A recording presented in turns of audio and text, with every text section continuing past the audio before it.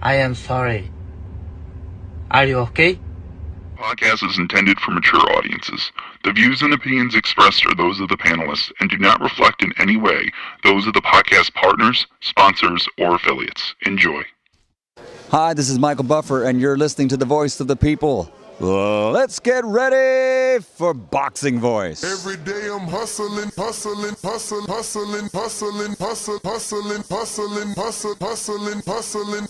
Every day I'm hustling, every day I'm hustling, every day I'm hustling, every day I'm hustling, every day I'm hustling, every day I'm hustling. 12 years. I never expected it to turn out like this. TheBoxingVoice.com. Shout out to the community, man. I appreciate y'all. What's happening, people?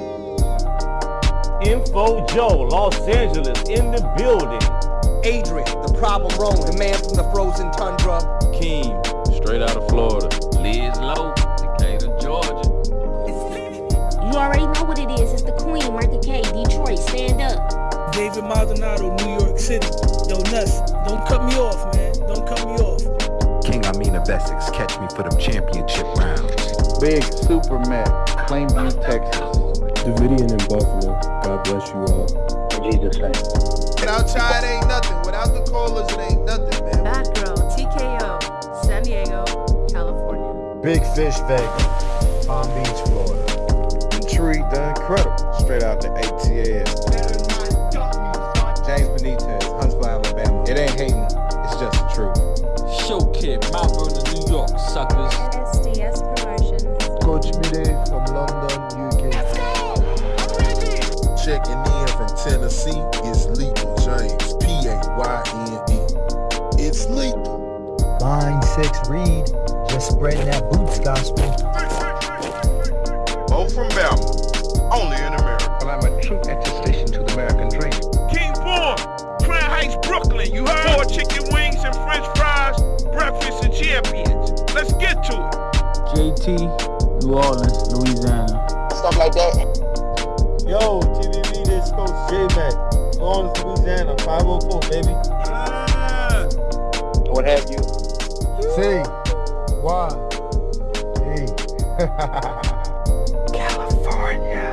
Like the video, subscribe to the channel, join YouTube members and Patreon for some. This is the #1 pound for pound and 2 division champion, Marvin the Tank Furman from Dallas, Texas. Mr. LV Sugler, from DC to Stunt City, Bone Squad. Brandon Maurice, a.k.a. the AJ Trucking, straight out of Cincinnati, baby. Madbat 100, U.S. Virgin Islands. Chick Chickarelli, Hollywood, California.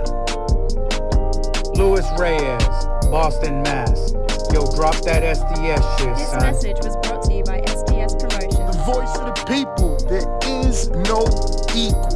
You can add Nestor Gibbs on Skype to be part of the conversation. TheBoxingVoice.com. As I always say, please make sure you push the thumbs up. Share this in every episode of the Boxing Voice podcast. This is TBV for life. If you ain't on Patreon, that's because you're stupid.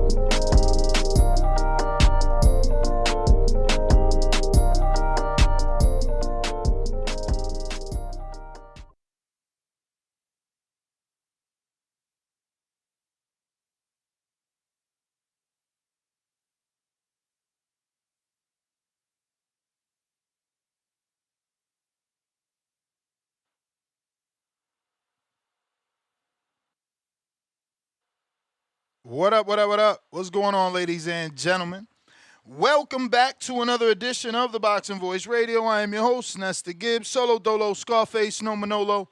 We're here for another 2-part show. We're going to be discussing, obviously, newly Zuffa signed fighter, Richardson Hitchins, taking to social media, calling out Devin Haney, putting the prayer hands emoji and the hashtag 2026, which has us believing that fight is really going to happen. Why? Because the rumors of Devin Haney signing to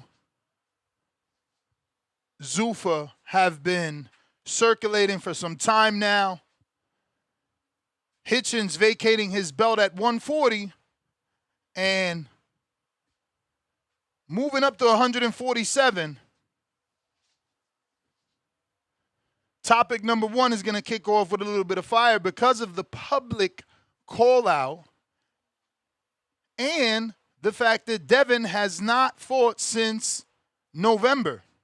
Even Teofimo taking shots at Devin, saying that he hasn't fought since November and maybe he deserves to stay as low as he was on the pound-for-pound list.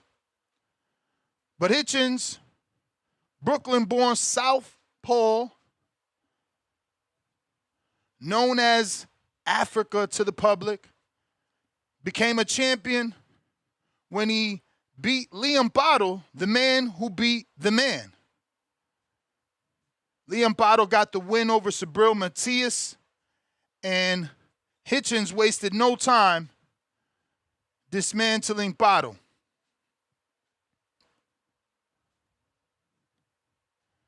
Hitchens has been having choice words. Excuse me, I said southpaw. He's an orthodox fighter.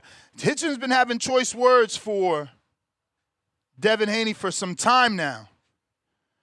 This is one of those fights where they certainly need to settle the score. There's some conflicting stories coming out of both camps as to what exactly happened between a sparring session or multiple sparring sessions that they had with each other. But Hitchens defended his title with a 7th round knockout of George Kambosos last year in June of 2025, further igniting the feud between he and Haney when he did what Haney couldn't do in 24 rounds, which is stop George Kambosos. He's undefeated. He's slick. He showed aggression in that Kambosos fight when he chooses to open up. But critics criticize because they want to see the big names that he's been talking about, and those are yet to appear on his resume. Devin, on the other hand, 33-0, 15 KOs. He's already established at the welterweight division, holding the number 1 spot with that WBO title after his recent victory in November over Brian Norman Jr., the former undisputed champ. Devin Haney has the size and the boxing IQ. An elite jab, but this will be a fight where both men have very, very good jabs. To some, there's questions that continue to linger, pop up about whether or not Haney has power. But at 147, he was able to drop Brian Norman. Now, some say, hey, Boca Chica did that. No big deal. In terms of Zuffa, Haney has not officially confirmed a Zuffa boxing deal. But there's been rumors for weeks now. Even Teofimo Lopez confirmed his own signing. Tim Bradley publicly discussing that he heard Haney was on Zuffa. So what's the holdup? Everyone's saying he's going to Zuffa. The rumors are pointing towards Zuffa. What is the holdup?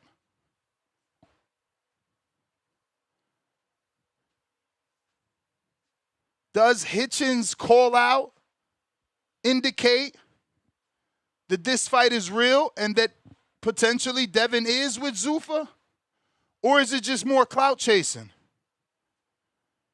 Nonetheless, it's definitely a chess match. The sweet science on display. Orthodox fighter versus orthodox fighter. Elite jab versus elite jab. Both men know each other from the amateurs, know each other from sparring.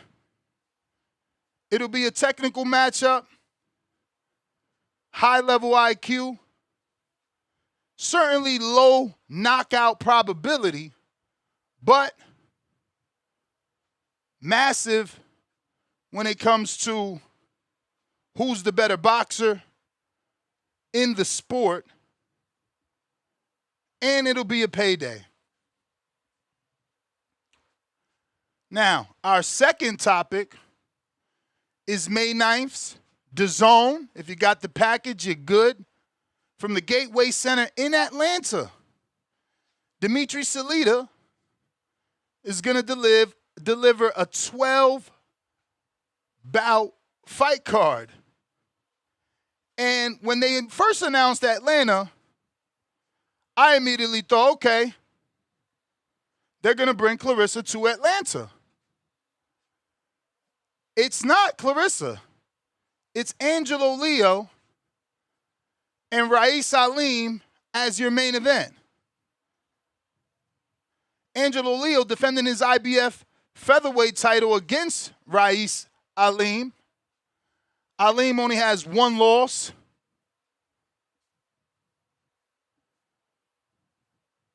Leo only has one loss. Leo 26-1 with 12 KOs. Aleem 23-1 with 12 KOs. Both fighters from Las Vegas. No doubt in my mind they've sparred each other. But Aleem earned his mandatory spot with his recent wins over Mikito Nakano and Derlin Hernandez Geraldo and Rudy Garcia. That lone loss comes at the hand of Sam Goodman, which was a surprise to me and a bit of a disappointment. In the co-main, you have the flamboyant, undefeated, light heavyweight prospect Atif Oberlton, 15-0, 13 KOs. Going to be facing a late replacement in a tough veteran, Carlos Gongora. Gongora been around for a while, but only 3 losses. Good fighter, durable, and crafty. But he is coming off of a couple setbacks, so we'll see what he has left in the tank. Heavyweight prospect, Pryce Taylor, 11-0, 7 KOs. He's going to be taking on Calvin Barnett in a 10-round heavyweight fight. I know Taylor personally, watched him spar Big Baby Miller. Watched him spar quite a few people in that Atlas Cops and Kids in my time on the East Coast. Young, strong guy. We'll see, does he pan out and develop? I know his last time out, some of the listeners weren't too happy with his performance in Detroit. And the rest of the undercard is going to feature a lot of rising talent. Couple exciting bouts. You got Ramsey Vargas versus Joseph Francisco.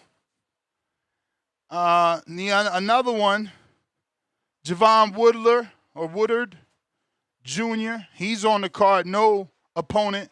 Hakeem Lopez, the brother of Najee Lopez, he's on the card, taking on Ashton Sykes. But that's about it. The rest, if you know, you know. Call in and let us know. Interested to see how this one does, especially since they went to Atlanta without an Atlanta main event or co-main event. You know, Lopez is from Atlanta, but hasn't been given the opportunity to build the way you need to be able to sell out.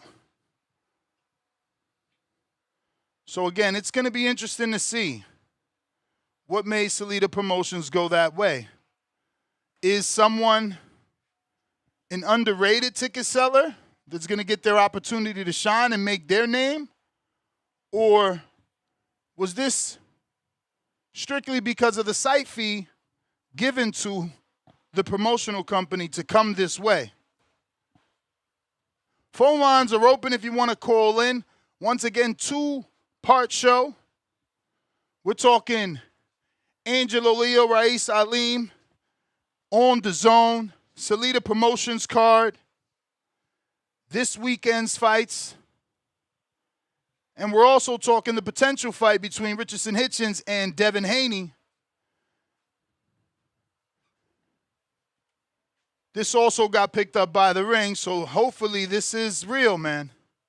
I mean, we're talking December, January, February, March, April. We in May. He got about 6 months out the ring, or going on the 22nd. That's not good. That's not a good look. We need answers. We need them now. Phone lines are open if you're looking to call in.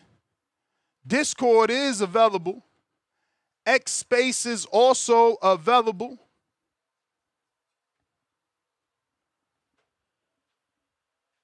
We're looking for your prediction on the 12-bout fight card being put on by Dimitri Celita, featuring Ra'eese Aleem. You know, interesting that this fight is a Celita Promotions card, because obviously Leo is a pro box, top rank, co-promoted fighter. So was it because Top Rank didn't have a network at the time that this was scheduled and the money was better than what Pro Box could do? But shout out to Top Rank, man, that they kept the ball moving on their side, even when they had no network. Kept certain fighters as busy as they could. And I'm happy they're back. We talked about yesterday's card that was announced, the Abdullah Mason versus Joe Cordina card in Cleveland, July 4th. It's a decent card. General Camino, what's up? First caller of the day. Yo, Ness, what's up, bro? What up? Coolin', man. Just checking in. Yeah, the Hitchens Haney situation. I don't have an issue seeing that fight. I just don't know if I'd want to see it on Zuffa. I mean, like, I think they would probably have them fight for the Zuffa belt, which for me is just still a little bit cringy right now. I don't know if I'm down for that, but I mean, if they could get it made, it is what it is. It's definitely a fight I'd be willing to watch, but I didn't realize that, Hitchens had to go to Zuffa to kind of get something like that even initiated or anything like that. I hope that's not the case, but obviously that's the way it's looking. And yeah, I mean, it is what it is. 147 do need to kind of get shaken up a little bit. It's a lot of heads up there. I mean, I was watching a press conference with Abdullah yesterday, and I was watching Tiger, and I'm just like, damn, I wish they kind of got him going a little bit more than they did. Granted, I know when he got on the scene, 147 was kind of already like hot. They had Crawford, they had Spence. So it's not like they could really, push him too fast. Because if not, I mean, if so, you pushing him into a fight with, an experienced Spence and experienced Crawford where he'll probably lose. But I just felt like they could have did a better job of just kind of slipping him in the mix. As that kind of dwindled down a little bit, I feel like he kind of behind the ball. I'd like to see him kind of get involved in it too. But outside of that, I got to check out the Leo Aleem card. I didn't really even know they was fighting this weekend. It's for a title? Yeah, Leo's defending his title. Okay. Well, he got a BC or something, or? IBF. IBF. Okay. It's not a bad fight. I mean, the Sam Goodman loss that Aleem took a couple years ago, that really kind of that put a stump in his movement. He was kind of on his way to kind of getting a title shot. That loss right there kind of fucked him up a little bit. So I'm glad to see he's back on the scene. But outside of that, I'm going to take a look at everything. I'm really looking forward to the Fabio Wardley-Dubois fight. I think that could be a really good fight. I mean, I think that's close to 50-50 as it gets. I mean, the experience from Dubois and then just like the quick twitchy of Wardley and just his knockout power. I'm interested to see what happens with that. I mean, that should be a really good fight. And then you got Morrell on the undercard of that, which should be pretty good. I was watching his fight with Benavidez again last night, and that was a hell of a fight. I mean, I would say for him, I would love to see a rematch with him and Benavidez, but he just got to start. He got to learn some more boxing. I mean, he was getting tagged up in that Benavidez fight. Rematch? But, trying to get that boy killed. Nah, I saw a lot of promising things from that fight, although he's getting his ass whooped. I mean, going to 412 is something. That shows he has the pedigree to be at the level, but I don't think he has just a skill set yet. I think if he could work on his skill set, probably get like a really experienced trainer in his corner, he could get it going because he's very athletic, man, and he can box. He's got that Cuban style. He just has to refine it. I mean, he wasn't moving his head in the fight. He had, the stiff guard. Benavidez probably going to kill him worse in the second one. I don't think so. That dude was on the ropes, blocking too much. Benavidez was just raking. He made it too easy, bro. He going to have to change his but that's whole what I'm game saying. plan. I don't think it's to the point where, like, he can't learn how to box and become a better boxer. He's still, relatively young. I know. He's supposed to know how to box. That's the one thing he's supposed to know how to do. Very true, but I think if he works on it a little bit more, that's another rematch we could see in the future that I'd be willing to see. That's all I'm saying. But yeah, outside of that, man, I appreciate. Oh, I can't forget one thing. I don't know. Boxing is getting a little bit more popular. I think Supreme, the brand, they had a little promotion with Hitchens and what's his kid name? Yeah, so they on their way to something. Hopefully that puts them more in the spotlight. Yeah, but Supreme isn't commercial, right? It's not like Walmart or Pepsi. Supreme is more urban. It's more hip hop. It was. We need boxing to break that box and get out of that normal box. Very true, but Supreme is a good step forward because they used to be a little bit more urban. They're a little bit more popularized now. Yeah, but we got to see more than that because I look at that as a one-off. Look at Tank. He did the Chrome Hearts. That's a one-off. You know what I'm saying? Like, are they invested? You mean something consistent? Yeah, especially with a commercial company. Like they need Walmart, bro. They need Walmart. It's like, every fighter get their shirt and it's on Walmart. Like, that's how you get known. What the fuck you doing in a designer store where only rich people know that shit? That shit ain't gonna help your popularity. Yeah, true. But, I mean, the fighters got to put themselves in position. I mean, right now the streaming shit is big. I'm surprised a lot of more of them fighters didn't hop on that sooner. Like, I spotted that early. A Target commercial or something, you know what I'm saying? That's what's going to get you known by average Americans, but Supreme. See, but you need your promoter to push that. That's not something you could just go get. I mean, you need to put yourself in a position to get that. Like, unless if you're not getting it, they got to be reaching out to you. And if they're reaching out to you, they got to see something. And I think a lot of these fighters side with that idea of my fighting does the talking. And that works in the ring. But outside the ring, like, can't nobody hear what your fist is saying in the gym. You feel me? So, I mean, they got to work on it. But I appreciate you taking my call, man. Everybody have a good day. Shout out TBV. You the man, champ. Appreciate you. Discord available. X Spaces available. We got a couple super chats. They got to work on it, but I appreciate. We got to get to. If you're looking to call in, lines are available.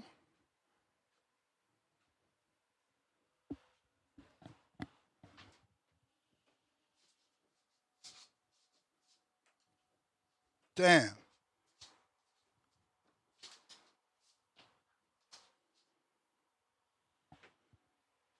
All right. I'm going to get that Zoom going in a bit.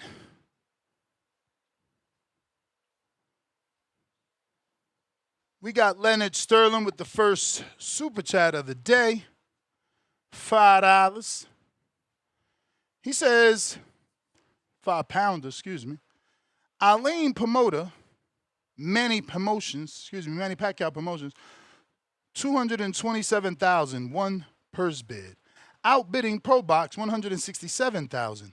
Matchroom partnered up with Celita to do the event. There you go. I said Matchroom? MP, which is Manny Pacquiao Promotions. I got Al in the Bay. What up?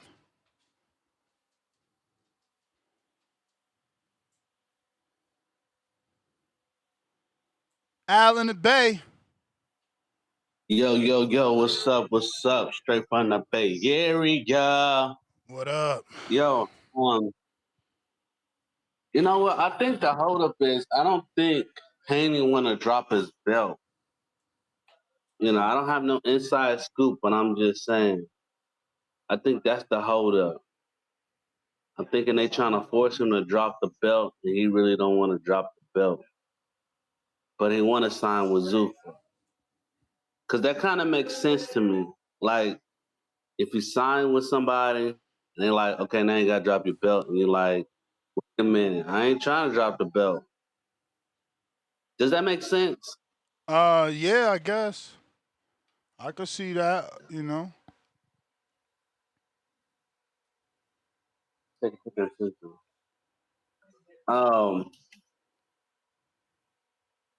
Yeah, so, but I'm not really fond. I'm not really known of Angelo Leo. I had to look up that fight, or look up his fight, or everything to get it. But I definitely think the Haney and Hitchens fight, I think that would be a good fight. It's shame that they got to drop their belts to fight for Zuffa, because Zuffa seemed like a great opportunity, you know, for somebody who's like trying to get their name out. But Haney really don't need Zuffa. Zuffa actually needs Haney because he got the bigger name. Hitchens still needs Zuffa. You know, he's not well known as other fighters. So I'm not understanding why Haney was signed with Zuffa. Money, bro. What else? Why else are people going there? They're not going there because, you know, they like Dana. They like the money Dana offering. Yeah, and I get that, the money. But it's not like it's technically official. They're fighting under promotion, but they really trying to make their own league. You know, so on underground, you know, like they trying to make their Zuffa titles and everything. But Zuffa is not recognized in the boxing federation, I should say. Federation. Yeah. What I mean by you know what I mean by federation. I mean by like all the boxing officials recognize Zuffa as boxing. The promotionals don't really recognize Zuffa as boxing. You know, they kind of like misfit the promotionals. Boxing. They kind of like misfit boxing right now, where they're like in the. What is the promotionals? You like, out of control, Al. You out of control. Like Top Rank and all them. They don't see Zuffa as. Oh, the other promotional companies. Yeah. Okay, we got you now. Yeah, that's it. Okay. I should have just. Okay. Anyway, the other promotional companies, the sanctioning bodies, the whole boxing, well,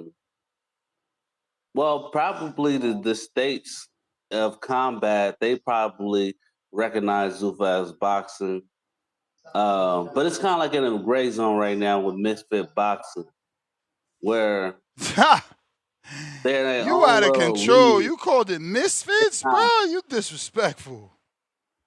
Yeah, that's where they are right now. No, like they they're their not. own little league, but they're not really part. They not in they not boxing. misfits to me, but I hear you. You entitled to your opinion. I'm not saying they're misfit. I'm saying they're in the gray zone like Misfit Boxing, where it's not technically official.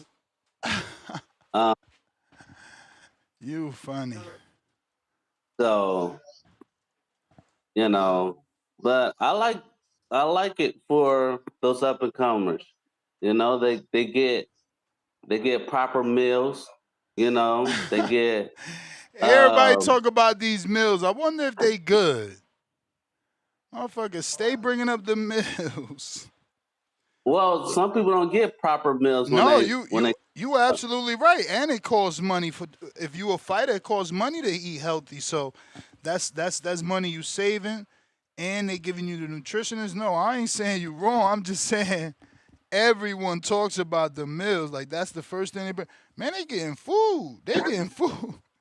I just wonder how good that food is since everybody's so excited. Yeah, and they get to go to the UFC facility. Apex. Yeah, the facility to train if they want to. So they getting treated like $1 million fighters while being $1 million fighters. Well, a lot of them getting treated like $1 million fighters. So they get that treatment before they make that buck. So they have an understanding on how to go in and come out. That's what I'm saying. Devin Haney really don't need them because he kind of already doing that stuff I ain't on gonna his front. own. I'm a Devin fan, but he need a promoter. Cause, not having a promoter means not having a network. I thought the Turkey shit was cool, but like if you ain't got a guaranteed schedule, yeah, you need a fucking promoter, bro. You don't know when your next check coming. That's crazy to me. And I get it. You a big name, so eventually it's gonna come. But look, that's 6 months out the ring, bro. That don't even make sense. And I get it. He training too, cause he know what he doing. He's staying ready, but I don't like it. I don't like it at all. But that's 6 months. He only fights once a year. Yeah, but now we might not even get a fight, a second fight. We might only get one fight like Crawford. You know what I'm saying? It's already fucking May, bro. Yeah. And shit is already announced, right? Like other people's fights is already announced. So you can't go on July 4th. You can't do September. Like it's mad dates already snatched up. I'm just saying. But I like how Haney's doing it because he can go to any other promotion and say, "Okay, what y'all got for me?" Yeah, okay, but look, it ain't work, right? The Rolly fight ain't happen. He ain't like what they had, so just stay where you like it. But let me get to these other callers. Al, H-Town. Yeah. What up, Ness? Can you hear me? Yeah. Man, it should be the poor vocabulary voice. Hey, let me get my call for the Zurdo loss. Oh, look at you. Coming for the crow. Either way, I ain't impressed. He could be the sparring partner. All these people talking shit about number one pound for pound.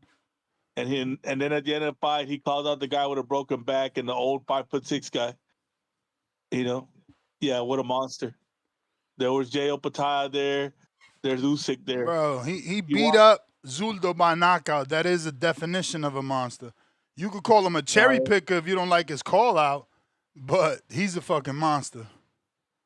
And Zurdo was already had said before the fight he was ready to retire, dog. He showed up looking like he wasn't even in shape. Shit was crazy.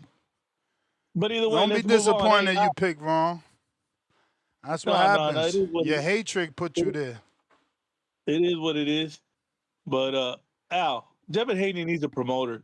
That guys are crazy. Devin Haney Promotions is just a tax thing, bro. This is not a real promotional company. That's just a tax write-off for him to, keep more of his money. Hey, he don't command the money by the numbers that he wants. So he needs a promoter to get him them deals, man. It's not working. The Sheik is out. He's got his new guy, Shakur Stevenson. You know, it is what it is. He's the old chick. I don't know. Shakur said he has something big, and we ain't heard no announcement from him either.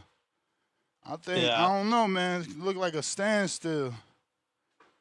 Well, it looks like people are ducking Shakur. You got, Gary and them talking about fighting him at the end. Nobody wants to fight him. Then he's got the Avengers with him too, so that makes it difficult. So, I mean, it is what it is right now, man. These guys, there's no real star in boxing right now. It's these numbers they're commanding are just not going to happen without a turkey. So the next base is Zuffa. It's the closest thing they could get to turkey money because it's still turkey money. And Dana's willing to pay you money right now because he needs names to get the company off the ground. So right now you need to take advantage to get the biggest check you can from Zuffa because they need you. Because once they don't start needing you, then all the money's dry, and now you're fucked. Now you're gonna have to fight for your $1.5 million or $2 million that you're really worth. So take that little $8 million, that little $6 million that Zuffa's willing to give you, and be happy. There is no star right now in the caliber of a Canelo or Tank in the sport right now. It is what it is. I'm not saying there isn't talent. I'm not saying there isn't good fighters. There's just the star isn't there. And if you disagree with me, Ness, I don't know how you could disagree with me, but I mean that's the truth. There's a lot of talent in boxing, but there's no star power. The closest thing was probably Berlanga, but then he don't have the talent. But it is what it is, Ness. I mean, I don't see anywhere else they're gonna get the money or close to the money these guys want. Before you know it, Ryan's gonna be over there too. The De La Hoya ain't gonna be able to get Ryan on $15 million a fight or whatever. I mean, who's he gonna fight for that type of money? It looks like everything's working out the way Dana wanted it. They're gonna get these young guys. They're gonna get the young names. They're gonna build their belts, build their system, and before you know it, there'll be a commercial league. It'll be a commercial league on ESPN, on Fox Sports. They'll get the Reebok deals, the Venom deals, the Nike deals, and you'll see these guys every day. But the time of a $200 million fighter, those times are dead. It's over. There will never be another $200 million fighter in this. That's it. The closest thing you got is a $40 million fighter in Canelo. And you probably never see that again anymore. So, I mean, this is where the sport's moving. In our lifetime, we won't see it again. Maybe in the future, once the league is big, like the NBA and all that, in like 20, 30 years. But hey, it is what it is, man. I'm out on this. H-Town. Discord available, X Spaces available for those looking to call in. 2-part show. We got the Dimitri Celita full card review, preview, and predictions. We're looking for those. On our live chat, power chat, who wins? Leo versus Aleem, 45%. Picking Aleem by decision. 30 by knockout. Excuse me, I said Leo. I meant Leo. And Leo by decision, 45%. Leo by KO, 30%. Aleem by upset, 20%. Fight of the year, 6%. We got Mr. Bandero. What it do?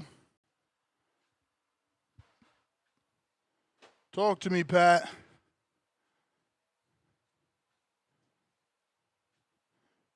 Yo, my man Ness, you hear me? Perfect. Shout out TBV, man. Numero uno. Yeah, if we're talking about Hitchens and Haney, it's definitely a great fight. But yeah, he has to go to Zuffa now. That's the thing. Like, it seems like Haney's having less and less control. Yeah, that's going November. So like, so they wouldn't even have a date yet. So it means like that will be like nearly like 10 months before he fights. No, November's the last time he fought. I didn't say anything about this fight happening in November. No, that's what I'm saying. November, like the last time. So like, if he's not fighting, if he fights, he's not gonna fight before like, I wouldn't think that he will fight before like July or something. So that will be 10 months. That's what I'm saying. Yeah. So, Nah, unfortunate, crazy. Yeah, it seems like he's I agree with you, Ness, on that one. Like the promoting part, it seems to be hurting him a little bit. Actually, a lot. Yeah, man. Turkey's there, but when you got a guy like Eddie, you know, he talks for you good all the time, but when Eddie's on the opposite side, he's trying to lower your value. He did it to Wilder, and he's doing it to Haney.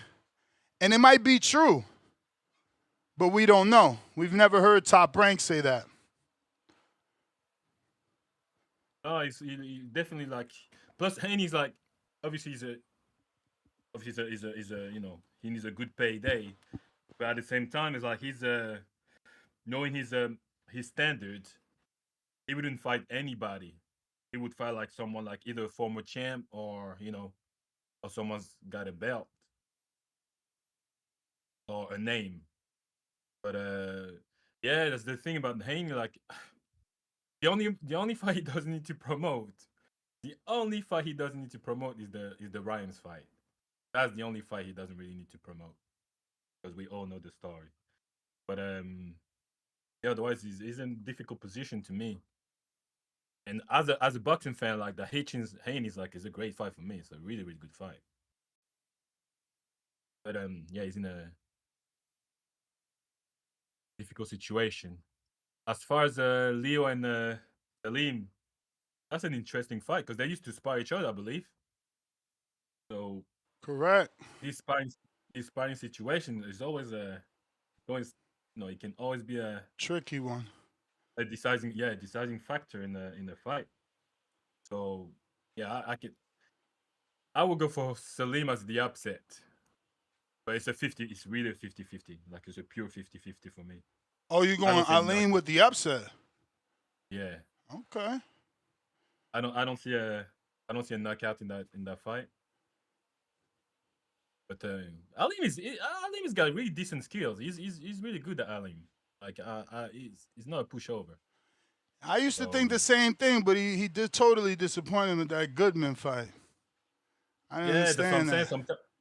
That was that night. Maybe that was just a bad night. That's what I'm saying. Like that's why I say like people that knows Aleem, he's a good fighter. The only thing I'm surprised, like you have I think the what's his name? The David Morel is fighting like I think it's a cash weight. It's not even 175. It's like 178 or something like that. So I'm wondering what. Huh? I didn't know that on the Dubois fight you're saying. Again that Chelly. Mm-hmm. Yeah, he's fighting at 178, the cash weight. So I'm wondering if he's still want that David Smoke and trying to go to that cruiserweight, like gradually. That'd be crazy. He'd be chasing like that. I mean, he really want it, but you got to do more. You got to do more than just show you want it. You got to actually deserve it. You got to show you can beat him. Oh yeah, can't go through another 12 rounds of that shit. The minute doesn't deserve it, but he's a dog, though, Morel. I respect this fighter. He's been calling for all the smoke, but he's been moving too fast for sure. Especially after the David Benavidez fight. Especially that he shouldn't have gone to Katayev straight away. No. So, but yeah, man, he's I feel like that David Morel. He's got, like one of the callers said, he's got good tools. Like if he like sharpen his tools, he shouldn't like. That's the thing about like David Benavidez. We all think like the boxers that can like box him. He always finds a way to stop you boxing. You know what I'm saying? Yeah. He always finds a way to have you stopping using your legs. Because not only can he outwork you, he can outlast you. You got to be able to put up with his activity and his non-stop fucking stamina. Because we all saying that these guys should have moved. They should have moved more. But at some point, all of these guys we're talking about, because moving makes you tired, bro. Moving makes you tired. You can't circle the ring all night. Yeah, but I remember, but they stop. Ness, they don't stop like after 7, 8 rounds. They stop like after like 4 rounds. Mental pressure. You know what I'm saying? Mental pressure as well. You got a fucking killer constantly in front of you. It wears you down mentally. That's the mental pressure. It must be the mental pressure, bro, because, yeah, man, that's crazy. Like, Dave Benavidez is different, man. He's actually someone you can say he's different. He's like, he come squared up, but still, like, when he's squared up, he's still dangerous because that's why he can put all this combination together. You know what I'm saying? Like, and when he's not squared up, you think that, you can move, but at some point, he's just going to stop you and like, oh, my God, this man is different, bro. But yeah, man, like that's David Morrell. I'm interested to see what he's got. And Suman moving down to 140. That's weird. But yeah, that's a decent weekend of fight. I think we have that UK card. We have that Ra'eese Aleem, and you have that Zuffa on Sunday. So that's a decent weekend to me. Yep. What do you think? You know it. All right, my brother. All right, I champ. appreciate you for the show all the time, man. Keep peptiding. You got it. You got it. Discord available. X Spaces available if you're looking to call in. Now is the time. Gonna get this water. So I'm gonna take this break. But if you're trying to call in, we're going to get to that as soon as I get back. Welcome back to another edition of Border Wars 17 Atlanta. Listen up, live chat, power chat. What up? What's going on, ladies and gentlemen? Welcome back to another edition of the Boxing Voice. Yes, GTO. Two-tone superstar. Shout out to the motherfuckers. Border Wars. It's easy to kill a fish. You just pour poison in the water. Two-tone said he need another hit. Hold on, Ness, you know Mozzie with the I'm gon' stick you with this jab and it's gon' hit just like a brick. Tone on commentary like you can't believe this. Can't believe this. What up, Star? You know she promote the health. You know we promote the squabbles. We don't wanna hear no talking if you ain't gon' run the squabble. Know that hook gon' leave him drunk, have him loopy like he Charlo. When I hear that bell ring, he smoke just like a blunt. I hit up Nessie, got the link. I left from Pesos with the run. I need that go like Michael Spinks, need that cover of the ring. Beat him bad like Billie Jean, like OC did round one. I put that paper up on this fight and it's gon' end in round one. Come on, Tone, you know the fight. After this, let's roll one. And we got yams pulling up like it was Turkey Day or something. We got yams pulling up like it was Turkey Day or something. There's something. Border wars, border wars, border wars, border wars. Trees came with the drink, don't trip, bro.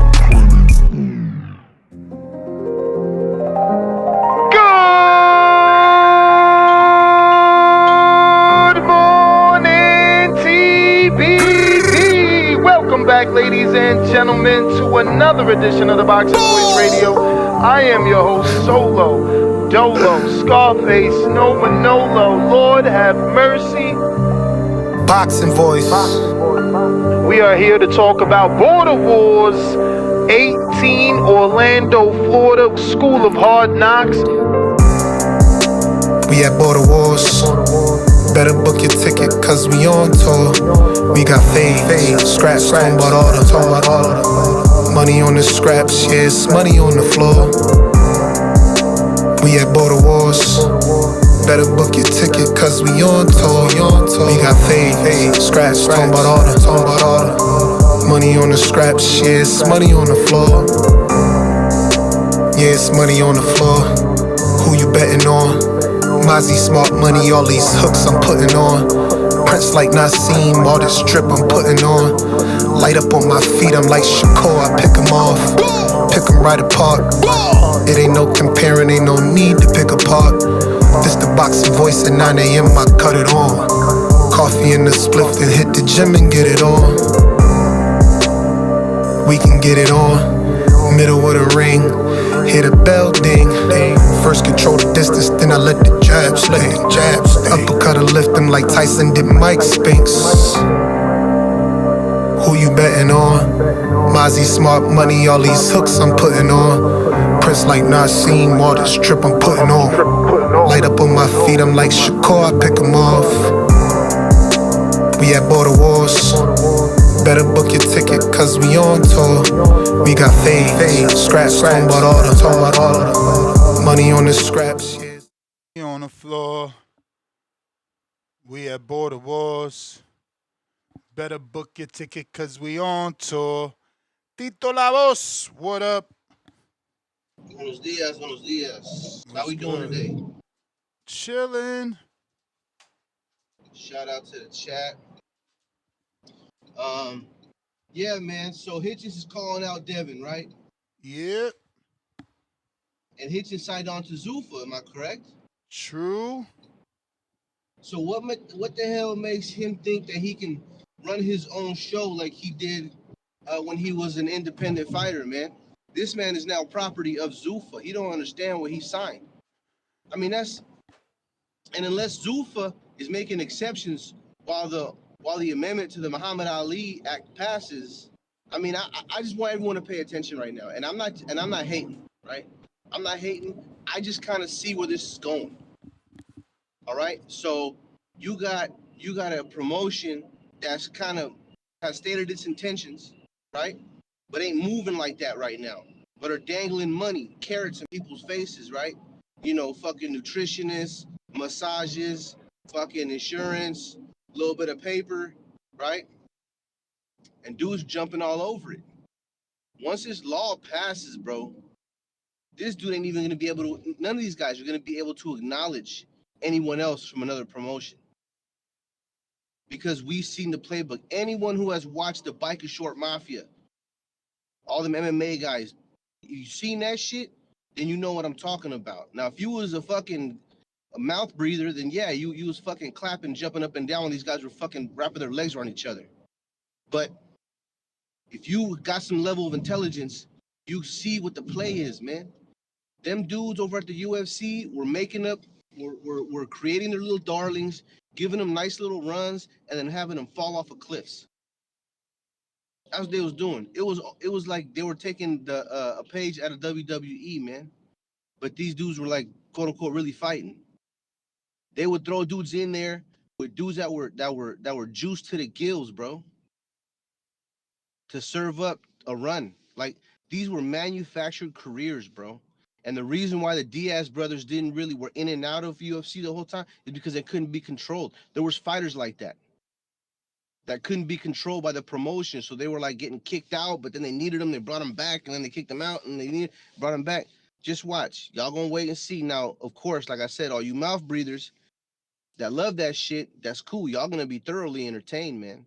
And I think that Zuffa is good for guys that have promotional issues, guys that don't fit the mold of a quote unquote darling, you know, dudes that don't have much of a personality. That's cool, man. It's a jump off point. But once that law passes, I guarantee y'all that dudes are not going to be calling out other dudes from different promotions.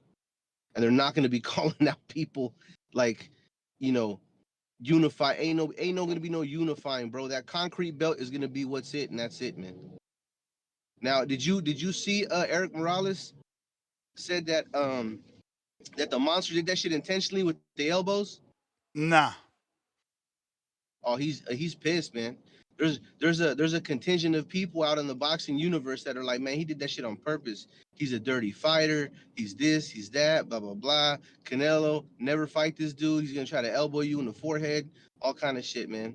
It's a whole little thing sparking up right now. People think that that David Benavidez did that shit intentionally. What do you think, Ness? You think that shit was intentional?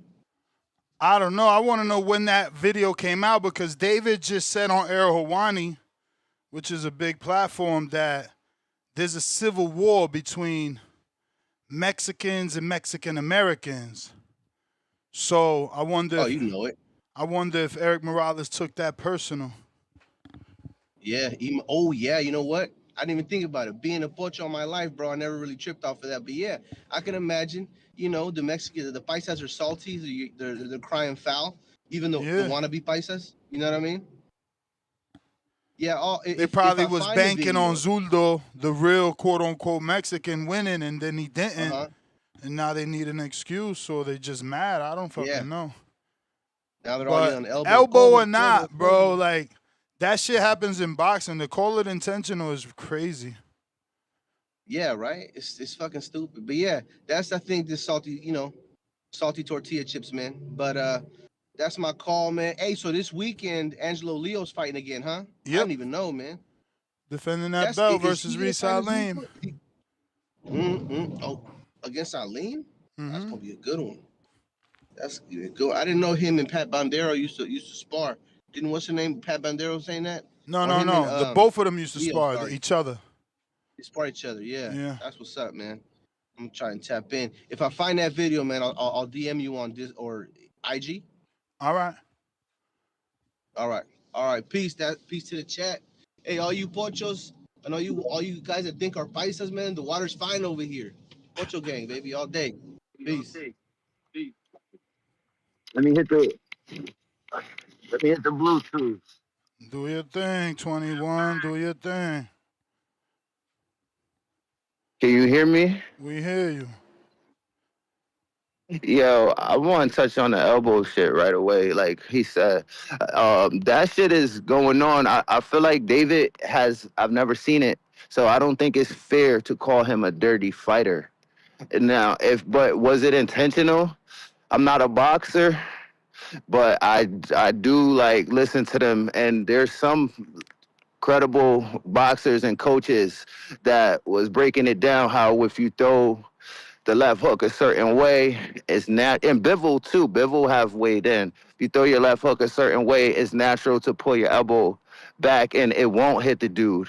But then they were showing how if you throw it like a certain way, like David threw it, it's like it's going to be an elbow, and you can sneak it in, and as fast as he is, it's like gonna be hard to see it. But I kind of feel like for you to dismiss it like they just hating because of Zordo being because Mexican. there's videos of Canelo hitting plenty of people with elbows. Like, but there's so many techniques and things that maybe Canelo's wasn't intentional, maybe his was. Vice versa, that but fight, hold on. man. He didn't need no fucking elbow, bro. You acting like you didn't watch the fight. He beat that dude down.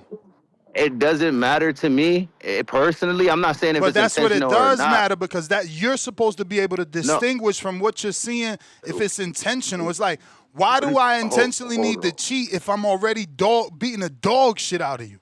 It's easy. I'm beating the dog shit out of you. What I got to cheat for? Shit was a mistake. So if I'm beating the dog shit out of you and I still do cheat, that makes me even worse. I feel like Rafael Espinoza really was hitting Ra'eese with them elbows on purpose. And they warned the referee before that fight that it was happening in the first fight, and it was happening again in the second fight. I don't know if David did it on purpose or not. I'm not saying he did or didn't. That's why I said I'm not a boxer. I'm saying credible people that actually fight and coach understand the mechanics of the way punches is thrown and when you're in jeopardy of being elbowed and not, and they're saying that they feel like some of them are saying it was intentional. Whatever. I'm just gonna leave it at that. How do I feel? I don't know. He didn't need to do it, like you said, but did he do it or not that's another story, regardless if he needed to or not. That's like this bitch that I was watching fight with. She was like, so what if he elbowed him because he was beating the shit out of him anyway? So what the fuck? Why don't you just kick him in his face then? Like, you know what I'm saying? Like, I don't feel like that's a good comeback. Like, I was beating your ass, so the elbow didn't matter. Like, so what? Like, you can't do that. But whatever. Yo, the chat want to know who your source is, man. You said credible people. Bivol Bivol, and there's a coach on Instagram. Bivol, the I can't dude remember his ducking, name. the dude that didn't take $8 million. That's who we gonna cite. The dude that dropped his belt. The dude that dropped his belt not to fight David. Yeah, he want to make David look like a cheater, so he stopped being called a duck. Feel like Bivol is an honorable man. I feel like he's a real boxer. Enough. He's so honorable. He want to do that trilogy so he can stay away from David.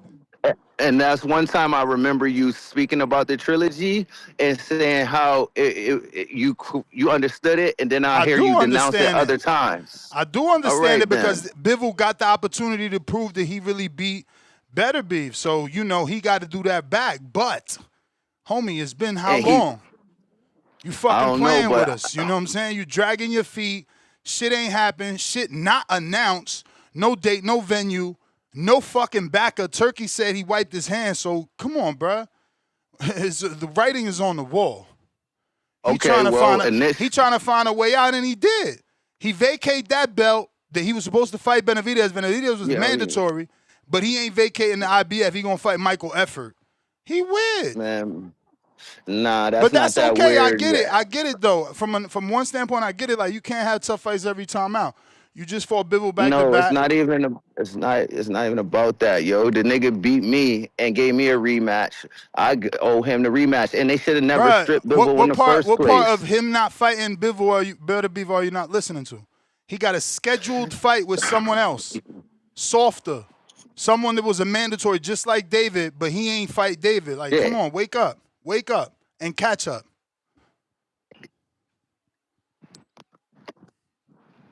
All right. I ain't gonna, whatever, you win. So let me touch on the Devin thing real quick. So most people like David and other credible people is saying how Zuffa don't want to fight with the rest of the people. They saying if you go into Zuffa, you isolate yourself and you don't really want to fight for the real belts. They saying that UK belt is more respectable than the Zuffa belt. They ain't looking for that shit. So if Devin goes to the Zuffa is like the ducking league, is what I'm hearing in the YouTube streets. They saying niggas that's going to Zuffa, they really ain't trying to get it popping. So what do you think about that? You think Zuffa should be an option for the Shakurs, the Devins, the Benavidez's, the real boxers? If people Zuffa ain't always trying gonna to cross go where the promotion? money at, champ. People always gonna go where the money at. When Al came into business, everybody ran to PBC because he was paying the best. When Matchroom came into business, they ran to Eddie because he was paying the best with DAZN. Turkey came in, they ran to Turkey, man. I'm just giving you history versus your opinion. No, it is my opinion, but the history that you're leaving out is those promoters or whatever that you're talking about was still letting you fight for the legacy and the real belts and the undisputed. I get all that, but what don't matter to them is that's why they signing. Did it matter to Opataya or he signed? Did it matter to Hitchens or he signed? No, it don't matter to them. Right. But does it matter to David? Or did it matter to David after the fight? What did he say on the mic? It sounded like it mattered to him. It sounded like you can't comprehend because he was clear in saying that's the biggest fight in boxing. I just don't want to fight for no Zuffa belt. So he don't want a belt. He didn't say nothing about the fight. Get your head out your ass. Nah, that's a fact. Not how it was. That's a fact. Go fucking rewind. He was saying it like, why am I going to fight in Zuffa? Bruh, There's nothing I played over the clip yesterday, bruh. He said the fight is a big fight. It said it's the biggest fight in boxing. But you're taking me out of context or you're taking David out of context? How? David didn't say, because he's not saying that he won't fight Opataya. He's saying that he's saying that they don't want to fight with him.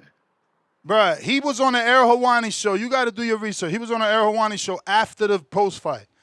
And he said he said they don't want he don't care about fighting Opataya. He just knows politics involved. He willing to fight. They got to be willing to fuck with his promoter. but he don't think that they willing to fight. So if Devin goes over there, does that mean that no more Ryan, no more Shakur, no more Legacy? You fight Hitchens and then you go fight a whole bunch of off-brand, no-name niggas because Dana don't want to play ball? I don't know, Cliff. That's what I'm asking you. Cliff, I don't know. Didn't you hear the news that Ryan was supposed to fight Conor on Netflix, on Zuffa? Fuck is you talking about?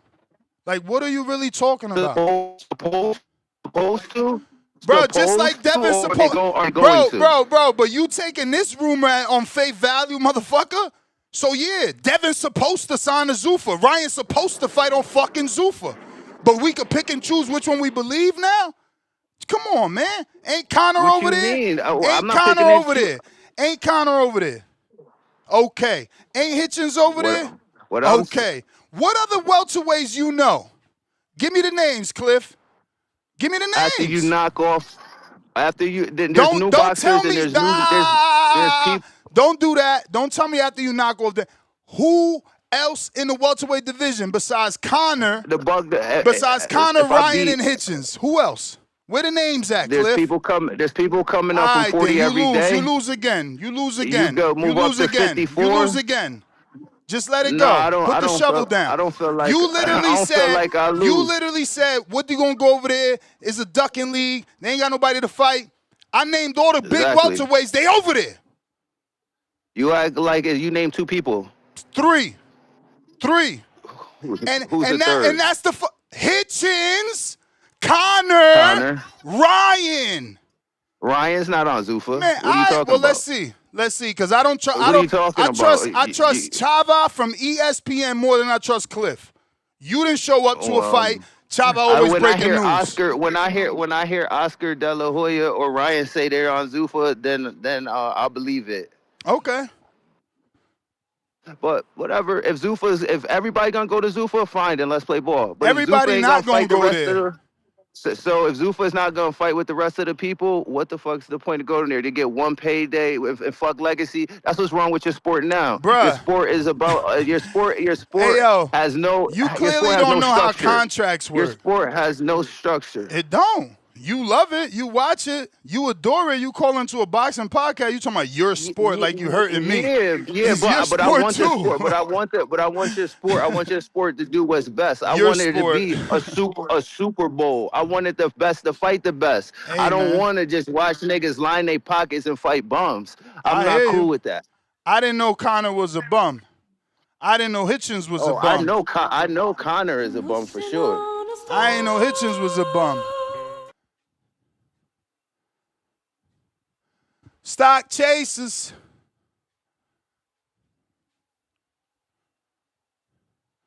Rich Porter, you got to call in. You can't tell me that somebody who's calling into the show, extending the show, is killing the show, but you not calling in. Like, y'all weird as hell. Oh, hang up on this dude, Ness. Pack him up, Ness. And talk to myself or talk to y'all in the chat. Get your asses on the line. Stop fucking worrying about what he's saying. What up? Yeah. What's good, Ness? Top of the morning. What's good? Yeah, man. You know what's going on with these chat ninjas, bro? Go ahead, jump on Discord and tap in, bro. We ain't listening to that shit. But anyway, man, I'm definitely gonna address Cliff bullshit. Bro, are you not seeing what's going on? Like, I don't understand why these dudes act blind. I don't know if they act blind or they just stupid. I honestly don't know, bro. You see that Devin is being iced out by these promotional companies. It's not hard to tell. Motherfucker done tried to unify with all these champs and none of the motherfuckers want to fight. They being protected by their fucking company. Eddie Hearn, shit like that. We already know this, bro. Broly with that shitty ass fucking deal they came with PBC. Listen, at the end of the day, bro, Dev go to Zuffa. You ain't about to tell me that this motherfucker don't want the belts. He done had all the belts, dummy. He done had all the belts, dummy. Did you forget he was an undisputed champ? Did you forget he was the WBC champ? Are you forgetting he's the WBO champ right now at 147, dummy? He just beat Brian Norman Jr., bro, for the belt. Yo, it's funny to me how quick y'all forget, bro, but it is what it is, man. Y'all just know how to hate, bro. Y'all wake up hating, bro. for absolutely no reason, bro. If Zuffa, for example, is giving Dev the bag, definitely take your ass up there. And look, I'm gonna keep it 100, bro. I think Dev should go ahead and get the Zuffa belt. Why not? It's about the only thing he got left to do. You talking about an ex-undisputed champ, idiot? Like, I'm sorry, bro. It's just like when y'all call in with this nonsense, bro, like y'all really just irk me, bro, because it's like y'all don't do no research or y'all act blind. I don't know which one it is, bro. It's just fucking annoying. And it's way too early for this shit, bro. It's way too early for this shit. And then everybody crying about a fucking elbow. It's a fucking fight, bro. Shit happens. Headbutts. Dudes getting headbutts. Dude getting elbows. All types of shit, bro. It is a fight. It's a scrap. And you got a motherfucker with lanky ass arms beating on this big ass dude who can't move out the way. He couldn't move out the way from anything. So how the hell are you not supposed to get hit with a fucking elbow by mistake? Like, are y'all surprised? It's not like he fucking hit him with multiple elbows. I see one video of one elbow getting sent around. Like, that's the shit that boxing fans are fucking weird, bro. Boxing fans are fucking weird. We're gonna ignore the little dirty little tactics that Canelo done used his entire career. Like, I don't even think it's dirty tactics, bro. It's just shit that happens in a fight. It's a scrap, bro.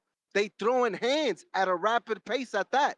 You get what I'm saying? So this shit with the elbow needs to stop, bro. Like, it's way too early for this shit. But anyway, bro, what's the problem if Dev go to Zuffa and end up getting a nice little fight? Yo, go ahead and take the Zuffa belt. Why not?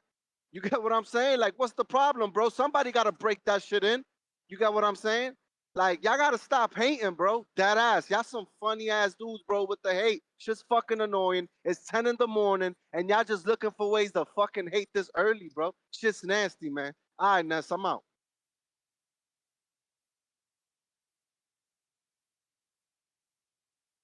All right, champ. Discord available. X spaces available.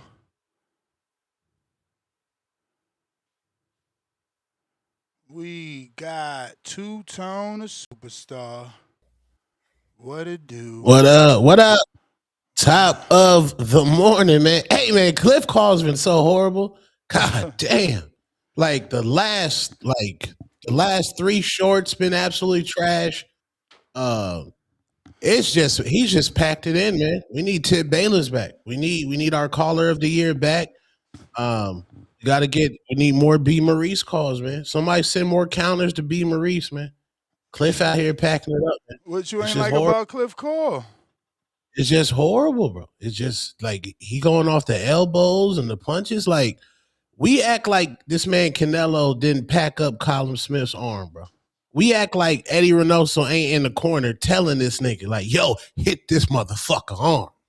Yeah, but a punch is legal, though. Yeah, but I'm saying boxing is boxing. I come from watching Bernard Hopkins. I come from watching Mike Tyson. I'm coming from watching Floyd Mayweather use that forearm to suffocate his opponents. I come from Floyd Mayweather, when you in the clinch, the bottom of his glove, he puts it on your nose so you can't fucking breathe, bro. Like, in a fight. But Tom, what you saying is that you teaching two wrongs make a right. No, well, I'm he's teaching doing it. I could do it. You know what I'm saying? That ain't how it works. Oh, yeah, Zerto, elbow the nigga back. I'm all with equal opportunity violence. Like when y'all was crying over Nick Dirty Ball, yeah, kick Nick Dirty Ball ass back. This is a fight. Like, I don't know, because sometimes they'd be like, yeah, boxing is a physical. Then it turns into Marco. Oh, you got brain damage. Like, I think when you sign up for boxing, you like, if I take One Tone and Superstar to the jumpy place, they make me sign a waiver form because he's going to be jumping off a trampoline. So there's a possibility One Tone arm might get broke jumping off one of them motherfucking trampolines. I think when you go through amateur boxing and you take off the headgear, aren't you signing up for possible brain damage? Ain't that the risk? I mean, sure. When we go live on these podcasts, we expose our lives to a certain extent. Ain't that a risk that niggas is gonna clip niggas up? That's the risk that you take. I don't know, man. It sound weird. It sound disgusting at the highest level. Dev Dollars, Devin the Dream, Debo Haney. It's just a way to discredit him, bro. They don't like that he looks so dominant, So, Right. you know, they have to continue to hate. I don't know. Even the editor, he nasty. You see he put the Ecuadorian flag? David He probably did. never fucking with me ever again. Shit crazy. Yeah. Yeah, man. Nasty, man. They just mad David Benavidez is the face of boxing now. If you would have told me that on Cinco de Mayo they would have put Canelo on a Jumbotron screen and the Mexicans would boo him, I could imagine him getting booed at a Juneteenth event. Like if we were at a Juneteenth event and a barbecue where they was playing multiple West Coast songs, I would hear Canelo getting booed, but not at a Cinco de Mayo event. Like when they showed him on that screen and that nasty rhinestone hat that he was wearing and his horrible outfit, and they booed this man. I said, damn, it's over. And then when you see H-Town crashing out, he talking about niggas get thumbed in the eye. They just got to stop hating, bro. David's the face of boxing. When you pay for a David fight, you're guaranteed your money worth, man. You're guaranteed your money worth. Facts, bro. What you want to see next, man? What you want to see next? I want Because Canelo clearly has heard the rumblings about taking over the date, because he announced, right, that he's coming back and that he loves fighting on his dates and the first day he'll be back in September. And then I heard David say some shit on Air Hawani about taking the dates and keeping the dates, and just he's going to be able to keep them because he's fighting the better opposition. So it's going to be interesting to see, like, if Samson is truly going to put on another, you know, Mexican date event, even if Canelo was also planning on fighting. Oh, yeah. I mean, hey, Canelo, you feeling the pressure. You're locked into the Saudi deal. It's over. Those dates belong to David Benavidez now. But the thing with that is, Tone, like, the Saudi deal is an issue in terms of Las Vegas, but it's not an issue for him to sacrifice his body. Because remember, he was fighting at 6 a.m. so we could see it? Right. So you know, he could do that again. This way, he does have his date. It is aired at normal, you know, prime time for Americans. I don't think Canelo wants to fight that man in Billy who hasn't had a carbohydrate since 1995 in the morning. You have to fight a guy like Billy in the evening time. Like Canelo too old, his body breaking down, his hairline's nasty. Yeah. They got to fight. Canelo, you a daytime fighter now, bro. You fight in the daytime. And yes, David Benavidez had the same nasty hat on. Just because David wore a nasty hat, both them hats is fucking nasty. I'm not rocking no rhinestone hats. I don't give a fuck who wears it. You wear rhinestone, this shit's fucking nasty. When David Benavidez showed up in that Michael Jackson outfit, I thought it was nasty. When Ryan Garcia showed up in his Michael Jackson outfit with that nasty one glove, I thought it was nasty. Why are you it was hating disgusting. on David? No, I'm not hating on David. I'm just saying those outfits are absolutely horrible. Those got to keep it real. Canelo outfit horrible. That David Rhinestone suit was horrible. Ryan Garcia's Michael Jackson glove was horrible. Yeah, that's why niggas ain't make my best dress list. My best dress list out is right now on Instagram. Devin Haney, Gervonta Tank Davis. Who else I got on there? Caleb Plant, Franchon Cruz, Alicia Baumgartner. Yeah, man, I got my best dress list on there. I seen that. You funny. I seen that. I was shocked you put Franchon in there. Not shocked because obviously she got her style. She designed her own shit. I'm just, you know. Edgar Berlanga too. You see Edgar Berlanga yesterday at the Mexican outfit. He belong there, you know. You know, he might not be a world champion, but he got that world champion swag. He gonna always have that. He moved the needle too, man. These dudes winning titles and accolades, and they don't even, you know, get the attention that he get.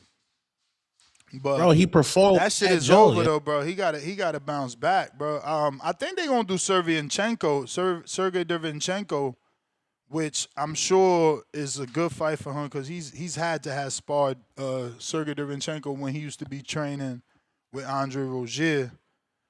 That's a tough fight. Hitchens in the basement over there in Saddam Ali old gym. So Yeah, that's a tough fight from a standpoint of like Derevyanchenko letting his hands go, potentially outworking him, but it should be an easy fight for Berlanga because he's hittable, Derevyanchenko. He always gets hit.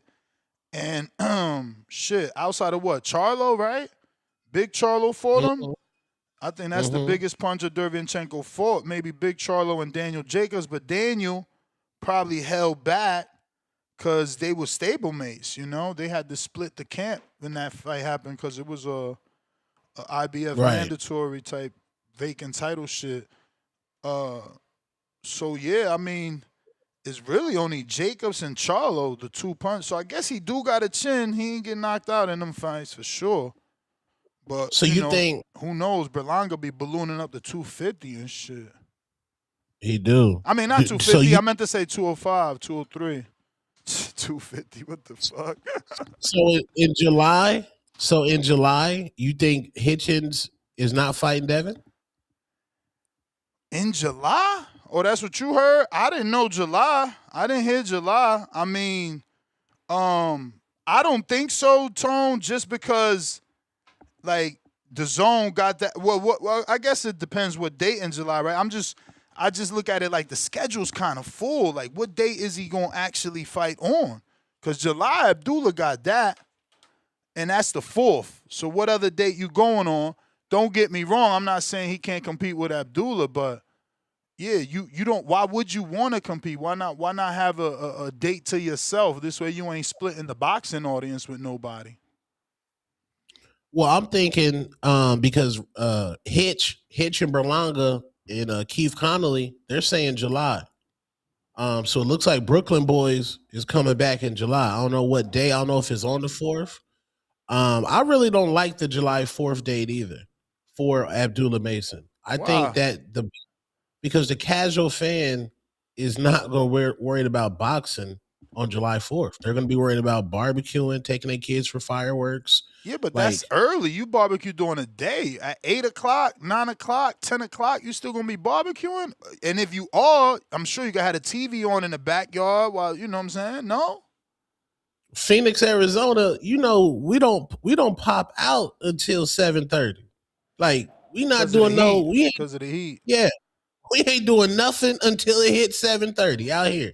So I know how y'all having Phoenix a cookout at 7:30? That's what we do. Big AZ. 7:30. That's when we start. So I know they not watching no boxing in Phoenix at that time. I know they ain't gonna be like, nah, they taking their kids to go watch fireworks. Or some neighborhoods do their own fireworks and ruin the HOA. Hey. Ruin the HOA. That's funny. You live in the HOA? Me? No, hell no. I wish. Hell no. I do not. I told my realtor, no HOA. Fuck out of here. You ain't gonna tell me what color I could paint my house and if I could put a fence and no. That's just too much. I thought it was my house. That's too much. It's too much. Wait, don't niggas be putting trampolines in their yard with no HOA? Not if you got HOA, you gotta ask everything. Just to paint your house, you gotta ask. That's what I'm saying. In your neighborhood, they not wilding in the yards like trampolines and shit. Hell no, bro. Hell no. There's no. I mean, there's one kid, and she like, I don't know. She little as hell, bro. She little as hell. But she don't be out here like that. You know what I'm saying? Her mom's. I only see her when she get home because her mom, she always saying hi to me. She's a little girl. Her name is Genevieve. She's like, hi, Nestor. She little as hell. But ain't no kids on this street. We ain't got neighbors, man. I'm telling you, nobody be walking around here. This shit perfect. I love it. Hell no. Trampoline. Fuck out of here. Better. No, I'm saying take that to another neighborhood. In Phoenix with no HOA, nigga, that neighborhood look nasty. It's trampolines outside, projects out. It's nasty out there. HOA the only shit to keep the neighborhood clean, man. Nah. This shit. Bro, let me tell you, I don't even drop my weed like this, the little raw. Yeah. I don't even drop the cone tip. That's what it's called. I don't even drop the cone tip when I'm out for a walk. Damn, it's clean like that. Bro, there's no garbage on the street. The other day there was tissue. And I said, oh, I'm in that type of neighborhood. So I said, oh, that gotta be them damn high school kids. You know how in the movies you see them throw tissue on people's cars or trees? And I said that had to be that. But it was only 2 pieces of long ass tissue. So I don't even know where that came from. Let me tell you. We don't see shit out here. I love it. So you ain't got no random dogs with just tires in their mouths roaming. You wildin' right now. They ain't one stray dog in his name. Not one. Not one for real. Nah, no stray dogs. There's a dude though. He got a big ass German Shepherd. Me and my neighbor, we be talking about that shit. He too little for that German Shepherd. That German Shepherd gonna get loose one day. And I'm telling you, he's a frail, older, skinny white guy. And that dog is strong, bro. He's big. It's an abnormal fucking German Shepherd. They feeding that motherfucker nitrous or some shit. Damn. Yeah, I got stray alligators. That's what we got. But nah, I ain't gonna front. I never seen an alligator in his neighborhood. But on the Instagram, someone left their garage open. That's a Florida thing. I don't do that funny shit. But they left their garage open. A fucking gator walked in there. Oh shit! Mm-hmm. Hell no! In this neighborhood, but I ain't never seen one out here, bro. I don't know where they at. Yeah, I want to go to one of them, fan boat tour where you like you be on the boat. It's like a wind boat, fan boat. I think it's fan boat. Hell no! One of them damn hell no! That shit. That's like what? Alligator tours. I want to see them like that. Nah, and I wanna eat some what is it? Frog legs? Don't they got frog legs out here? Oh, and what's that fucking fried frog legs? Gotta try them fried frog legs too. Yeah, man. Hey man, we got the link. FYI, I got the link if you guys need to book your room for July 4th. We got the fight too. Abdullah Mason, he's gonna be fighting, taking on Joe Cordina. Tiger Johnson's going to be fighting Christian Guerrero from Canada, undefeated fighter. There's about 12 fighters on the card, and 9 of them are undefeated. That's good. Yeah. They did good. Top Rank, I'm happy they back. They could have done better, though, Tone. Tiger could have had a way better opponent. And, even Shushu. I don't know who fucking Rene Palacio is, man. I really don't. Yeah. Who Tiger fighting? Christian Guerrero. Yo, you got me next? Mm-hmm. Shouts out Ness, shouts out Tom. I'm be quick, man, because I be on the back of that damn garbage truck. But get my crow for, I chose that damn Zurdo. I thought Zurdo big ass was gonna come with enough power. What the hell was you thinking? I did. Remember I tried to get an upset though, Ness. I was trying to get that money, man. I ain't gonna lie. Bro. I knew David Output was gonna fuck him That's up. how they get y'all by making them odds look enticing. Yeah, see, they got me like that, man. They got me. I knew David Output was gonna fuck him up. I just thought Zurdo would come with that one punch, cause it's heavyweight. But he didn't do shit, man. Nigga couldn't even move his head, feet, nothing. And then, yeah, man, they crazy talking about them elbows, man. Shit. Like Tone said, nigga, it's a fight, nigga. You elbow me, I'ma elbow you back. You kick me, I'ma kick your ass back. Like, nigga, it's a fight, man.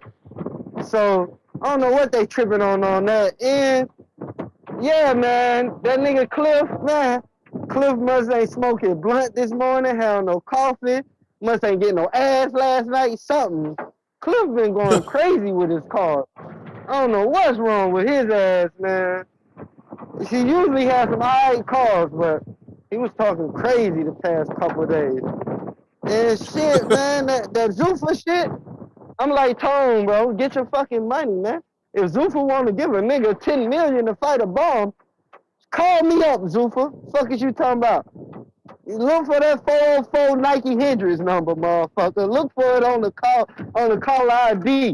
When you see 404 and that motherfucker say Nike Hendrix, give me them $10 million to fight that bomb. And I ain't even no boxer, so the ball might whoop my ass. I'm gonna pull a Mike Tyson Lennox Lewis. Hit me, I'm going the fuck down. Fuck it. Get my 10 million. I'm staying down for the 10 count. Fuck roll with him, Tone. And shit, man. I'm keep listening in, man, cause it seems like ain't no callers though. Like motherfuckers don't really want to talk boxing today. It's crazy, but it's crazy. And that's cause usually when you got Haney in your title, niggas call in, but they call in to hate. So, and then it's Haney and Zuffa. So, you know, motherfuckers don't want to hate right now. But Tom, don't get the motherfuckers from the Hatreds over here to call in, man. Keep this show going. I'm on the back of this truck. I'm trying to listen in. I'm trying to have my day go by. You know what I mean? So I'm gonna keep listening in, though, man. Shouts out to y'all, man. Salute. All right, champ. Yeah, I don't know, man. I want Haney to bust a move already. This this limbo that he's in, you know, no activity, no announcement. I don't like that shit. We gotta get back in action and get a fight announced. You know, I don't know what's taking so long. Were they promoting Devin Teo on Inside the Ring? Was that just like a precursor to the fight? I don't know, man. I didn't watch the whole Inside in the Ring. I watched the one that was on the YouTube channel. And then, you know, then you heard Max say, oh, you know, tune into the zone for the rest. I'm like, what the fuck? But, yeah, I don't know, man. I felt like definitely Tio was taking a shot at Dev or shots at Dev. And it's definitely a fight that should happen. I don't know that it's going to happen, you know, right now off the loss. I don't know that would be something that they would do, but I wouldn't mind it off the loss. You know, I'm not one of them boxing fans that's gonna be like, oh well, he just came off a loss, so he wasn't the same. Nah, you know, styles make fights, but you know how it's gonna be. They gonna you know diminish it because it was right after a loss. Oh, he ain't even had a tuna. He could have let me cherry picking. So I don't know, bro. Boxing is so weird. We want the best versus the best. But we want the best to be the best when they at their best, and only you know when that is, not them. Right. I think Devin Haney, I would love to see Devin Haney with this machine behind him. I can't wait to see how they're going to market him. I think that's a big splash for the company. And I understand like the Zuffa cards are like SmackDown and Raw and the Rings WrestleMania. I think Zuffa needs a big event promoted by Zuffa because we really didn't get the full branding that Zuffa did the Conor Ben UK fight. So I want Devin like a Zuffa 10, Devin Haney, Richardson Hitchens, Paramount Plus big fight. I think that's going to push. I don't think the Zuffa series with the numbers will be those events. I think these are the special events, and those are the Zuffa, you know, what we getting on Sunday is what we getting on Sunday, right? That's Sunday, right? That's this Sunday Shane's fight? Yeah. You know, that Sunday shit is tough, bro. You forget that it's happening. You do. You know, this the second time this week. You know, I don't know. I got a counterpunch from Cliff. Man, you want to see Devin go to Zuffa and get pushed by some brand, but he could fight one or two guys, and then there's nobody else left for him to fight. It's just tapped out. Just tapped out. Yo, Zuffa is for the young, hungry fighter that can't seem to get himself off the ground by the major promoters or the named fighter that's really a duck like Hitchens that didn't want to fight Oscar Duarte, like Berlanga, the fakest fucking fighter that we got in the sport, who really don't want to fight nobody neither, talking about he want to fight all these people. Bro, he went to fought Zuffa. Canelo and Shiraz, bro. Yeah, and now he's on Zuffa talking about I want to fight for this belt. I want to fight Shiraz. I want to get a Yeah, title. but But how can I'm in you say? Zuffa. How I'm in can you Zuffa say? where I can't get one. But how can you say he didn't fight nobody or doesn't want to fight nobody? Is what you said when he fought Canelo Did you? and Hamza Shiraz. Okay. We didn't know who Shiraz was. Shiraz was moving up. Whoa, Canelo is whoa, whoa, the whoa! biggest. You didn't know who Shiraz No, was. I knew who he was. I knew who he was, but Okay, he was. so We why we didn't. would you say Hold on. a We didn't lie then? because. Hold on. We didn't know who he was at 68. We seen him come off of a loss and Was he to move up to abnormally 60. tall for 60? Don't give me height. Huh? Don't give me height. Did he come off a loss to Bronco? A draw, but what we all know was a loss. But what was it? I thought But it was what a was it? loss. I thought it was a Okay. loss, but it was a And draw. did he move up right And did after he a not loss? complain about the weight right after the loss? Didn't you just say that T.O. moving up to fight Devin, you could see that they're going to have problems with it because he's coming off a loss and he's way more decorated than Shiraz? Yeah. It was But perfect Shiraz picking didn't come off a loss. Just because you thought he lost, he's still a draw, so it's not the same as Tio. Okay, it's not the same, but he wasn't decorated. He wasn't even a champion yet. Is he still not a champion? Who, Shiraz? Yes. He fighting for the vacant title. But he's not a champion. He was never a champion. He was coming off of an arguable fight, and he was moving up to fight a big Berlanga who's big. And Berlanga was at his highest of heights coming from the Canelo. But I didn't really call here to have a Shiraz conversation. It's more of a Zuffa conversation. The fact that Zuffa is exactly what David's father was saying, and exactly what David was saying, and what I don't really like to do plugs, but Bernie the Boxer and a lot of credible people around the sport, they know. Listen, if Zuffa wants to come and fight the boxers with if they want to mix it up with other promoters, I love it. I love it. But if we're gonna get Connor Ben and Regis Pro Grades and a little mixture up fight with some turkey bullshit, that's corny. You gotta get Zuffa. You have to get in the ring with the other promoters. You can't have it where people got to drop their belt or get stripped for their belt because they're going to your league. I don't care if Devin goes to Zuffa and becomes the face in something that's just promoted. Like, why do we care what type of star Devin becomes as far as like popularity and whatnot? I thought we love him because of what he does inside the ring, not because of what some promoter could put him in commercials or put him on fucking advertisements or whatever. And Zuffa don't even push the fighter. They push their brand tone. So they're not even going to market Haney for Haney. They're going to be for self, for Zuffa first. Like, I don't see what y'all think is. And don't we want to see Devin have the Keyshawn Davis fight? Don't we want to see Devin potentially get the Shakur Stevenson fight? Don't we want to see if he does want to go up to 54 and fight Xander and Boots? Those guys are not going to no damn Zuffa. Don't isolate yourself for two names that ain't gonna be here tomorrow. I don't know, Connor man. Ben Julian Williams. and He a said Richard everybody fucking going to Hitchens. Zuffa in the welterweight division. He said just wait and see.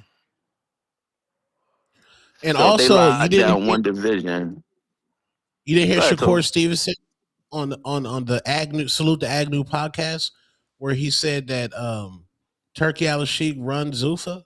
This is just basically Dana or Turkey giving Dana bread, and this is the same shit, bro. Turkey running the shit. It's the same shit, bro. Doesn't Turkey own the Ring magazine? Yep. How do you get the Ring? How do you acquire this such belt? 1 and 2, but remember, Zuffa fighters could get that too. So once the belt gets to Zuffa, how does it get back? The fighter has to come over to Zuffa to get it back out of their dungeon. I mean, how does that work? However, the dude can move up, and the ring lenio can be vacant. Zuffa is just ruining Like the sport, bro. Right now, don't forget, Opata is the lenio, not David Benavidez. Opata is the man in cruiserweight, not David. So we got a guy who has the Ring Magazine belts and no belts other to go with it. Yeah, because all you need is the ring, because it represents you being the man in the division, not David. Yeah. Well, and are they gonna send Apataya out to fight David? Because I'm sure David's not going to go there. Apataya's calling out for the fight, and he's on Zuffa. David's saying he's willing to do the fight. He just said that he believes the politics exists in that fight. So it's up to Dana. Exactly. It's up to Dana not to allow those politics to exist and to make the fight for his fighter. Now you getting somewhere, because it's up to Dana. Yeah. And what is Dana gonna do? Is he gonna mix it up or not? We don't know yet because again, remember that Dana's business has everything to do with Turkey's business. So if Turkey, who loves this kid Opatai, wants the David fight, he's just gonna give Dana the money the way he gave David the fucking money for the Conor. Like, bro, you making it harder than what it needs to be. No, I'm not, because what you're missing out. This is what you're missing with the Conor. Conor was willing to stab Eddie in the back, regardless if it's stabbing in the back or not. He was willing to take the money to leave his promotion to go make that fight. Is David willing to leave PBC or drop his other belt to go have that money fight? You trying to change the story to make it fit your narrative. So where am I missing? Conor did not do that for no fight. He got a 5-fight deal, and he got a 1-fight deal for $15 million. So him being sneaky, no, it's not. You spun it. You saying he was sneaky and stabbed Eddie in the back. Motherfucker, it's $15 million. It's $15 million plus a 5-fight deal after that. So but you have to correlate that to, will David leave his promotion the way Conor was willing to leave his? You're not listening. It was a 1 fight. After he did business, he re-signed for 5 fights. David could do 1 fight. Jesus Christ, Cliff, you act like you don't watch the sport. And Devin could go do a 2-fight deal with Zuffa for the 2 names they got. You live in this fucking weird world. Didn't Devin do a 3-fight? No. Facts. Not your fucking opinion. Didn't Devin do a 3-fight deal with fucking Top Rank?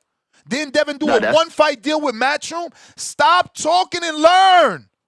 Fucking trying to talk. Okay. All right, wait a minute. man, you win. I already consider what you're saying. If fighters could go over to Zuffa and do a 1-fight deal, a 2-fight deal, and go back to wherever they want to go for their legacy and whatnot, of course, everybody's going to be okay with that. A fighter could do whatever he want, and Zuffa could offer whatever they want. It's up to Devin or whatever said fighter to be like, nah, I want the 1 fight, and they be like, well, we could give you the 1 fight, but look how much we'll give you for 5. If he changes his mind, that's on him. Like, I don't get it. What we arguing about? This is where you're being disingenuous because you said Conor went over there for the 1 fight, but then he signed for the deal. So we still yet to see a fighter go to Zuffa and not get handcuffed. We didn't see somebody seesaw to go to Zuffa, handle their business, and go back to the other sanctioning bodies. They locked them up. Okay. And you think. And a lot of these contracts be rumors. You think that they gave him $15 million for 1 fight, and then all of a sudden he fell into a 5-fight deal? I think so, because they know that Eddie don't play. They know that Eddie and Chris Eubanks sued each other. They know that Eddie and Jake Paul sued each other. So they know that Eddie said he wants proof that it wasn't a fucking 5-fight deal. So they know Eddie got lawyers. The fuck are we talking about? You act like we on the street or some weird shit. No, I'm not acting like that. Did they lock him up? Bro, lock who they up? Handcuffed Conor. They handcuffed Conor after that 1-fight deal. Yeah, they still figured it out, right? They made an offer just like Al Heyman. They made an offer just like Al Heyman took fighters, just like Matchroom took Mikey from Al. They offered him $7 million. Bro, like, this is normal. It's new for you. It's normal. No, Zuffa is a new player in the game. Bro, Eddie was a new player in the game. DAZN was a new player in the game. PBC was a new player in the game. What are you talking about? They didn't Fucking come with their own. They OTX was didn't a come. new play in the game. Wait a minute. Red They Owl didn't was a come new as play in the game. Pro Box Ness. was a Them new play other. in the game. They didn't come as a promoter and a sanctioning body all in one though. Bro, stop saying I gotta go, Cliff. I can't keep arguing with you. I Okay. gotta go. This nigga Okay. dumb as hell keep talking about fucking sanctioning body. Who the fuck paying sanctioning fees for you to call him a sanctioning body? Who the fuck wearing that belt and taking pictures with it so you to call him a sanctioning body? What are they doing that makes them a sanctioning body? Are they a non-profit like a sanctioning body?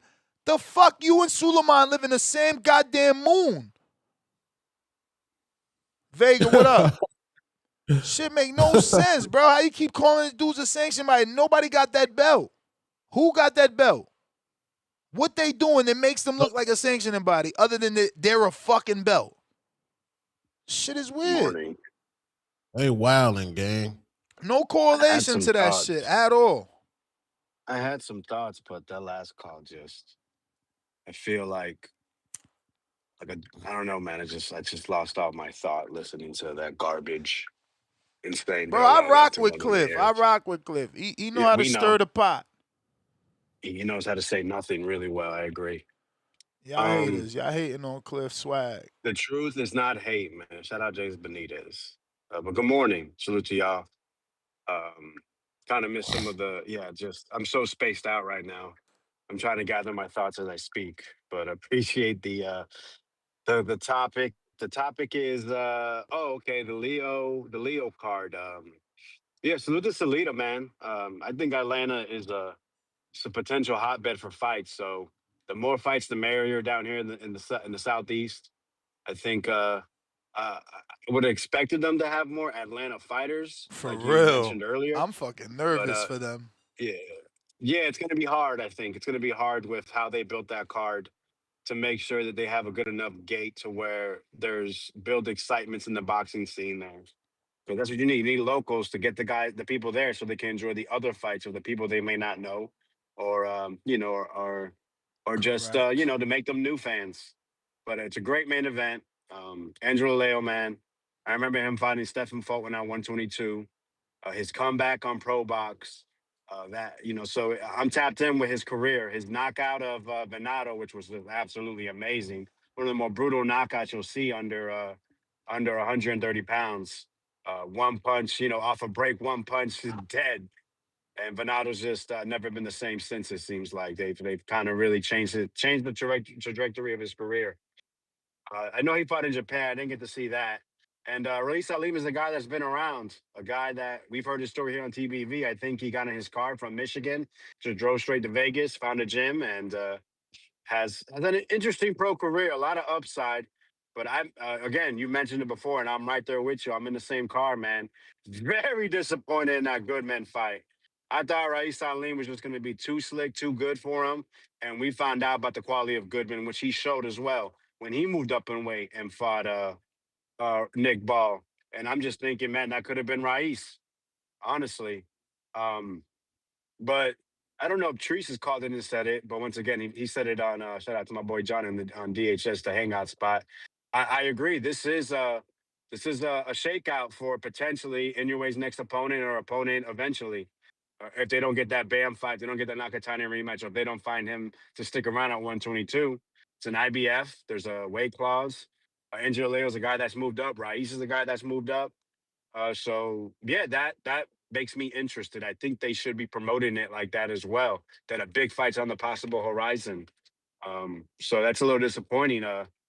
Maybe all the Celita promotions just stuck on DAZN. Salute to Cleveland's mayor who was talking about how he had to ask about the result of Abdullah's last fight in November because he probably doesn't even know what DAZN is, can't spell it, never heard of it. And they had to say right then on there, we got to get you a discount code. That's nasty. You should have a free membership. Just help you put this card on in Cleveland. But that's the issue I have with DAZN, man. Go to Paramount Plus. Go to Prime. Go to Netflix. Those are all things that we're gonna have. DAZN is the dead zone for real. $50, man. Shit is fucking gross. But anyways, it's a good fight on DAZN. I'll be tuned in. I still got my membership this month. Also, Ashlyn Lozada, man, I hope she's still on there because she's not there for Pro Box. Her last fight was actually a very entertaining fight. She fought your girl, Melissa Odessa Parker, man. Put a little pause on her, man. Odessa had some good mid rounds, but that girl Ashlyn Lozada, man, that's a Tone. If he's still there, that's a possible demon list mention. She comes to fight. She comes to beat bitches up. And yeah, she don't give a fuck what you doing. She a Puerto Rican David Benavidez in there from the southpaw stance, former Olympian. So that's something to look forward to. Pryce Taylor, yeah, I've seen him before. Cool. They're getting him busy. That's cool. American Z heavyweight. So I would like for him to step it up. He's been around. I've seen him plenty of times on TV. That last performance, let's be positive. I look to see you be better. You're more than capable of it. And this co-main event, let's make it happen. Let's get Pryce Taylor's name buzzing after Saturday, because it's still there. American heavyweights. Whether you can, we can talk about you being the face. Nah, fuck it. Let's get your name in the mix. Let's get you that opportunity. Whatever you got to do. It all starts here on Saturday, May 9th. This Zuffa shit is just hilarious. Why does everyone believe if you sign a Zuffa, you're stuck on Zuffa in the apex? Like, that's the problem. It's a bunch of fucking propaganda. Like, is this World War II? And we just listen to everything that the old guard says? Don't listen to these guys. These promoters are salty. That Turkey got into their book, saw how they ran, and said, y'all fucking suck. Wow, let me look at these sanctioning bodies. God damn, y'all corrupt and suck. Yo, hey Dana, man, you want to be my little pet? I'm gonna hold my hand, just like they did. But yo, we're gonna do things my way instead of these corrupt pieces of shit. We're gonna do it like this. Not to say they ain't gonna be corrupt, because they are gonna. You see what the ring does. You know how they put out reports.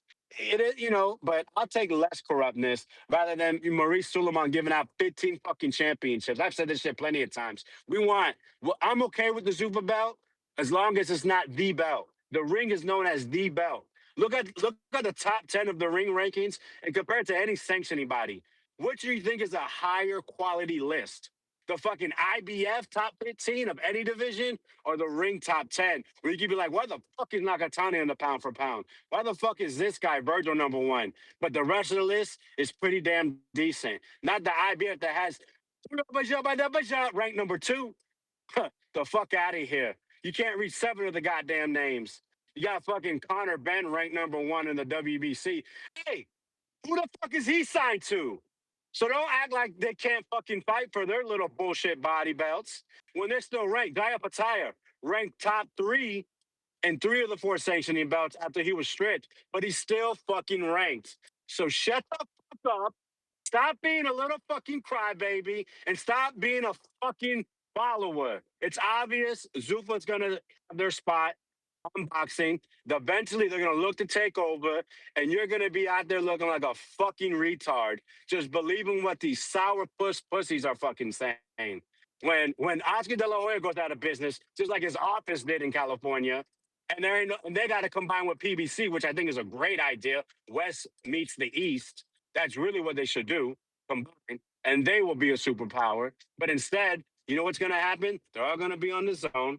The money's going to run out, and they're all going to fucking be screaming and arguing and fighting over dates. That's what's going to happen. But don't get it twisted. Turkey's playing both sides. Don't forget, Sela owns, I think, 10 to 13% of the zone. So it's basically who made the best man win. But it's obvious who Turkey's backing, and that's Zuffa boxing. Hitchens versus Haney, not a fight party at all. That's what y'all like, right? That's not a fight party. A quality fight. But like I've said, everything Hitchens does, Haney does better. So that's I don't know what Zuffa's gonna do, but Zuffa's moving. We see them going to the UK. There's been ramblings about them going to California. Slowly but surely. It's not a sprint, guys. It's a motherfucking marathon. What you mean? Ain't the Shane card in California? Nah, it's in the fucking Apex, bro. $700 I saw for fucking tickets. Insane. Absolutely insane. But what a fabulous card. Yeah. I mean, their matchmaking is insane. Damn, that shit in the Apex? Yeah, that shit's in the Apex, bro. $300 to $700, bro. Zuffa, that ain't it. Y'all fucking up. Y'all got to get these people to come in there, $50, $100 seats. Like doing $700, that ain't cool. That's not how you're gonna gain fans. But you know, obviously with them going to Bournemouth, where CBS is from, and I forgot who's supposed to possibly do that California card. The name was said on the tweet, but we'll see how that goes. But Hitchens Haney, I'm sorry, Haney Hitchens. I know that's some people really care about that. I mean, we'll see how that goes. We'll see if that's on the ring card. Shout out to Jamar Talley. Fought on the Zuffa boxing #2, and his next fight is not on the Zuffa card. On the May 23rd, bullshit ass Usyk versus some fucking kickboxer, whatever. So obviously, they're not just when you're signing Zuffa, you're not just stuck to Zuffa numbered cars. Connor Ben and Breon Gorman fought on a non-Zuffa promoted car, on a ring card, which everyone knows that's where the big money is. You hear everyone want that turkey bag, but yeah, you got to come to the ring. Just like when PBC started, you had to come to PBC. Motherfuckers was fucking clapping and standing up and parading about that. But now that I guess it's Zuffa, then now it's a big deal. The ring works with everybody. The ring is going to be the top fucking cards going forward, unless these other guys actually combine. You'll see, man. Time will tell. But I'm fucking with Zuffa. I'm fucking with the less corrupt. Let's fucking get it, man. Hey, if Haney Hitchens got to be made because no one else wants to fight fucking Haney, then so fucking be it. All right, man. That's my call. Yeah, man. A lot of propaganda, man. A lot of nasty ass propaganda, gang. Y'all gotta get it together, bro. Y'all gonna watch anyway, man. Y'all gonna watch anyway, bro. Y'all ain't gonna protest, nigga. Y'all gonna watch anyway, gang. I ain't gonna front. I'm not a fan of Zuffa's schedule. You don't like Sunday joints?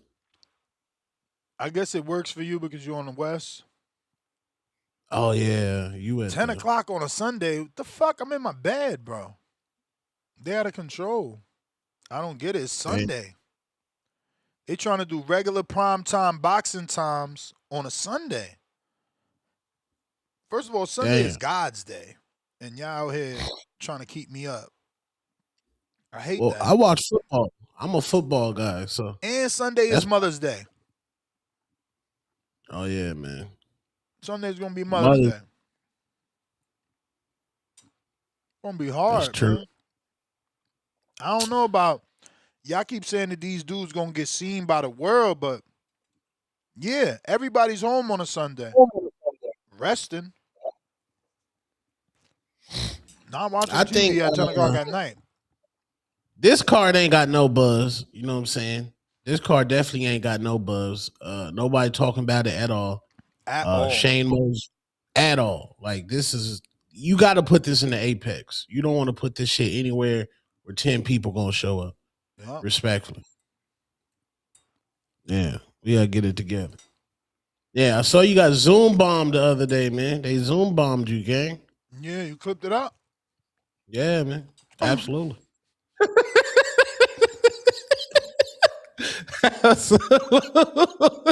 You crazy. Who Zoom bomb my guy Ness, man? Y'all gotta stop Zoom bombing, man. They crazy. Y'all nasty, man. For real. You they see, bored. They fucking bored. You see that Dominican girl with the BBL, the chef, up there lying on the stand against Stephon Diggs? Nah. Yeah, I guess. Well, he's a football player. So the 40-year-old chef said that he strangled her, but it came out he was smashing her, and she was just trying to get some money. And the lawyers just hit her with the Law and Order on the stand. Man, they like just cooked her, caught her in lies. Found her doing a running man on the webcam after she found out that she was trying to get some money. Yeah, it's all bad out there, man. 40-year-old with a fresh BBL, man. I never heard of her. Yeah, man. Don't hire BBL chefs, man. Don't do that. That's crazy. Stephon Diggs, ain't that Cardi B? Yeah. Oh yeah. She said when she was sleeping with him when he was dating Cardi B. Well, this the era where all women just share niggas anyway. Like they just so much low self esteem. They like this the best I can get. I just might as well, as long as he just doing something for me. But Cardi B, you got you got the bag. Like you get you a regular nigga. Coach Heck had posted something like that yesterday on his story. What? What did he post? Some blonde chick. You ain't see Coach Heck's story on yesterday? Some blonde chick talking about I'm gonna cheat on you. I'm gonna be laying next to you, texting. The other guy, this shit was diabolical. I'm like, damn, Coach. What up? Yo, what's the word? That's what's this? What's this? Hitchens and Haney? Yeah, that's the What rumors. talking about? That's the When they rumors. supposed to be doing? When they supposed to be doing this? Nah, Hitchens saying for 2026. That's this year, so I don't know. Oh shit! You ain't hear nothing. You ain't hear nothing in the back line. I know you on bill. You feel me? No, you on payroll and shit. Bill ain't fucking with me, man. He ain't give me no info. I keep asking, I ain't getting shit.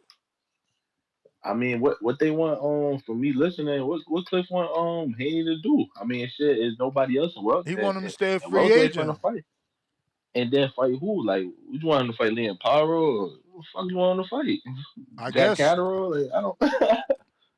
I guess he want him to revisit the Rolly fight.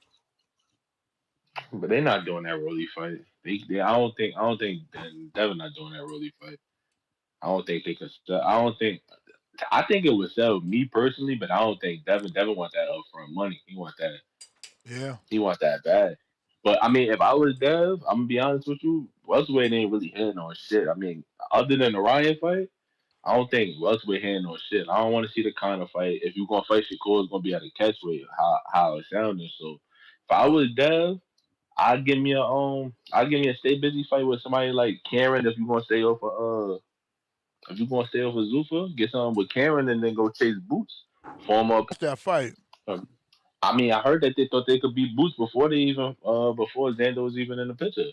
Yeah, when they said they there was wanted an to see him at offer. 147. There was an offer. So yeah, that's what I'm saying. If I'm dead right now and I'm saying fuck Zuffa or whatever the case may be, I'll go after Karen because everybody's saying Karen is I've been hearing on internet be saying he a fake ass boogeyman and or I don't know if we're gonna say boogeyman, but people saying that was a good fight between him and Boots, even though Boots washed him.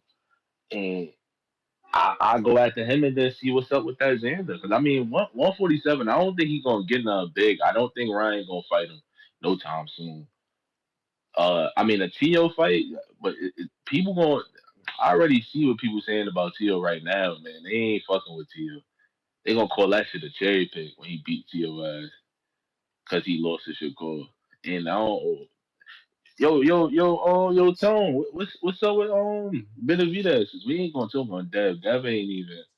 I don't think Dev gonna get a fight for a man. What's up with Benavidez? What you want to see next one, bro? I know you saying he the face of boxing. I need J.O. I need J.O. That's what I want to see. But yo, Tone, you don't think we should go knock out Better B real quick? You feel me? Knock out the old man, put him out. Look scary for them. You feel me? Just fuck up somebody orbital bone. Knock out the Wolverine. I'm with that. But yesterday when David said that he proposed a catch weight at 190 for him and Bivol. Oh shit! Like, for both belts. That tells me David don't want to go down to that 175. All right. So if David can't do 175, I'm guessing David only want to do 175 for a nigga like Canelo or some shit like that. He ain't gonna go down there for Bivol, but I would have liked that. I would have liked him to knock out Bivol. We look crazy. We just, you feel me? David, I ain't gonna lie. David, he fucking around being the face of boxing right now. I'm not gonna lie. He looking scary up there, man. He looking scary up there. But until that, what you said last week, until that man from Baltimore come back, man, David got this shit right now, man. This Haney shit ain't really popping. So I'm gonna be honest with you. We gotta fix your You gotta fix this marketing team. What you doing over there? I don't know.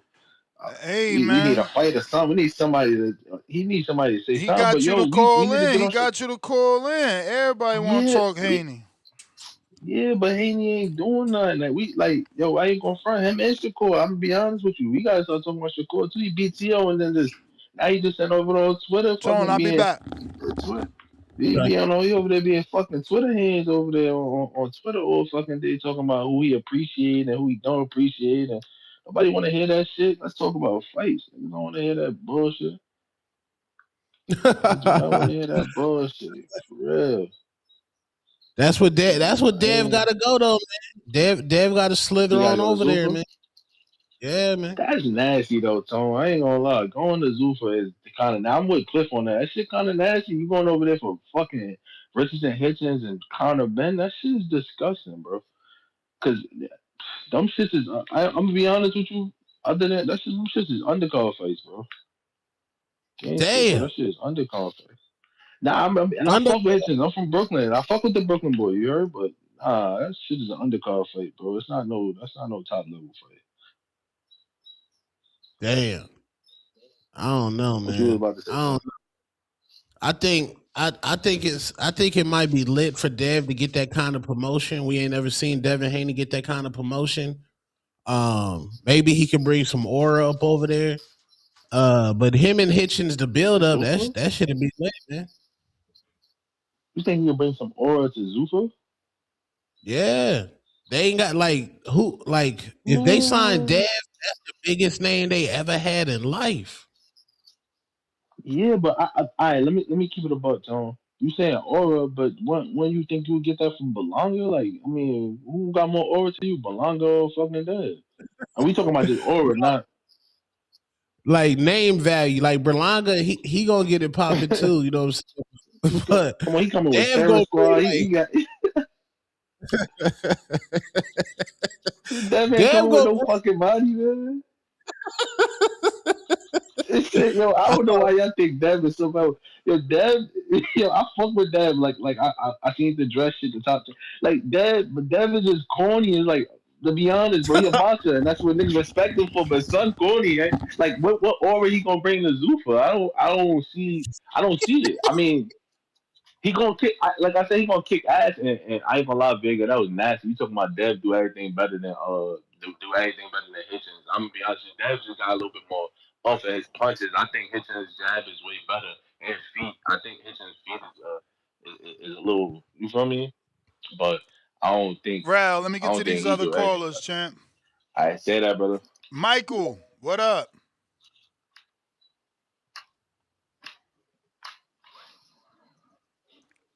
Michael.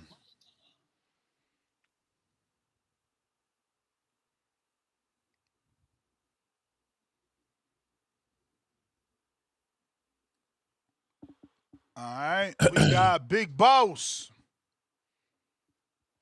Big Boss. Hey, Tone ain't new. Yo, that's scary. You gotta wait now, bro. You didn't connect. I went to the other caller. Oh, my bad. You got wait. That what you call it, man. That shit Tone talking about that. He talking about dogs with tires and shit in their mouth. See, he ain't been down here because I'm literally riding through your area in Sarasota right now. So I don't know what the hell. I bust out laughing when Tone said that bullshit. Yeah. Nah, you might find that shit in Sarasota. I ain't gonna front. Like Sarasota, the city, they got some fucking, some nasty looking shit over there. I ain't gonna front. My boy live in Sarasota, and yeah, they got some weird looking spots out there. Yeah, it's hoods everywhere, like they say, So yeah, that's possible. It's more Bradenton, that's a little more upscale than Sarasota itself. But yeah, hey, Ness, on Tone's show last night, I caught him slipping. You know how you kept saying he ain't really been doing his diet and stuff right. He was slipping. He was drinking a jug of Tampico. Mm-hmm. That's Full of sugar. Full of sugar. He drinking the strawberry Tampico. See, I called his ass slipping. He didn't think we knew just because he done took the label off the jug. He didn't think we knew what Got the him. juice smelled like. Told y'all. No, that was BCA's, man.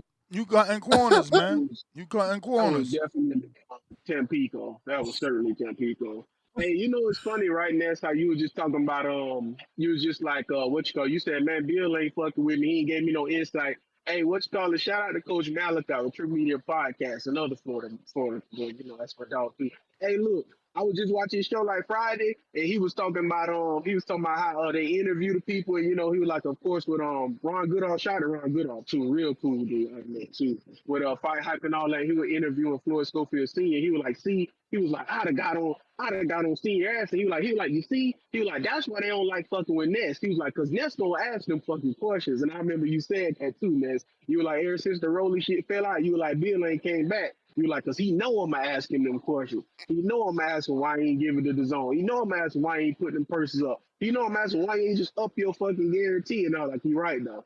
Cause he said just like you, like, cause Ness don't give a fuck if you ain't coming back to TVV. He gonna press your ass and ask him questions. And I said, that's true, because Coach Mouse, I say that's how he is too.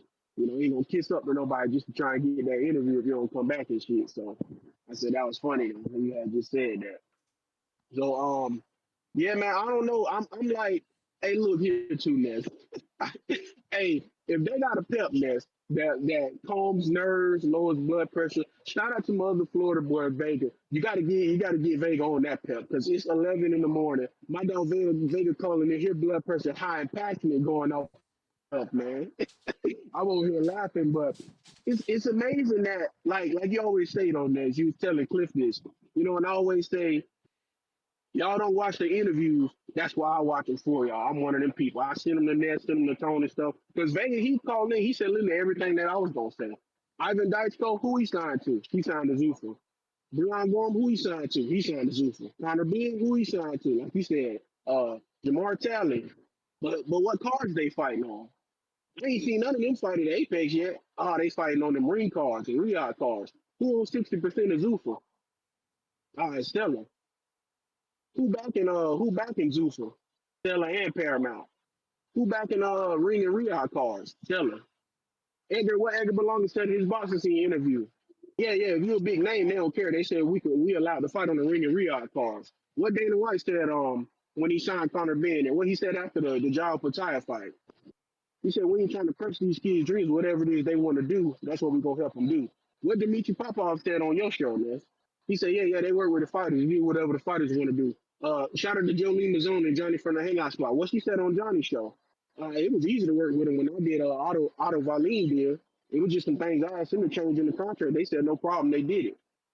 So, yeah, Cliff, that's what Ness be saying when you say, like, yeah, y'all got to study study and act like y'all don't watch the sport. Because another thing, Next Tone, I ain't heard neither one of y'all mention this. You know, it's interesting. Cliff said, but is David gonna leave his promoter in order to go sign the Zoo for the fight job? Why would he have to do that? What did Jose Benavidez Senior say after that fight? You remember this? You remember Tone? Jose, what did he say? What did he say? Yeah, I don't remember. Somebody asked Tony. They said, did David Benavidez thank Al Heyman after the fight? And I'm not even being funny. And like, no, he didn't. And Tony was like, oh shit, I can't remember. Tony said, but I think he had thanked Sampson and all that. Jose Benavidez Senior and David both said, David a free agent now. Is anybody forgetting that or something? David Benavidez himself said it after I he was don't know fighting how Anthony free Walker. of an agent when he got Samson behind his shoulder.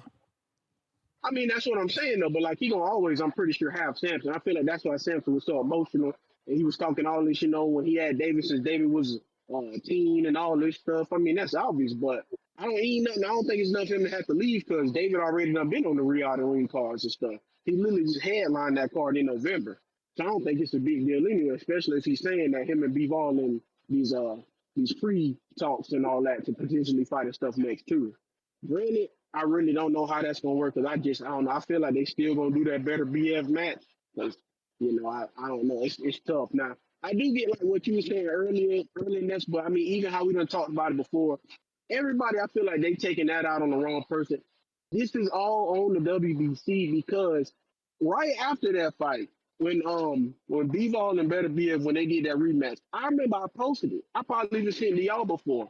Bivol said immediately in that press conference, he said, I gotta have a back procedure. And then Eddie said, he gotta have, I think, an elbow procedure. And people also forgetting, even before they had fought the first time, remember Bivol ex-wife, she was telling Better BF, oh, he got all these disc problems and stuff in his back and all that. He got this knee injury. And she telling him everything that's wrong with him.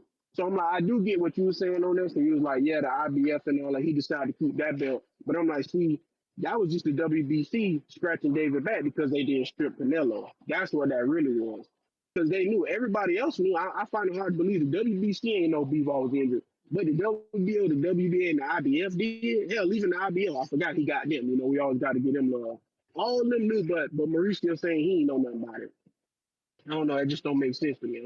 I'm not gonna ever buy that. So I don't know why people saying that's such a big deal, you know. But I don't know. And I like it. I like it. I know what you call it too. Now look, yesterday I remember his name. So look, coming up, I think Edgar when Edgar fought Canelo, so it'll be coming up on 3 years. I'll be done been watching your show.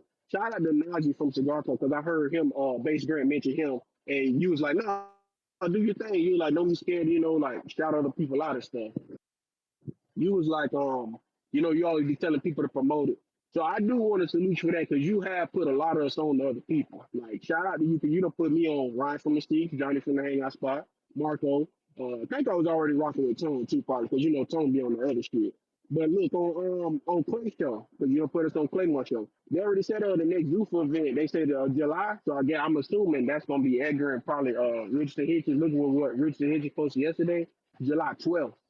So I'm with you. That is another Sunday, and you're right. If you're on the East Coast, that should be tough. You know, especially for me driving this semi. Like you said, fucking main car starting at 10 p.m. on a Sunday. That's tough. That's damn tough. You know, so you got that, but they do it all uniform. You know, I know nobody cared, but like Friday, you know, they had a wrestling, the power slap, and all that stuff. Then Saturday they had a UFC event for Sunday. So I'm hoping because Saturday in Vegas they got this, you know, UFC 328, that big UFC event. I'm hoping they'll announce Richardson Hitchens and Edgar Berlanga fight Saturday. I don't know if they will, but I'm hoping so. But yeah, because if Dula fighting on the 4th, you know, 7 days from there, that's the 11th.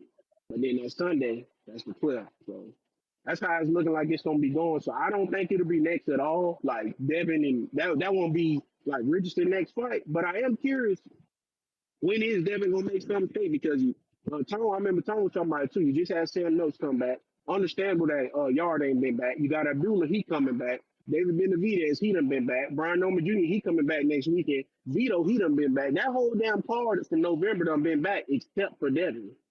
So I'm with you, Ness. Yeah, I'm with Tone. I don't know what's shaking, but it got to be something though. Usually, like you said, when everybody's super quiet, it got to be something going down. So if Devin got the bag as Zuffa, I ain't mad at him. I'm with you. Man. I ain't gonna ever tell nobody not go get that damn bag. So it is what it is, man. But so now I'm gonna holler at y'all, man. Appreciate it. Salute. All right. Yeah, man. How you think that Opatai and David fight happens? Co-promotion, a Zuffa one-off? Because David said on Errol Hawani that you know, he wants that fight, but it's politics involved. I don't know. I think it might be a one-off. From the PBC standpoint, they're probably like, look, man, we just had a successful Cinco de Mayo weekend with our big star, David Benavidez. Why do we need to go ahead and share him and not build up our company and our brand? And that was Golden Boy and PBC collaboration. So I think it'll be a one-off. Maybe Turkey will just give them a super bag. But hey, man, PBC, that they just had a successful event with Golden Boy. I don't know. Yo, Ness, come back to me. All right. Yeah, man, they did. I'd like to see them capitalize, bro, and not lose the momentum. And what I mean by that is like have something planned for David. You know, yeah. If it's not gonna be September, give us the plan though.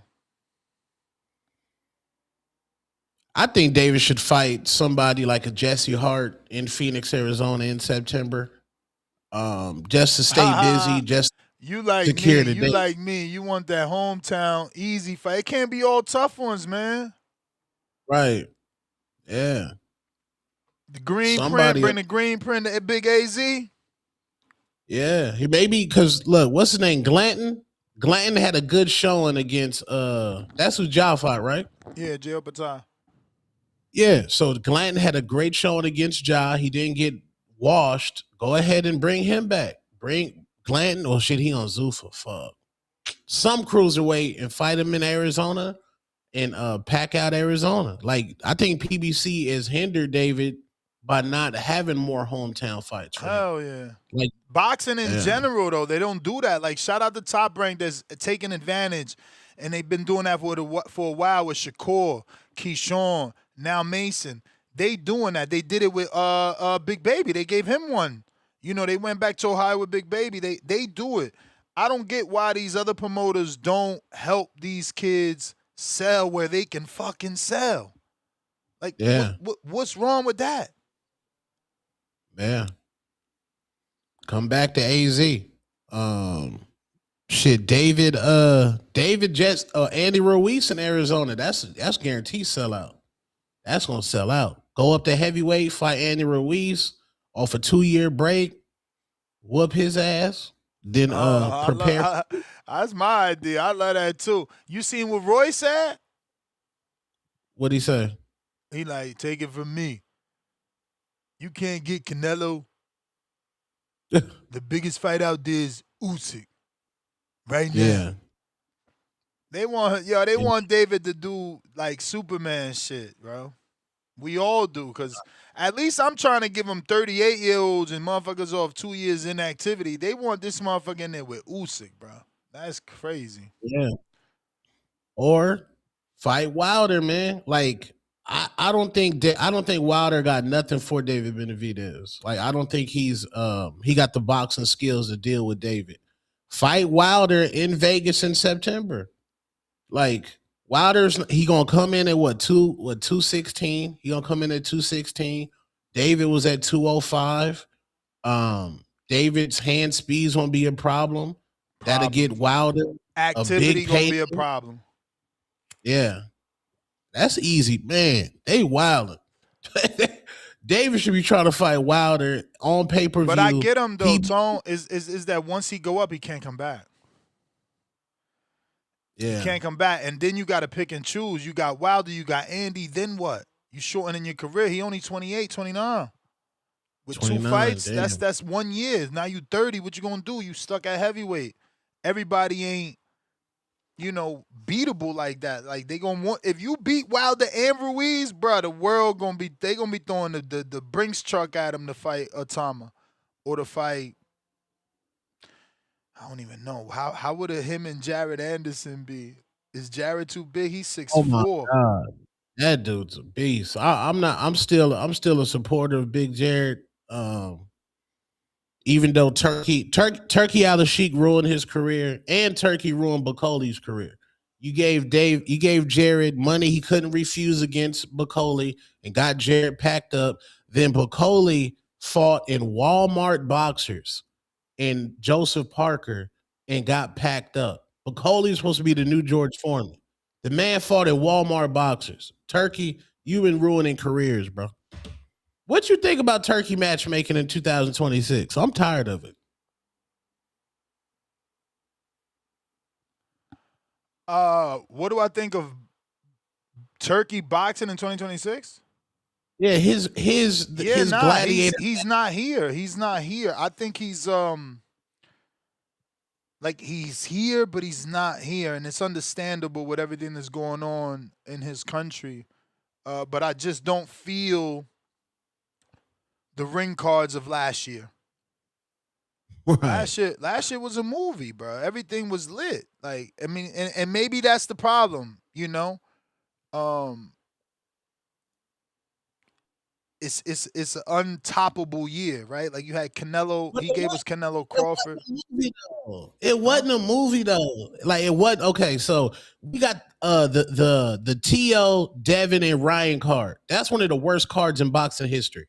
That was but you looking at outcome, and I get that matters, but for a dude that's been begging for a co-op, begging for everybody to get down on one network, bro, this man came and really, really shaped shit up in 12, 18 months.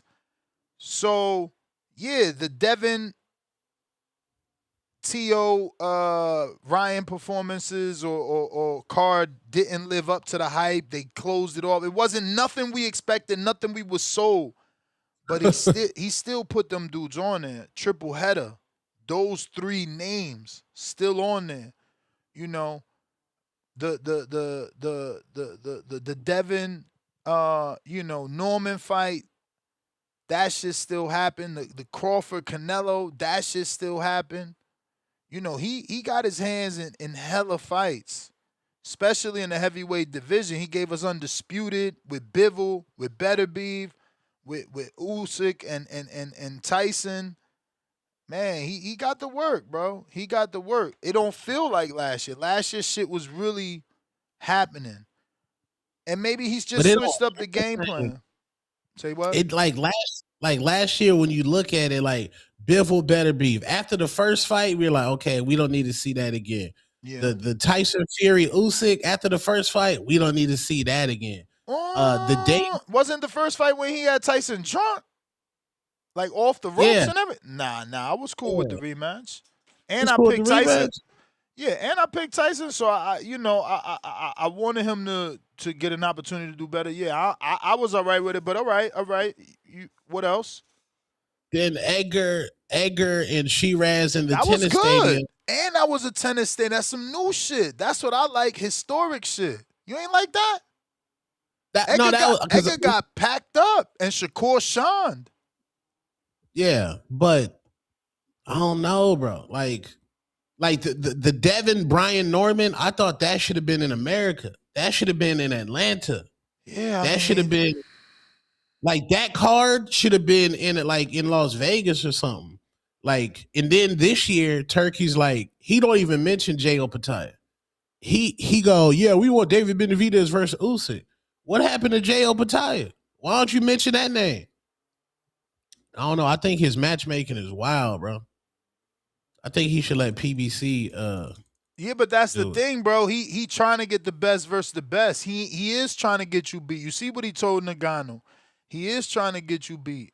You know, look at what he did to Jarrett. He is trying to get you beat. But bro, if you don't lose, you know, you level up, right?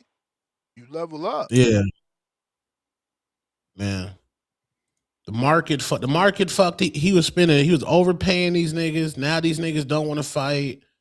I don't know. Maybe he just wants. See, and that's the thing too.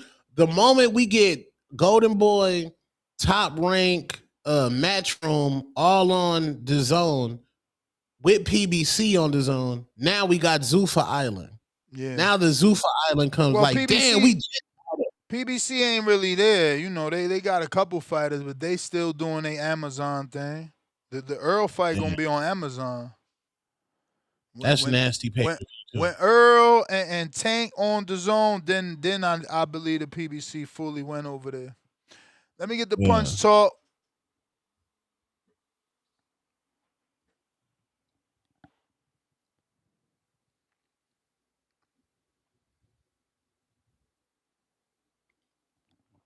Punch talk. Yo. Hello. Yo. Yes, sir. We hear you. What's up with the homie Ness and Big AZ? Hey, what bro, up?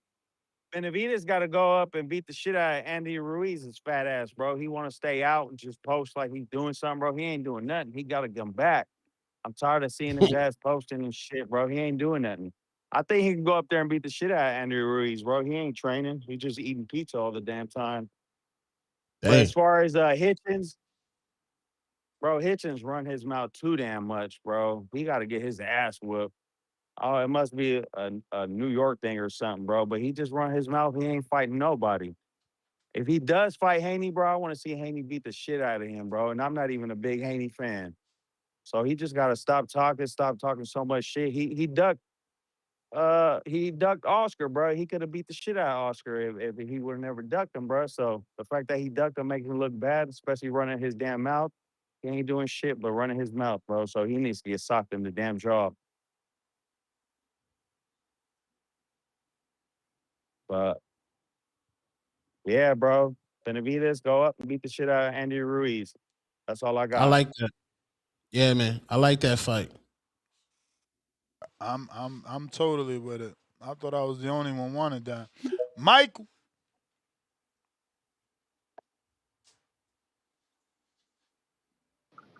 Yo, what's up, Ness? Can you what hear me? up? Yep. My bad, bro. I'm at work. That's all. So yeah, so I got um, I don't know why Richardson Hitchins is calling out Haney. You know, he only fights champions. He doesn't fight ducks. So that's a number one thing that you would say when he would wear that shirt. The Leo and Aleem fight, I don't really care about that. I got a Leo. Besides that, what are the other rumors? Oh, Zuffa, right? The Zuffa, the rumors true. Yeah. Zuffa's just gonna be another promotional company, bro. If that doesn't pass, they're just gonna be Matchroom 2.0, I guess. You know, spend a lot of money on fighters like Jesse Vargas. You're gonna have Jesse Vargas. You're gonna have Mikey Garcia. You're gonna have Diego Pacheco. Fighters that mid tier. They'll never break the ice. They'll never see super fights. You know, even though I fuck with them, I like them. They're never gonna be big. It's just the type of fighters they are. They don't have a personality. You interview them, they're boring as hell. So I don't know. Zuffa doesn't really do anything for the sport besides give fighters that don't have opportunities, that wouldn't get any type of fights, that have any significance to the sport. You got Rayo Valenzuela. I don't know what happened to him. He was in a good track. I guess I don't know if it's because he left David Benavidez camp or what, but he definitely needs to do something.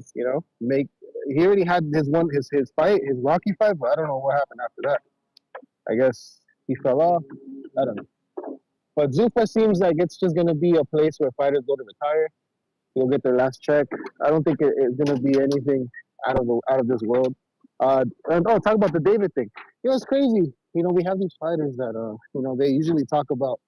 They have phases in their life. You had Money May, you had Pretty Boy Floyd, then you had Money May. Now we got David. After he beat Zurdo, first he was called David. What was his first name? David Diabetes, and then after that it was David Cocovides, and then now it's Bro, you're David. such a hater, bro. And then now, so it was David Diabetes. Now, then it was David Bergovides. Now it's David Elbovides. It's just sad to see that a guy like Zurdo has to go out like that. I wasn't. I'm on record saying that the fight was going to be a snooze fest. I thought Zurdo was gonna. I had David winning. I Snooze don't think Zurdo fest. was gonna What take the that. hell were you watching? But apparently no. I thought it was gonna be a snooze fest. So I thought Zurdo was gonna put up a fight. Apparently just be defensive and move around. But he was out of shape. His I don't know if you guys saw, but his trainer got his head busted open like weeks before the fight. So I don't know why he still had that trainer in camp. Looked like Buddy had a freaking bad accident in the gym. I don't know if you've seen that, Chua. But yeah, anyways, I feel bad, for these David fans. They always want to talk about Canelo and we moved up. But when it comes to the fight and they want to get views and they want to get clicks, they have to bring up the GOAT. They have to bring up, the Canelo fight. Bro, the ship sailed already, buddy. You didn't get the stimulus package. Crawford did. So stop crying. You got people like Tone who are always crying about Canelo. They always have to bring up Canelo in their shows. It's sad. Bro, It's you the sad that we one have to bringing see up that, Canelo, Big bro. Avery. No, he brought up Canelo in the room. Ooh, Canelo came to see me. Hey, dummies. Because a lot of people don't know. Canelo has Jaime Munguia right now. He did not go see David. You think I'm going to go see a guy who talks shit about me every time he has a camera in his face? Dude, at this point, you guys are just crying for Canelo to throw a You back more to him, bro. hurt than You guys Canelo. are crying. You're I'm more not hurt than hurt. I'm just Canelo. laughing that you guys have to mention Canelo every time you get an interview, every time you get a camera put in your face. You gotta mention the GOAT. It's just sad that even when Canelo supposedly is on the end of his career, y'all still gotta wait for him to throw a chicken bone off the table so you guys can eat something because you guys are starving clearly. But it's sad. It's sad. And then you know what's crazy? I can't expect anything else from someone who always makes excuses of why they couldn't get undisputed. You were in that division for how many years, and you waited until Canelo came to shit all over the whole division, and now you were crying that you didn't get a fucking opportunity. We got fucking interviewers like Max Kellerman. Max Kellerman has gone down so Michael, bad. I'm It's gonna not. get I to don't even some want to other watch it. callers, bro. You just, you're not really saying much. You're just hating for no reason. I'm not hating. Oh, so now it's the Benavides. Dan's, what up? Nigga, Canelo fan. You That's got a me? radical man. He hurt. That nigga hurt, man. Yeah, He in the Hey, chat. bro. Tone, this is my time. This is my time. What This is is my going time. You weren't on, here bro? last Why they night. be so mad? I don't understand this shit. Y'all hear me? Yeah. Doula. Hey, nigga. Scooter. Hey, Hey, nigga. man, You say, called man. on. Was you in the tricking zone at the strip club, nigga? You said, was you in the tricking zone? Hey, man, Tone, you ain't got to bring up shit in the past, man. Relax. I'm changing my life, man. I'm changing, though. I'm done. I'm about to stop drinking. Now I'm like 13, 14 days off weed. I got to find me a wife, man. After I come back from Colombia this summer, though, you know what I'm saying? But yeah, man. Hey, I remember I called on the show when I was out there, boy. I was lit, though. But look, man, hey, this is nasty to the community, to Tone, to all the panelists. There's no way in hell we left Ness by himself last night from 7:15 when I joined to 7:54 Eastern Standard Time just to talk about Abdullah Mason, man. This is nasty, bro. Y'all got to show up, man. Y'all got to talk about this kid, bro. How you think Devin got to the point where he was at? I remember Devin was sitting in the crowd just to call out certain fighters when T.O. was hot, wanting to fight to get the clout. Abdullah Mason not even doing this. He's just doing it from the ground up. You know what I'm saying? He has the Mason Boxing Gym in Cleveland. So yeah, man, we gotta support this guy, man. To the call, I'm gonna get to the topic, but to the callers, man, just mention his name, bro. Just say something. There's no way you can hate on him unless you're a Vargas fan, right? I can see if you're a Vargas fan, Emiliano Vargas, you probably don't want to promote my guy. But hey, man, we got a fire card July 4th. Ness had a show yesterday. It felt like it lasted 30 seconds, but I enjoyed the entire show. You know what I'm saying? I sat on the patio while I was watching this. Who was playing? The Pistons versus Cleveland. I missed the entire first half of the game because I was listening to the show. So yeah, man, I'm just gonna review the card again. We got Abdullah Mason, Joe Cordina, and then we have Scooter Davis. Well, no, then we have Shushu Carrington, which is another firefighter. And then we got another good athletic fighter in Tiger Johnson after that. And then we have Scooter Davis, Scooter Davis, you know what I'm saying? We're going to get a knockout. It's going to be 18-5 for his opponent, you know what I'm saying? Brutally to the body. I don't know how his opponent looks. So if he is one of those 30 Mexicans and you can't get to the body, then it's going to be another hard fight for us. But look, that's building us up, man. So yeah, and then after that, we got the two Abdullah Mason brothers. So yeah, man, it's a fire card. I don't even want to talk about Zuffa, man. Yeah, I don't even want to talk about Hitchens or Haney right now. So yeah, man, let's just hype up the fights coming up on June 27th. You got Boots coming in. He's gonna brutally destroy Xander Zayas. You have my other guy, Jahai Tucker on that card. Whitaker on that card, and then we have Emiliano Vargas, man. I'm not too impressed with all this Zuffa talk, man, because it's like, if they're not going to fight for the WBOs, the WBAs, and they can't get these championship bouts, I'm not interested in it, man.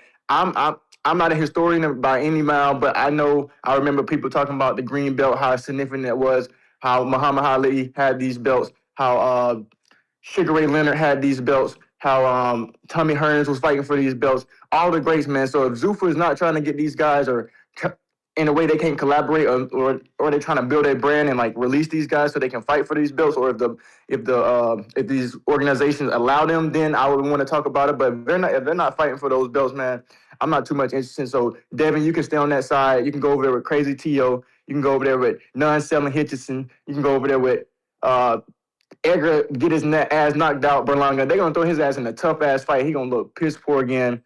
So yeah, man, this is not good. They don't have a staple like everybody say. They got mid ass. Connor Ben, he's so mid. Keyshawn Davis to knock him out. On this side, bro, we got people that would knock those guys off. Stay away from Keyshawn Davis, Boots Ennis, Abdullah Mason, Shakur Stevenson, all those guys. So if you go over to Zuffa, man, it ain't F you, man. I respect you getting your money. You know what I'm saying? I'm not a hater by any mile. But yeah, man, it's the significant behind the sport. And I'm a newer boxing fan, so like I'm just doing my little bit of research how I can and get it by. So I'm just like realizing that this history matters, bro. Like trying to change the Muhammad Ali Act is crazy, bro. Like I understand why they want to. It's like, bro, it's the proof in the pudding, and it's white pudding. You know what I'm saying? So yeah, man. But shout out to TBV, man. Shout out to Abdullah Mason. Shout out to July 4th. Thursday, get your tickets. They go on pre-sale. Cleveland, show up, show out. The whole Midwest, show out, show out. Because I'm gonna be there from the South Carolina. Then, like I said, I'm gonna take me another trip to somewhere else. Probably gonna be Colombia. I told a girl on TikTok the other day, and then they followed my ass. I was like, let's take a connection flight after we come back from the fight. You know what I'm saying? We can go somewhere, but we'll see how that go, man. But yeah, I'm out, man. Appreciate the call, man. El Monstro! Yeah. Yeah. Yeah. Yeah, man. Yes, sir. Yeah, man. Canelo fans, y'all got to worry about M. Billy, man. Don't worry about David, man. We the new era. It's the Benavidez era, man. Canelo era is over, man. You think M. Billy's going to give him an issue? Absolutely. Hooks. I heard you say the carb stuff and all that, but yeah. I don't know. I think dude pretty limited. Like, he only does one thing until he shows us he could do more than that. I don't know. He fought, him and Lester Martinez had an amazing fight down there in Las Vegas. For sure. And Billy, durable. He doesn't get tired until late in the fight. Canelo's washed, man. Canelo's washed, bro. But wait, Canelo did say he went somewhere and he got his brain refragmented, where his age is now 26. His body is over 26-year-old. So I think he done got some brain peptides. I think he's shooting peptides in the brain. He on that C lane. That's what Vega needs. That C lane. Test that nigga, man. Test that nigga Canelo, man. He might be juiced to the fucking gills. He might be juiced. Cardilax, man. My shit ain't come in yet, man. Cardilax? What the hell's cardilax? Cartilage, yo. It's for that cartilage. You got torn cartilage? Nah, bro. As you age, your shit deteriorate. Your big ass, your shit probably, your knees probably hurt, man. Get that cartilage, I don't have man. no Lose back some issues. weight. I have no back issues, no knee issues, no elbow issues. You blessed then. You blessed. Damn. That's crazy. Cardilax? Cardilax. I see you got star. I see you got star on the pad. Star. Why the star? You don't. Everybody on it. Everybody on it, bro. And that's cool. I'm not trying to get you on it. I'm not trying to get none of y'all on it. But you know, everybody on it. Like, you know, it's like you take creatine and vitamin C. I take peptides. Same shit. Same shit. Our body produces creatine, and you take creatine. Bro, you said something stung you. What stung you yesterday? No, it's something stung. Like the GHK one. It got a little bite to it. Got a little bite. What do you mean a bite to it, bro? I thought it's just injected and you leave. Yeah, you feel that injection though. That's what I mean by a bite. You feel that. Post injection, post. But you don't need that one. You don't need that one. I mean, you do if you trying to lose your weight and you want your skin to stay tight. Look, man, I'm starting to lose the wrinkles in my forehead. You think it's a game. I'm not getting off this till at least 120 straight days. I'm going to see every single benefit. Look at my head. Y'all keep playing. When I come back with waves spinning, then what? Then what? Then what? You feel me? Then what? Listen. And for people, for the people that's like, you know, what you call it? Skeptical, bro. We put together a $149 package, man. Something light, something small to get you started, just so you can see this shit, the real deal, Holyfield. That come with the Retta? Yeah, it come with a 10 milligram Retta. And, you know, I could throw in the Tesla for you, especially for you. How long did 10 milligram Retta last? Oh, that's going to last you at least 5 weeks. That's 5 shots. And let me tell you, that it'll last you longer because You don't want to be at the clinical dose. That shit is too high, man. That's too high. I'm telling you, that's too high. You don't want to be up there. People that's up there, they experience, they the ones get the side effect. I haven't had one side effect. No nausea, nothing. It's because people go too high. They chasing that weight loss, Nah, I'm working. So I want my shit gradual. I don't want to feel sick. I don't want to lose my appetite. Look, I just ate one whole egg, 2 cups of egg whites, and like 5.8 ounce, 85 ounces of chicken. Chilling. No struggle. Chilling. All protein. You heard that? No carbs in that. You seen that? Yeah, No that was carbs. you on that carnivore. What up? What's happening? My nigga Nestor Giz and Two-Tone, the motherfucking superstar. Hey, shout out to that nigga Benz. Shout out to that nigga Benz. Terrence Crawford. Nigga, the hell you talking about? What you talking about, man? Hey, Ray. These don't look lazy, B. Ooh, look at the lights, huh? Look at the striations. Oh! Oh! What? What's the topic of discussion today, My y'all? guns. That's the fucking topic. These 20-year-old fucking arms. That's the fucking topic. They hating in the chat. Nah, man. Y'all wish y'all daddy had these guns, man. I got some fucking hate. I got some fucking hate.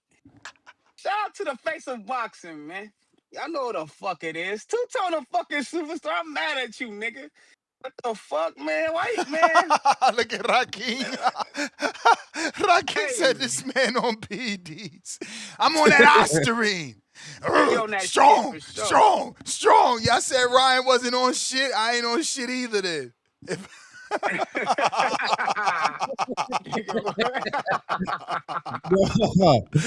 nigga wild. Yeah, you said it was just a little bit of Osterine, Tone. What you mean? This nigga wild. You wildin'. Niggas wildin', gang. Niggas wildin'. Y'all killing my whole call, man. Why y'all stealing my whole call like that? What? We convoing with you. Y'all combo over my cold call, man. I got some ether to get out. This nigga Two-Tone been disrespecting me and the squad. I get in the chat. I get in Two-Tone chat yesterday. I'm pretty sure my nigga love. Like, shout out to Two-Tone, the superstar. Next thing this nigga say, look at this nigga above forehead. Is that Omaha Mike? I can see and then this nigga plays the male song, and I'm showing this nigga love, man. What kind of shit is that, Two-Tone? What the fuck? Damn. Bro, my chat wants the hate, man. They want the hate. I gotta give the audience what they want. They want the hate. No, man, man, we supposed to. Damn, dog. No, hell no, you don't fuck with me, nigga. You don't fuck with us over here, man. Shout out to the squad, man. No, if I didn't fuck with you, I wouldn't even talk about you, bro. If I didn't fuck with nigga, you, I wouldn't. Nigga, you had your whole fucking chat laughing at me, though. No, the fuck? Nigga, you got your whole fucking chat laughing at me and shit. Nigga, what the fuck? You got your fucking... This nigga don't fuck. Yo, you funny as hell, Mike. Yo, that got... Hey, for real, though. I got a tear for real.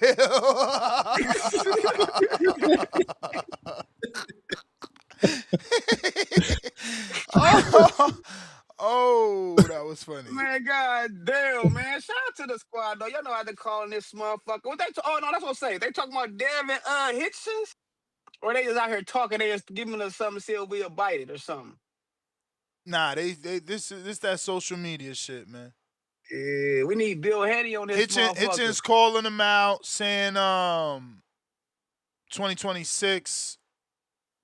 Plus, he got that date in July, so we don't know. Oh, let's say, what that, the end of the year? It says 2026. Yeah, man. I don't know, man. We gonna see, man. Hopefully we get some good shit popping, though, man. I'm tired of talking. Man, we need to face a boxing back. That's what we really need. Y'all know what the fuck going on. We Canelo ain't is giving back, bro. He back September. He announced that shit. who? Man, Canelo. that nigga, hey, you know what it is. That's You a know what it scout. We already is. got him. We put him in the body bag already. Where that nigga David been a diva at? What? His new name, David been a diva. You a He's a hater. diva. You know what I'm saying? We need a real dog in this motherfucker. We don't need no cherry picker trying to fight the easiest nigga to build his career the right way. Two-Tone the Lord, child. Superstar said David Benavidez from from Arizona, Phoenix, Arizona. You Yeah. know what I'm saying? Nigga, We need him to step like a big dog. You know what I'm talking about? Because this little nigga over on Nebraska, we done raised the bar so fucking high. He raised it so high. Nothing that these other niggas is doing is even comparing to this shit. It don't satisfy me. You know what I'm saying? They can't satisfy me. We need Terrence Bud Crawford in this motherfucker. It's something about the nigga T Bud Crawford. When he do his motherfucking thing, it's like when you raise your voice, niggas listen. When Bud Crawford in the motherfucking spotlight, niggas listen. Niggas paying attention. And Ness, if Terrence Bud Crawford was the topic of this show, you have about 15 hands raised on Discord. You know what I'm talking about? Really? Niggas want to call it pop day shit. You know that. Stop playing with us, Really? man. This white force coming back. It's coming back. It's coming back. He on his way back right now. He just chilling right now. You know what I'm saying? He chilling right now. He Shout retired, out to the man. squad, though. Shout out to the young, hungry lions out there. Hopefully these motherfuckers drop their nuts, man. We try to show these niggas the way. I seen this fucking interview with Shakur Stevenson the other day, too, with some niggas. I don't like the way he talk, man. I don't like the way he talk. Come on, Shakur, you gotta do better. It was with some, I don't know, it was a smaller podcast, like 4 cats on there with him. He was talking, and they trying to pressure this nigga Shakur to go to 154. Soon as they Damn. said, he said, no, I ain't going that high. I ain't going that high. You know what I'm saying? But you can just tell he want to pick and choose. I can just see it in him. I can see it in him. I can see it. He just picking and choosing. One of these niggas gonna have to drop their nuts, though. Shout out to Devin Haney, though. Shout out to Keyshawn Davis. Shout out to Tank. Shout out to Shakur. We ready for y'all niggas to drop y'all nuts. Y'all the new school. Who gonna lead the way? Who gonna be the one? You know what I'm saying? We don't need none of that bullshit. We need that nigga to drop their nuts. And shout out to Dean the Great. Shout out to that boy Adrian Broner Hey, for keep yo. doing this motherfucking That's thing, man. crazy you brought that shit up. Bruh, y'all seen that clip today? Man, this shit Which crazy. one? Because They been doing algorithm, some weird shit, bro. yo, AB out of control, bro. Dean got to do Yeah. something before he go to jail. My man tried to steal a kiss from that girl, and he was really holding her face. She trying to get... Bro, yo, he's wild, man. No, They got to be they careful. clipping, bro. I seen them niggas do some gay shit, bro. Gotta be My careful, nigga was man. dancing. And AB why they was keep wearing the dancing. same clothes? Like they on some big brother, little brother shit. That shit look weird. I don't know what's going on over there. It do look weird, but that's because that's not AB age group, bro. He was some young niggas. You know But what he I'm saying? wearing the He same. really He wearing the same I shirt, know. same chain. Like it. I mean, They somebody do it said every it stream, yesterday. bro. Somebody said it yesterday. Like yo, they using AB for views. I think that was you. You might be right. Cause he got his shirt open to my rub on my stomach. Rub my stomach. I'm Did you see like, the one? Hey, did you see the one when AB was dancing? He was shaking his ass on dude, and he was like, "Man, get your ass off me!" Then dude was like, "His shit was kind of fat though." You didn't see that what shit? the And then, fuck? No, I ain't nigga, see that. My algorithm and they don't got send me some that type borderline, of shit. bro. They got some borderline shit. AB trying to kiss the nigga on one. It's a borderline shit on there, bro. Nah, I they promise wildin'. you. They wildin'. Yeah, they trying to go viral for sure, 100%. And you can see, but it's fake though. You know it's fake though. You know it's fake because AB is the nigga in the he the nigga in the group that's trying to holler at everybody, but nobody give him no play. And he can't go too far with one of them. He can't go too far though He because you gotta never know. chill though, bro. You He never looking fucking know. crazy, yo. He He really is. looking That's crazy. almost like that's almost borderline selling his soul, kinda. Cause you doing some shit, but he like being goofy though. So like that's you, but it's kind of you doing some crazy shit that's out of character, nigga. For real, you doing some weird shit. AB never did no gay shit like that. I seen him dancing with them niggas. They was just bullshit. But when him shaking his ass from that nigga, he said it was kind of fat though. I'm like, nigga, what, nigga? Y'all tripping now, but. They clip it though. That's so you gotta respect it and then sit in the lane. Hopefully you get a bag off that shit. Them niggas is funny though. But shout out to the boxing voice. Shout out to that boy Nestor Gibbs. Shout out to that boy Two Tone, the motherfucking superstar. Shout out to TBV and shout out to the whole fucking chat. Y'all keep doing y'all motherfucking thing. Y'all already know what time it is. Help is on Salute. the way. Yes, sir. I think I don't know, like this is like when people be like, "Oh, that's sad. That's sad." Like this is the only way AB is going to get help is for this nigga to be on streaming so he can see himself. That's the only way. Like Ryan Garcia I don't needs even know cameras. if that's gonna work because he getting money now. So he like, well, fuck it. They fucking with me even though I'm like this. Yeah. But I'm like, I can't front. That shit is some of the funniest content on the internet. Like them two together is comedy. Like AB getting turned down from chicks, Dean the Great crashing out, random dance moves. That shit's funny as hell. Yeah, man. That shit's funny as hell.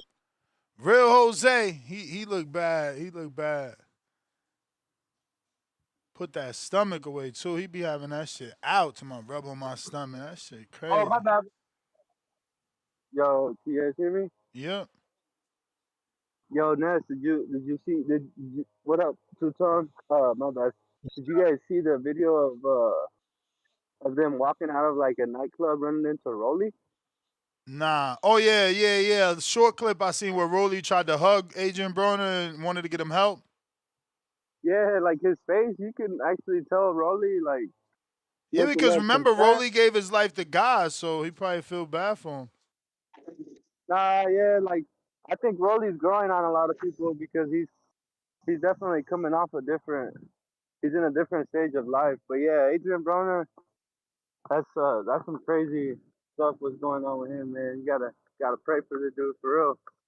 But what's up, Two Tone? What up? What up? What up, bro? What you think about David Benavidez and Richard Torres? I like Yo, that too. That was my other one. Y'all better stop stealing my shit. I like that too. I like Richard Torres and Dave. I don't think that'd never happened though. That's the 3-fight deal I got for him at heavyweight. Wilder, Ruiz, Richard Torres.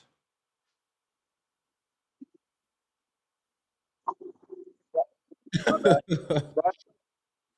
a big fight, bro. Richard Torres is like an all-out Mexican American showdown, like Arizona versus Cali. I really like it. I gotta get back to work. So I'll catch you guys later. I'll keep listening. Salute, gang. Yeah, I like the Richard Torres fight. I don't know. Either JL Pataya or Bivol for me. Or get a hometown fight versus Jesse Hart. You know, Jesse Hart fight in the Team Combat League. What about my man? Give my man Najee a shot, man. Pro Box already do business with Samson. You know what I'm saying? So they could do that. You know what I'm saying? You trying to end his career? Oh, too soon? He just went like that. They did David like that. Yeah, I'll take it. I mean, he was about to fight Better Beef. People would think Better Beef gonna end his career quicker than David. Or nah. David, yeah, David's different, bro. David keep getting better, bro. Like this man's adding mad wrinkles to his game, bro. And what he do in the gym, he do in the ring, bro. And that's the thing that's like when I say belts don't matter at a certain level, like Zerto was a unified champion. Now David goes up there and beats him. Oh, Zerto was Zerto was never trash, but he held 2 belts. Mm-hmm. I'm confused. No, because that's how the hate goes, bro. Remember, Brian Norman was #1 welterweight in your opinion. He was a monster, a demon. As soon as he lost, you said he was inexperienced. That's how hate goes. That's how it goes. It's crazy. Khaled.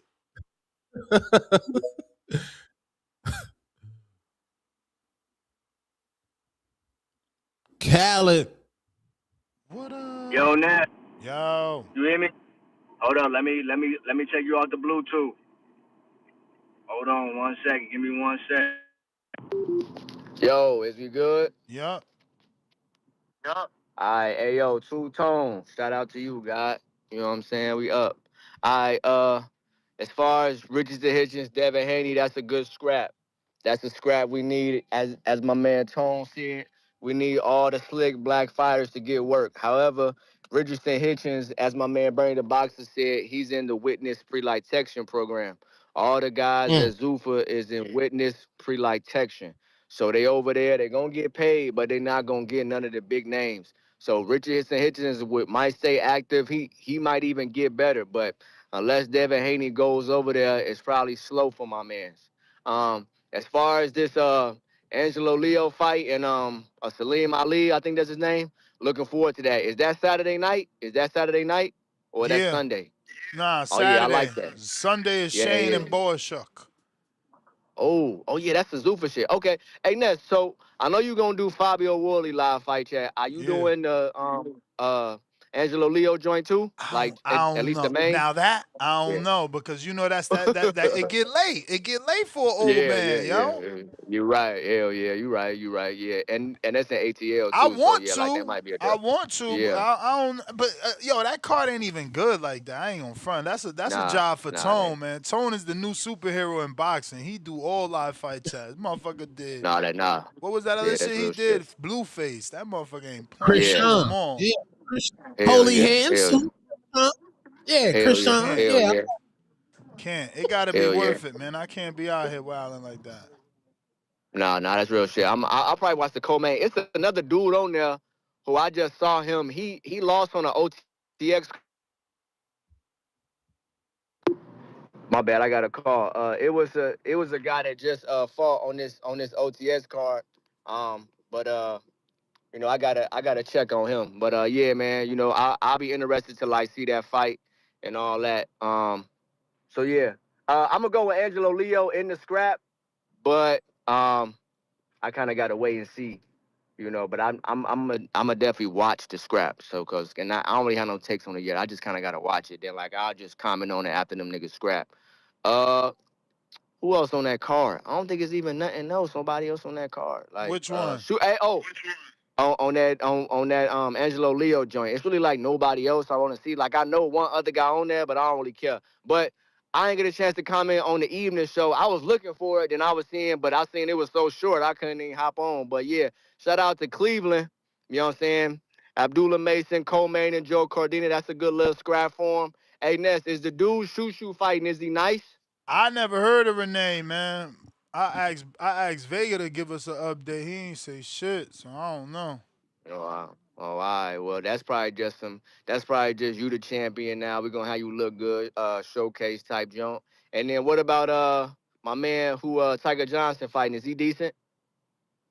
Undefeated Canadian with Eye of the Tiger, so I never seen him fight, but he with Eye of the Tiger. You know, they got M. Billy, they had Bazian. You know, they Yeah, got a couple Bazian, people, nice. Stephen Butler. They got a couple people that's Okay. active right now, but they don't mean that. He undefeated Yeah. though. It's Yeah. 12 fighters, 9 of them is undefeated. Okay. All right. Well, I mean, I mean, look, at the end of the day, we just trying to get niggas victories. We out here in Cleveland. I understand. Fuck it. Tiger Johnson's still kind of like a prospect, kind of fringe contender type brother. You know what I'm saying? Shoo just got the belt. We want to I'll get be him the right back, victory. Tone. It's funny. Like my man just asked me. Is Shushu ever gonna be a guy? You know what I'm saying? I was like, man, Shushu probably co-main on some shit.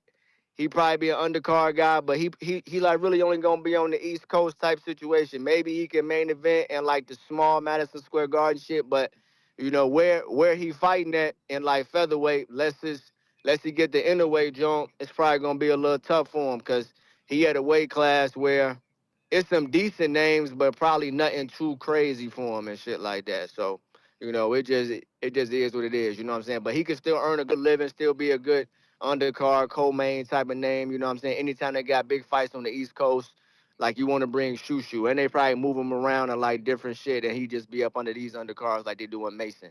But shout out to Abdullah. You know what I'm saying? Shout out to all that. Hey, Two-Tone, what you said? So Two-Tone, hey yo, I'm with you on that. And Billy and Nello, I think that's gonna be a Yeah. hard fight for Nello.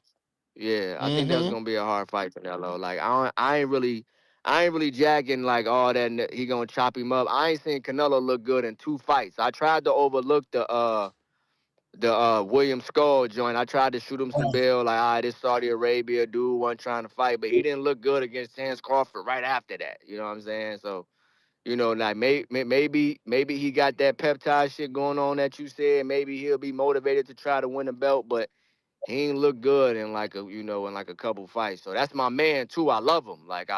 But I think that's gonna be a hard fight. Like, and Billy coming to win. He a game young guy. Like you Yep. gonna have to whoop his ass. You know what I'm saying? He really gonna have to whoop his ass and shit like that. So hey Tone, did you see the interview with Errol Hawani and Louis de Cubis and like what he said about Baumgartner? I know you at least saw the clip. Oh, How she you said with she the face of women's boxing. yeah, Lou DiBella, I saw Yeah, it. What you think? yeah. So what's your thoughts on that? I mean, look, I think that we don't have time in like women's boxing for motherfuckers to be playing A-side shit. Like Word. they just kind of got to get to work. Like we don't give a. It's y'all trying to bring more eyes. Like it was 2,500, so we don't have time for all that A-side shit. Like like I told Ness, boxing is a small niche. That means women's is even smaller. If those are 2 names that we know, because there's really only 5 or 6 that we know, then now y'all got to get the rumbles. Like. I feel you don't like Tone. Like, what's your thoughts on it? Like, tell me genuinely what you think. See, my thing is like how y'all say like they got to get the rumbles now. I think it's the opposite. Like Alicia, whatever number she did with with De La Soul, like if that would have been Caroline, I don't think that would have been any bigger. I don't think that fight would have been any bigger. Now that's In a lie. In the UK, that would have been way bigger. Come on, 2,500? Well, that's where bro, Carolina's from. Where else she gonna fight Bo at? Get your ass out of here. no, bro, we not, bro. Why does the face of women boxing, Alicia Baumgartner, got to go to the UK, bro? No, Like, she why don't we gotta go. She don't gotta go. But even Clarissa, who is the true face, Exactly. I don't know why we keep saying that. Who do 18,000? We got to chill on all that. even Clarissa went to the UK to fight her nemesis. Right. So Well, I mean, that's really what. yeah, I mean, we That's the helped standard. She's the standard. You know. No, I mean, and on that card was failing until they added Alicia Baumgartner and Michaela Mayer. They're the ones actually sold that fight for Clarissa and Savannah. Yeah, highly that doubt fight that. was- Everybody was there in attendance. They were there focused on the main event because that had For history, rivalry, timing. For sure. Hey, yo, Hey, Ness, my brother, that's my call, black man. I You the appreciate man. y'all. And you know that the UK was hoping that Savannah, lives up to the amateur win. I know, but bro, if they announced Clarissa Savannah today, it'd be just as big. Like to me, Clarissa Savannah today. yeah, to me, Caroline, respectfully, right now, that don't bring like it brings the same to the table as De La Soul. Why you didn't do that? Why you didn't do that to Morrell, who was more of a threat? What is it that you see in Dubois that you so scared, but with Morrell you wasn't? Well, for one, I'm not Morrell scared. wasn't known, and Well, he for was more one- of a threat. Well, for one, I'm not scared. There's an interview on my page right now with Alicia, and said that she'll fight Caroline right now at 130. Caroline's the one that said she don't want to come down to 130. That's what she said. So, and two, I don't even compare like women's boxing and men's boxing is apples and oranges. To me, you cannot compare those at all. I have different ideologies when it comes to women boxing as I do to men boxing. Like women's boxing, respectfully, to a casual, it's like table tennis.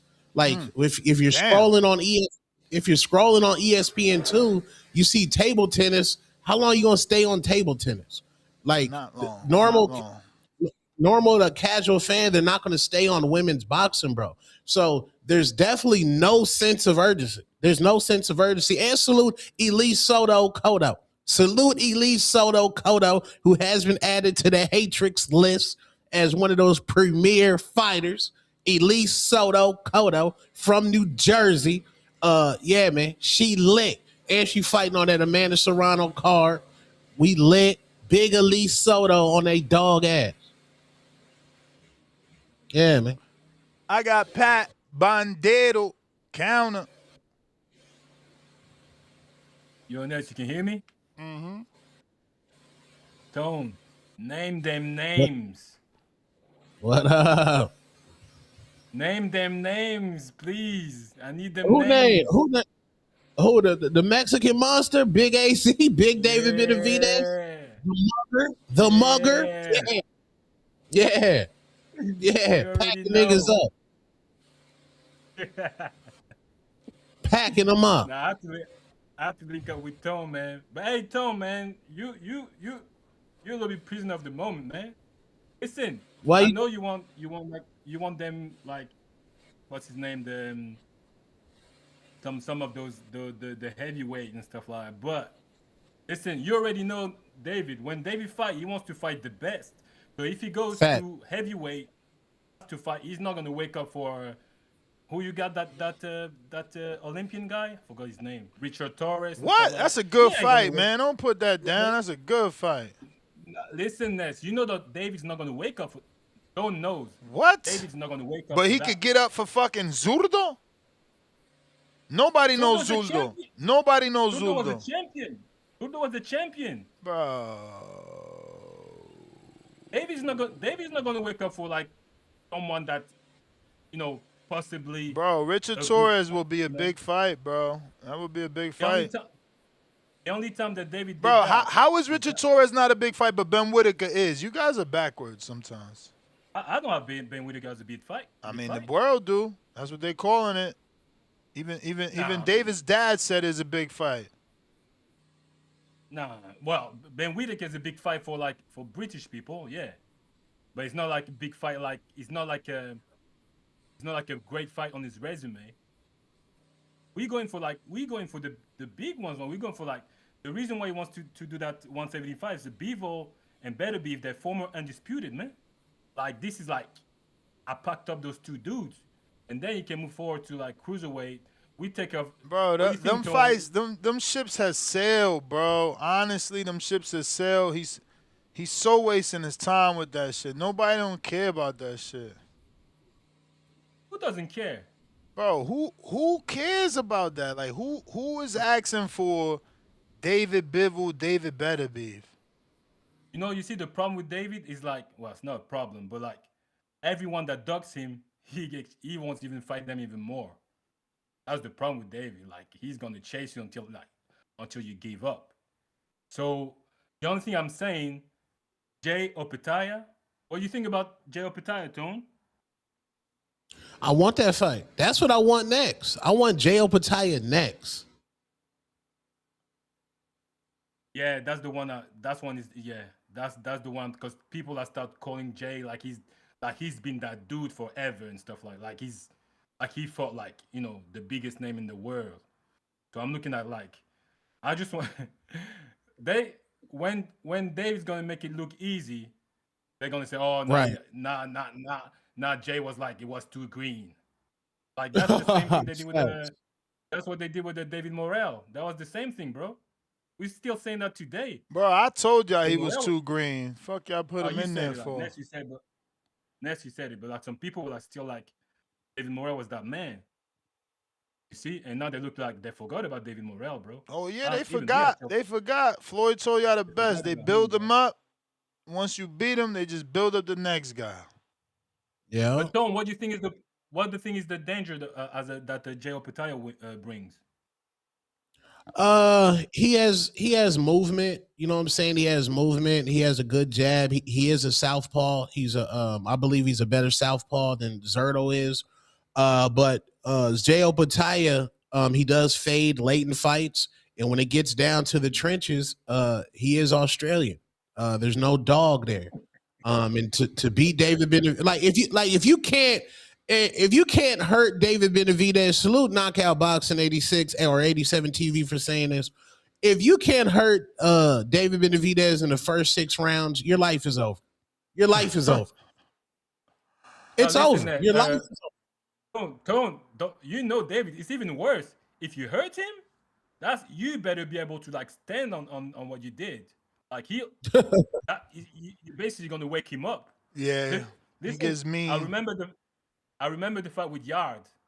Yard got some success at some point, but like the more Yard had success, the worse it was for him, bro. Like I watched that fight again. I'm like, that's why, like, what's his name? I don't know if you heard what Malik, the trainer of Surdo, says. He's like, this guy, David, if you mentally cannot stand for 12 rounds, you like he'll done. So Opetaya is a good fighter, and I'm not down on Opetaya. I think he's a good fighter, but I don't think he's got enough tools to deal with a David. He's got as you say, he's got good foot speed. He's got like a good 1-2. He's got a good power. But what else? Like he doesn't have like so many tools. Bro, like if they fight, like, because David's gonna cut that ring. So if they fight in a pocket, man, he's got no chance, bro. Like no chance. I didn't see like his inside game. What do you think, Tom? Because you know David. Yeah, I think with J.O. Pataya, he kind of went life and death with Glanton. And I think David Benavidez is just adding so much to his game, bro. Like, don't let David add any type of footwork, man. Don't let him add any type of footwork. Like, we're looking at an all-time great right now, man. Like, I think we got he's going southpaw as well now. You said what? I said, did you realize he started to go southpaw more often, David? Yeah, he switched on him. Yeah, he switch hitter. Pause. Man, but listen, Tone. What I was gonna say, like this, I know you want him in Arizona to have like a title defense, but you know he's not gonna wake up for like just a title defense, man. You know David just wanted to have like the best fight. Otherwise, he's not gonna train hard. That's what he said. He's a bit like Aerospence. Why wouldn't he get up to bring his hometown a big fight? A night out. He just wants the challenge. He wants a real challenge. He said it. He has to be. He has to be challenged. Otherwise, he's not going to train that hard. And I know if he doesn't train hard, he's in trouble. So, but that's my call, man. Tones, shout out to you, bro. Salute. How you said. Big A. Yeah. David, a.k.a. the Big Arizona, man. That man, bro, y'all got to witness, bro. Like, who else at his level, besides that man from Baltimore, Gervonta Tank Davis, is worth the price of admission in American boxing? Like, when you leave there and you buy your beer and your nachos and your peanuts and you got your girl, nigga, you're going to see violence in your main event. You're guaranteed violence. Your main event, you're guaranteed to see blood splattered everywhere. I don't understand American boxing fans. I got Rich Porter, $5. Damn, Canelo done made cowards of his fans too, crying out loud. Tell Canelo and his scared fans join yoga or dance class with that soft-ish. Dang. That was probably because of Michael's call, man. Michelangelo crybaby. DJ Dark Strokes, $5. This elbow narrative is a damn shame. People just want something to talk about and diminish a win. Y'all got to do better. First and 15th, $2. Ness was wrong about Bivol. He'll be wrong again. Yeah, all right.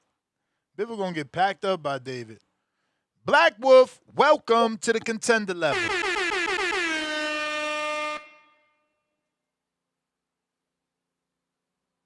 George Foster with the counterpunch for Cliff that we got to.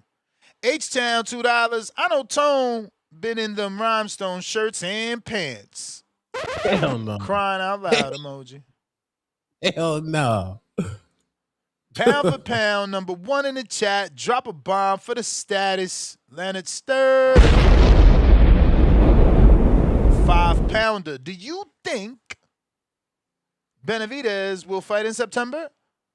On Hawani, Benavidez said he needs 5 months to get down to 175. Does he fight again in 2026? Well, that would be November or October, so I don't know.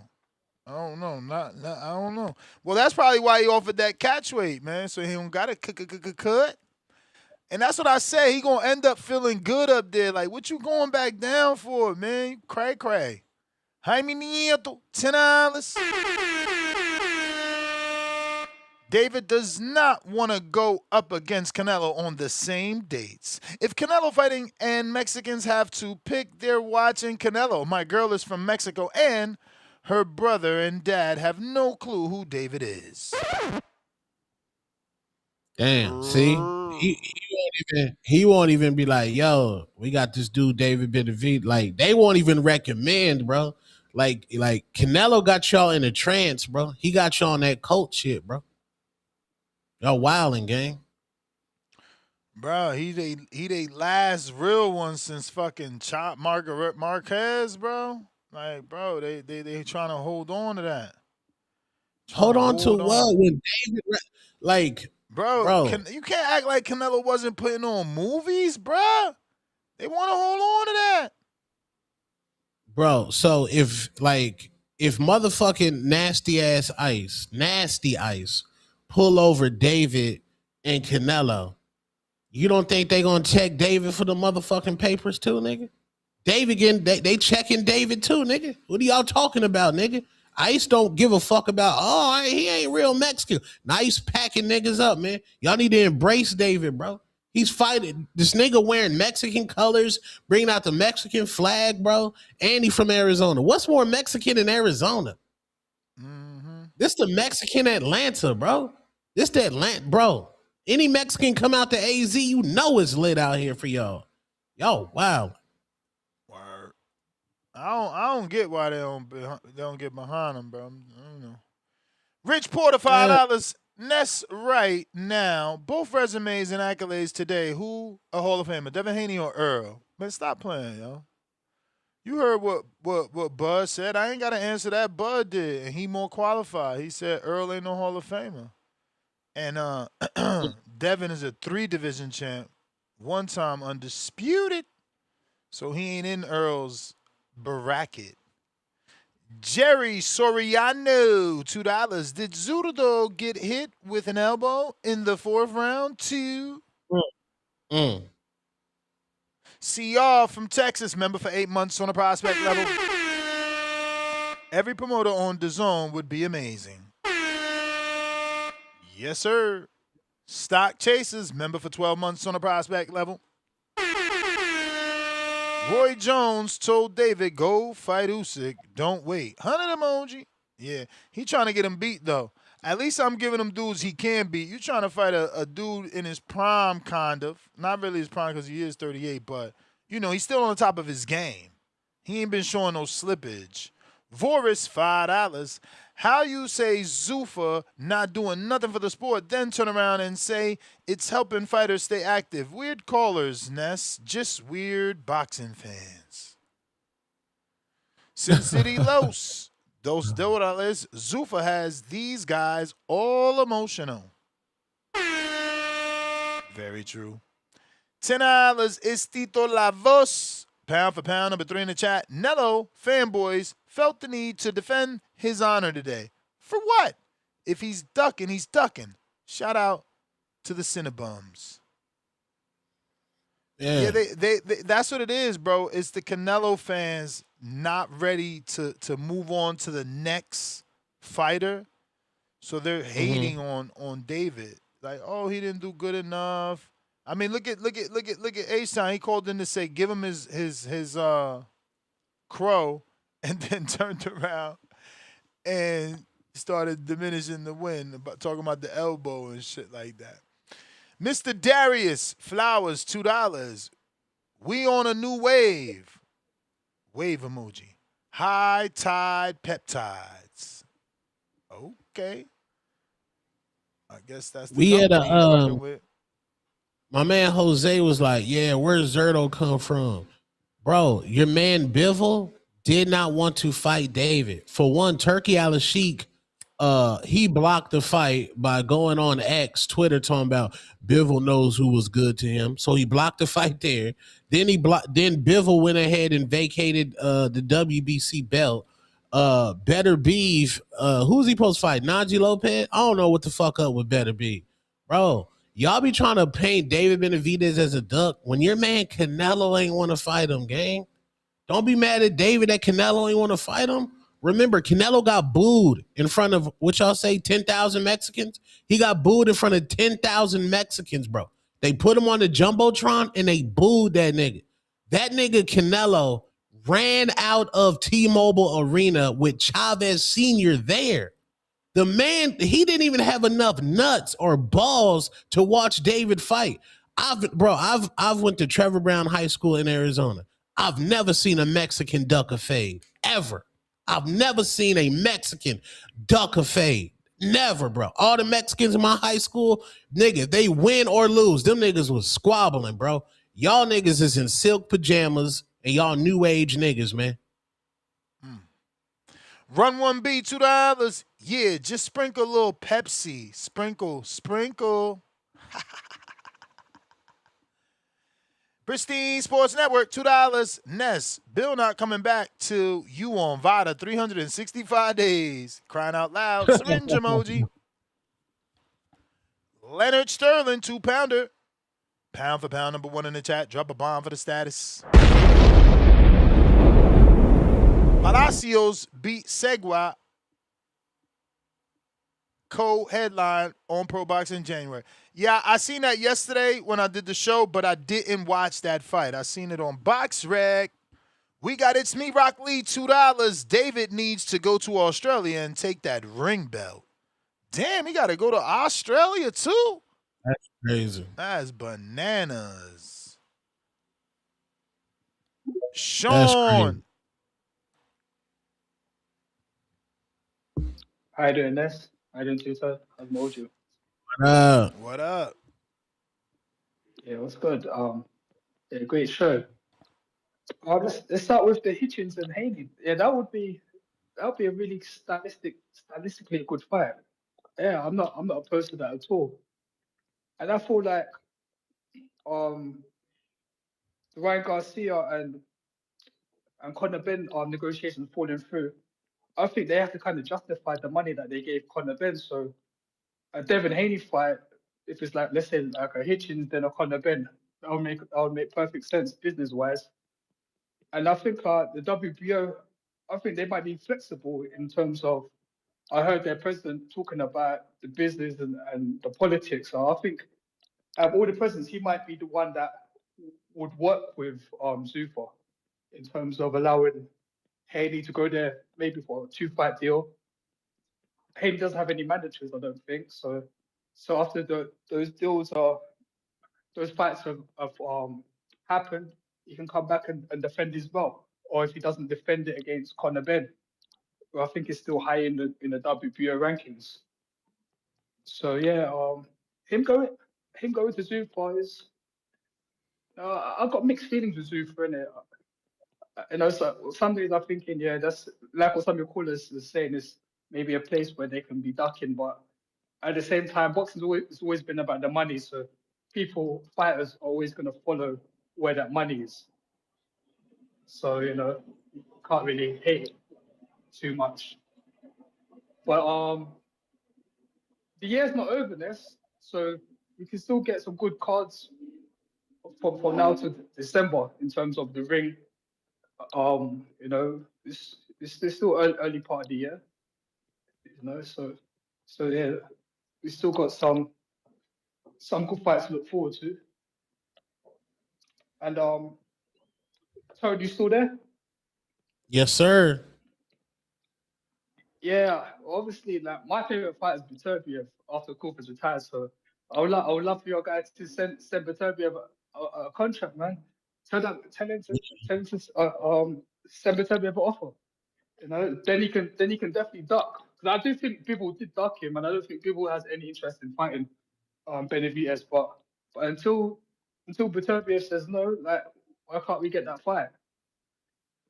And I know I saw your realness. You saying that Beterbiev's old. He's a 42-old man, but I don't know. I think he's different, man. I don't think the age is caught up to By the him yet. time he fights David, he'll be 42. Yeah. Yeah, but you know, he's still got full head of hair, no grays, and they say his testosterone is like the level of a 30-year-old before that Calvin Smith fight. So, like I said, he ain't that, he ain't no average 40-something-year-old. You know, all he does is eat, pray. I think he's a Muslim as well, and box. So he lives a clean life. So yeah, but the age is something that can creep up on anybody. But I would like that fight because that's a stylistically good fight. That's just pure violence. David ain't gonna look for him, and Beterbiev won't look for Beterbiev. Like that's 12 rounds of non-stop action.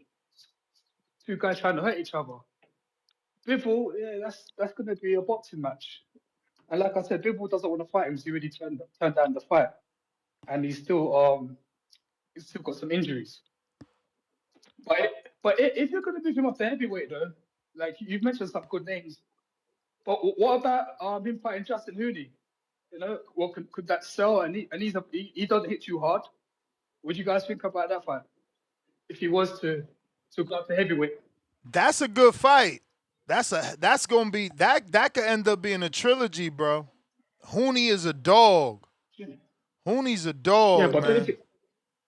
but Benavidez should beat him though. Let's be honest. Yeah, I mean, because he doesn't hit hard. Relatively hard, I should say. I shouldn't say that. I don't know, man. I don't know. But and in terms of what's it, Angelo Leo? Are they featherweights? What division are they? I've heard of the names. Yeah, I just want to featherweight. confirm. Could Nick Ball fight them, or like how does Nick Ball fare against them? I know he just got knocked out, but is he on their level? Obviously, he was a champion, but they're trying to they need to get him back in the ring, man. I mean, he you know, him and Leo on the same level. Leo, you know, two-time champ. Ra'eese hasn't become a champ yet. Okay. So is it worth and watching? isn't Nick Ball at 30? No, he's at 26. Okay, yeah. So he's good. Oh yeah, he's number 7 in the WBA. Damn, he dropped. That's crazy. That's crazy. They dropped him that bad. Yo, he was the champ, right? And Brandon knocked him out. He number 7. That's bro. That's crazy. One loss, bro. One loss. Yeah, they got give him away. Because I think he's too short for the other divisions, man. So he might need to stay there. But you know, and that elbow, it might have been deliberate, but like I said, a lot of guys' favorite fight is Mike Tyson. Bro, that dude never hit nobody with no elbow, and he don't need to use an elbow. Right. Yeah, but even if he did, innit? I mean, like, you know, a lot of our favorite fighters throw elbows, isn't it? Like, so I don't think he did it on purpose, and he doesn't have a track record of throwing of being dirty. So let's give him the benefit of the doubt. But yeah, that's my call, guys. Yeah, take it easy. I'll try Two-Tone. 1 second. You still there?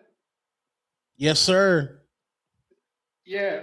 I listened to this guy barbershop conversation, and he was picking you up on his channel. He said you're going back to the top. He said that he sees you in ESPN, like doing really big things. So I was going to say that to What's you. his name? Because yeah, you're. So my Fred from barbershop. Oh, okay, Fred. Yeah, oh, okay. Salute, Fred, man. Yeah, he said you're going back to the top, man. Well, yeah, man. I take it easy, guys. Later. All right. Arizona boxing, Rayo. What up? Ryochenko. This Ryochenko? Yep. Ryochenko Asian, huh? I don't know. Yo.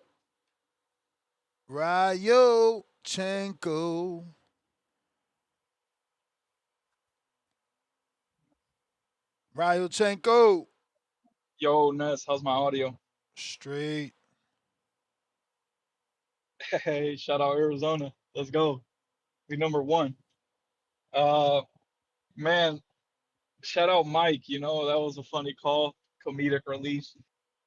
Man, Cliff got a counter punch. I was like, what? Y'all want to hear that again? Man, shout out Cliff. Ah, you funny. Yeah, shout out Cliff. You know what?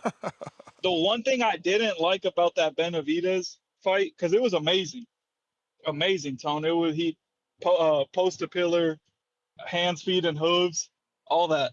But I didn't need him to call out Canelo. In fact, he should have sprinkled in a little bit more Adrian Broner in there, and should have been like, when they asked him who's next, he could have said something like, "Hey, Canelo left the ring for a reason," something like that. Versus saying I want Canelo, because then it still sounds like he's chasing he didn't it. say he want. He said, "Do y'all want Canelo?" And exactly. The crowd responded, bro. But of course they want Canelo. He put the pressure. He put the pressure on Canelo by showing him that that's what the people want. Been different. Oh, hold on, this is my call. But the pressure should have been like, yo, he left the ring for a reason. You know what I mean? Something like that. But I fuck with David. It was awesome. It was good to see. And what's there to do next? And in fact, let me say one last thing. Canelo's kind of fake and shady, because if Zurdo beat him, Tone, and knocked out David, man, Canelo would have been the first one to say Viva Mexico, all that shit. Like, told you he's not a real Mexican. Would have been on Telemundo. You know what I mean? He would have been there. It would have been crazy. He would have done all that, the whole 9 yards. H-Town would have been on Telemundo. Houston man gives his perspective on the win. It would have been bad. It would have been bad, man. Bro. That's hilarious. So look, I say all this to say that's why they booed him. They booed him because once you get to a certain level, no matter what race you are, bro, you start treating people differently. Canelo reps Canelo and Canelo brand, fair to him. He don't be repping Mexico that too hard when you really look into it. And that's my call. Ciao TBV. Uncle Will in the house.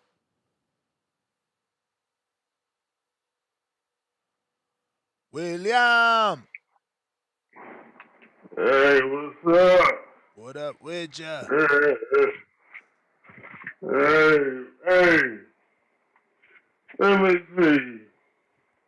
Hitchens calling out Devin Haney. Hitchens, I think Devin Haney will beat the hell out of Hitchens.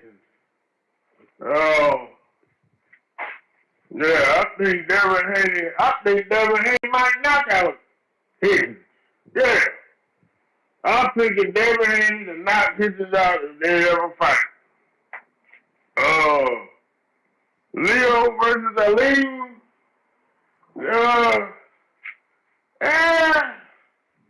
I'm going to call that a 50-50 fight. I don't really got a winner. I don't really know how to, that's a 50-50 fight for me. Zuffa, in order for Zuffa to really survive in this boxing game, they're gonna have somehow they're gonna have to deal with the sanctioning bodies. They're gonna have to deal with them. You know what I mean? One way or the other. You can't hide from them. You know what I mean? Those are the championship belts. Those are the recognized belts. The Zuffa belt is not a recognized belt. So that's the end of that. And it's another thing. Now, I know y'all are hardcore boxing fans. But I'm going to be honest. Outside of like the hardcore boxing fans, the super casual fans don't know David Benavidez. I'm letting you know right now, they do not know him. They know Canelo. Canelo brings in the pay-per-view buys. David Benavidez, how many pay-per-view buys has David Benavidez brought in? You see what I'm saying? Brings That's in what the ass whoopings, though. promoters is. Huh? He brings in ass What whoopings. Yeah, he bring ass whooping, but the promoters, them promoters, they look at the numbers, bro. They look at the It's numbers. true. I understand that like that's how the boxing business is ran. The hardcore, y'all don't like it, but that's just the boxing business. That's prize fighting. So Yeah, watching but boxing, Uncle Will, if he wasn't selling, they won't keep putting him on pay-per-view. They keep putting him on pay-per-view, so he's selling clearly. Yeah, but how much has he? How much has he sold? Enough for them to keep doing it, right? If you in the red, Yeah. right? Like if I'm in the red, I'm not going back to that city to do border wars. But if I'm making money, I'm going back to Wisconsin, right? Yeah, I understand that, but you gotta think when you dealing with Canelo numerous of times that did what 800,000 to $1 million pay-per-view buys. Yeah, but that's the thing. You forgetting that the cost of a Canelo fight costs more. Canelo's a $35 million fighter. You know, David's getting $5 million. He killing. He's eating what he kills. You know what I'm saying? Yeah, that's what I'm saying. Y'all the hardcores and borderline hardcore casuals, y'all know that, and y'all know that, so y'all all look at him as a superstar. But if you go ask a regular person like at a supermarket that really doesn't watch boxing, who David Benavidez is, they're not gonna know him. They know who Canelo is. You see what I'm saying? I'm just being honest. OG, let me ask you this: in the last 10 years, outside of Mike Tyson, who has done $1 million+ pay-per-view buys with no connection to Floyd Mayweather? Let me see. $1 million pay-per-view buys without Floyd Mayweather. Connection to Floyd Mayweather. $1 million pay-per-view buys. I do because Canelo he did 800,000 with Cotto. He did what? Almost another 8, almost close to. How much did he do with Berlanga? Yeah, but it's an unfair conversation because even Canelo was connected to Floyd. He got his start with Floyd. I know that. But I'm just saying the boxing business. We don't like it. Us as hardcores, we don't like it. But the boxing business, that's how the boxing business look at stuff, bro. That's how they. It's dirty. It's a dirty game. It's a real dirty game. I know y'all don't like it because it's like that, but that's just how boxing is, bro. You know what I'm saying? I'm just looking at the reality of it. Like, that's just how it is. But, one more thing. Hey, Tom. What up? What up? You said Mexicans don't run from fades and all that. So what you trying to say about the brothers, man? You saying that we punks or something? The y'all don't fight each other, man. You heard them. I don't see Devin and Shakur fighting. I don't see Devin and Keyshawn fighting. I don't see Keyshawn and Shakur fighting. I don't see. I mean, it's so many fights, bro. So many fights. No. I'm not talking about the boxing thing. I'm talking about that stuff when you talk about that when he was at high school. The dudes they wasn't ducking no fades and all that. This ain't got nothing to do with boxing. When you said he was at high school, dudes wasn't ducking no fades. What you mean by that? Mexican you culture. old to be talking street shit. I'm like, you messed me up when you said that, Tom. Like, you trying to say brothers is some trucking or something like that? Like, hold on, bro. Damn, Tom. Hey, come on, man. Come on, Will. Anybody, you out here with your street shit. Get up out of here. Man. But I mean, I ain't cause no more trouble, man. Y'all have a good day today, man. You too, Will. Yeah. What up, Marco? Right, What's up? Where's Will from? I think Atlanta. Virginia. Oh, I thought it Atlanta, was Virginia. Virginia. I don't know. I don't know where he's from. No, but I'm saying like the Canelo fans, it's an unfair comparison. Canelo, you got to think. For one, Canelo was built in Mexico. For two, he got co-signed by Oscar De La Hoya. For three, he started fighting on Floyd Money Mayweather undercards. Then for four, he got to fight Floyd Mayweather. Then he got to fight Triple G 2 times. Kovalev. Yeah, Kovalev, Tank Davis. Yes, Tank Davis did his part of the job by knocking niggas out. But you're not going to tell me that Floyd Money Mayweather co-signed to Tank Davis did not mean anything when Floyd was at his. It what are we meant, talking about but it meant, but not as much as you like to put on it. And I only say this because the challenge, right, of the debate of the conversation would be he gave that love to plenty of people. Now you might find a way you be like, well, he never came out after a fight and said this is the guy, but he showed plenty of people that love, even people that were signed to him. J. Leon Love, fucking Badu Jack, they didn't pan out. Tank is Tank because of Tank, bro. You can't take that away. Like, he's knocking shit loose like no other. It was only Wilder, and now we see that is so different. Tank showed skill when he got up there with Ryan. Wilder, after the first 2 fights, even the third fight, he was good. But that trilogy, it just took too much out of him, bro. It did, and he was I say he's older, but he wasn't because he started boxing at 21, so he didn't have that much. He had way less mileage than most people. No, right? it's just that fight, man. Fury had too many tricks. Those 2 fights. Man. Yeah, No, and he petitioned for it, man. Sometimes I wonder if he wouldn't, because you remember he ruined Fury and Joshua were going to fight then when it really meant something, and Wilder came in with the arbitration and ruined it. Maybe it would have been better for him to have stepped off but for himself, it would have been better. Maybe it would have been better. I wish we could go down, Guardians of the Galaxy and see what the world would have looked like had he not fired Breland, had he accepted defeat, had he done the traditional rebuild.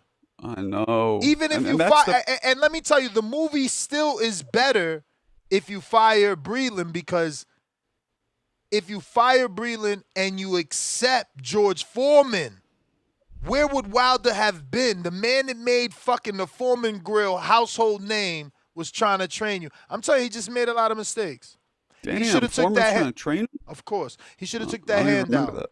Should have took that hand out, and he would have been a household heavyweight name, bro. I blame the internet because he had this clan of people who were behind him. Yeah, egg weights. Hell yeah, yeah. this. Hell yeah. He had, you know what I'm saying? He had what do you call them? Loyalists, fanatics, cronies, Wilder bombers, minions.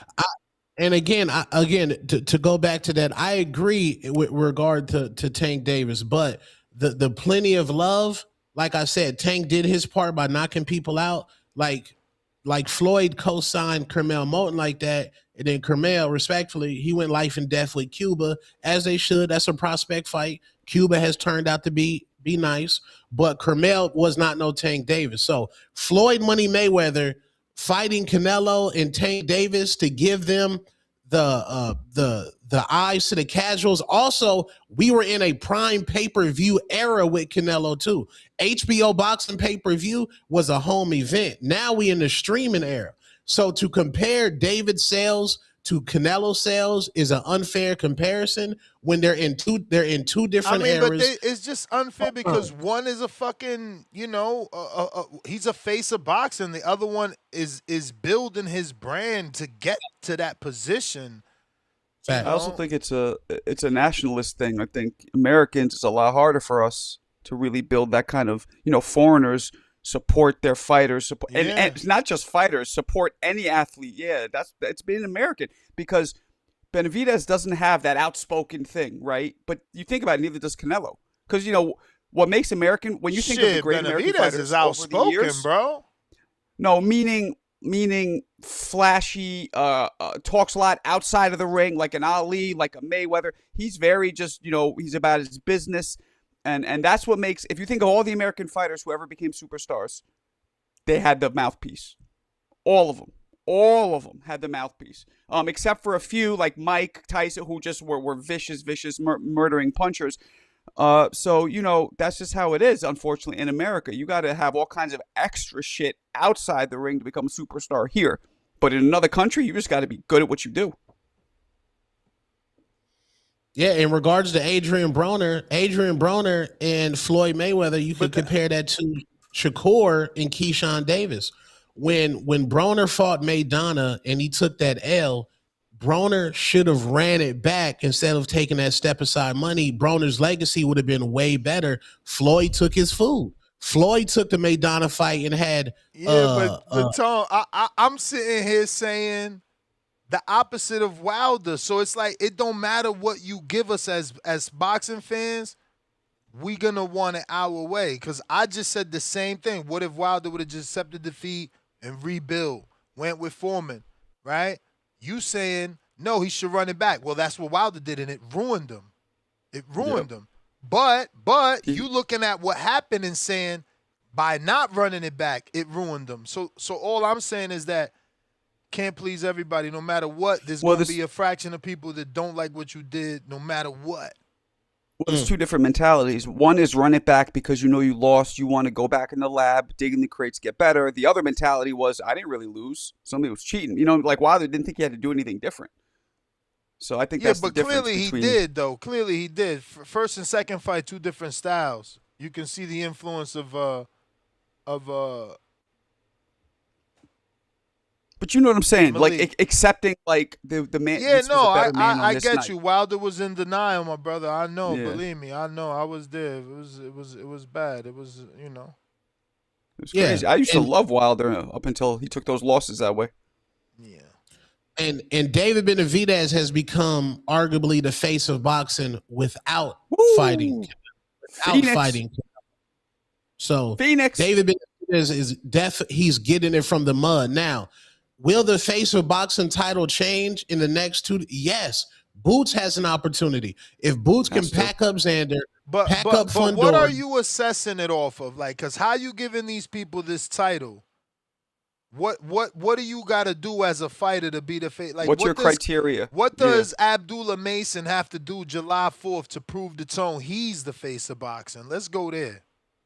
Abdullah, Abdullah is going to have to find his dance partner, which either going to be Keyshawn Davis, Shakur Stevenson, and fight at the highest level, main event, and put on a fucking show and pack one of them niggas up. That's face of boxing type performance. When you're a name at the highest level, you need to be able to perform and put on a show. When that fan leaves that fight, they need to be walking in that MGM Grand like, man, did y'all see that? Did y'all see that? Now, in a typical boxing match, nobody, most likely they're not going to be like, did y'all see Devin Haney's jab tonight? Did y'all see the clinches tonight? They're not saying that. When they left the David Benavidez fight, did y'all see that fucking 12-punch combination? Did you see that man's eye? Like, that's face of boxing type shit. Like what Canelo did against Billy Joe Saunders. That's face of boxing shit right there. Like, nigga, I'm in a stadium, I put my arm up like this and I'll break your orbital bone. Tank Davis, Frank Martin. All right, nigga, I'm going to pack Frank Martin up, pack Leo Santa Cruz up, I pack Ryan. Tank's a fucking movie, bro. It's a movie. It's a movie. You got to pack niggas up, gang. So he can't win the way he won the Noakes fight. No, if Noakes was a name, yes. If Noakes was a name and he did that, absolutely. That's one of my favorite fights, bro. But Noakes ain't a name yet.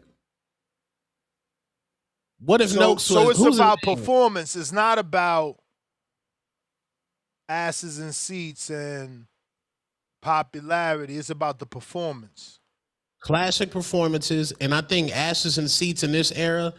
I think if your name's not Jake Paul, Canelo, or Tank Davis, what's our data to show asses and seats unless it's a dance partner fight? T.O. Shakur, those are two high names. Both of them did numbers. That was a layup to sell out in Madison Square Garden. Devin Haney Shakur, that's going to sell out in Las Vegas. Ryan Garcia, Devin, that's going to sell out. Dance partner, like, and have a classic performance. To me, I don't know. What y'all think? Marco? How do you classify the face of boxing? Shit. I can't give it one. I got to give it three. There's the best fighter skill wise. There's the fighter who is the most popular, and then there's a fighter who makes the most money. And sometimes those three are all different people, right? To me, it would have to be the best fighter skill wise, because I don't give a fuck about who sells the most. I don't give a fuck about who's the most popular. Jake Paul's probably the most popular and sells the most, probably, right? But he's definitely not the most skilled. The most skilled is the number one pound fighter, which would have to be, I guess, Inoue. The most popular would have to be Jake Paul, and the one who makes the most money would have to be Jake Paul. Inoue doesn't strike me as a face of boxing. I mean, you go to Japan, they say otherwise, but yeah, everywhere else they don't. That's a good comeback. You're right about that. Because his numbers in Japan, there's no equivalent over here. Nah. It's hipster. No. It's hipster boxing though. And that's like if you're like a hardcore, Inoue is your guy, bro. Like, and I'm not knocking his skill set, but like you said, that's hipster. Like, you know how Vega can off the back of his hand benching somebody like Emmanuel Chance, and Vega knows a fucking trainer from fucking Argentina, like them type of niggas. Them type of niggas. Like, I don't know trainers from Argentina, and I can't name these type of amateurs with like, that Inoue leads hipster boxing. Hipster. I mean, I guess it's just, people used to tell me it's just that, boxing is bigger than the world, than America, and 55,000 people, that's a lot of people. The gates he doing, I think it was like 29 million. That's insane. That's a lot. Yeah. So yeah. But he's the face of Japan boxing because Legend. The world isn't waking up to watch Inoue. I feel like the world was waking up to watch Mike Tyson. Absolutely, they were. Yup. Floyd too at his peak. Muhammad Ali at his peak. Maybe Oscar. I don't know if Oscar falls into that bin, but maybe Oscar too. There's only been a handful of megastar fighters in fucking history. People don't get that. Megastar. Talking like, we've talked about this, Tone, shut down mall shit. Only a few will shut down a mall. Now, if you want to get specific, Inoue won't shut down a mall here, but he will in Japan. I'm talking a mall anywhere. That's Tyson. What fighter Ali. can do that? Tyson, shut Ali in their prime. I don't even think Mike Tyson can shut down a mall no more. He's Maybe so not old right now. Prime. He's so old. Yeah. Prime. He's not even the same Mike either. He's like Grandpa Mike. He want to pet your face with his closed palm and shit.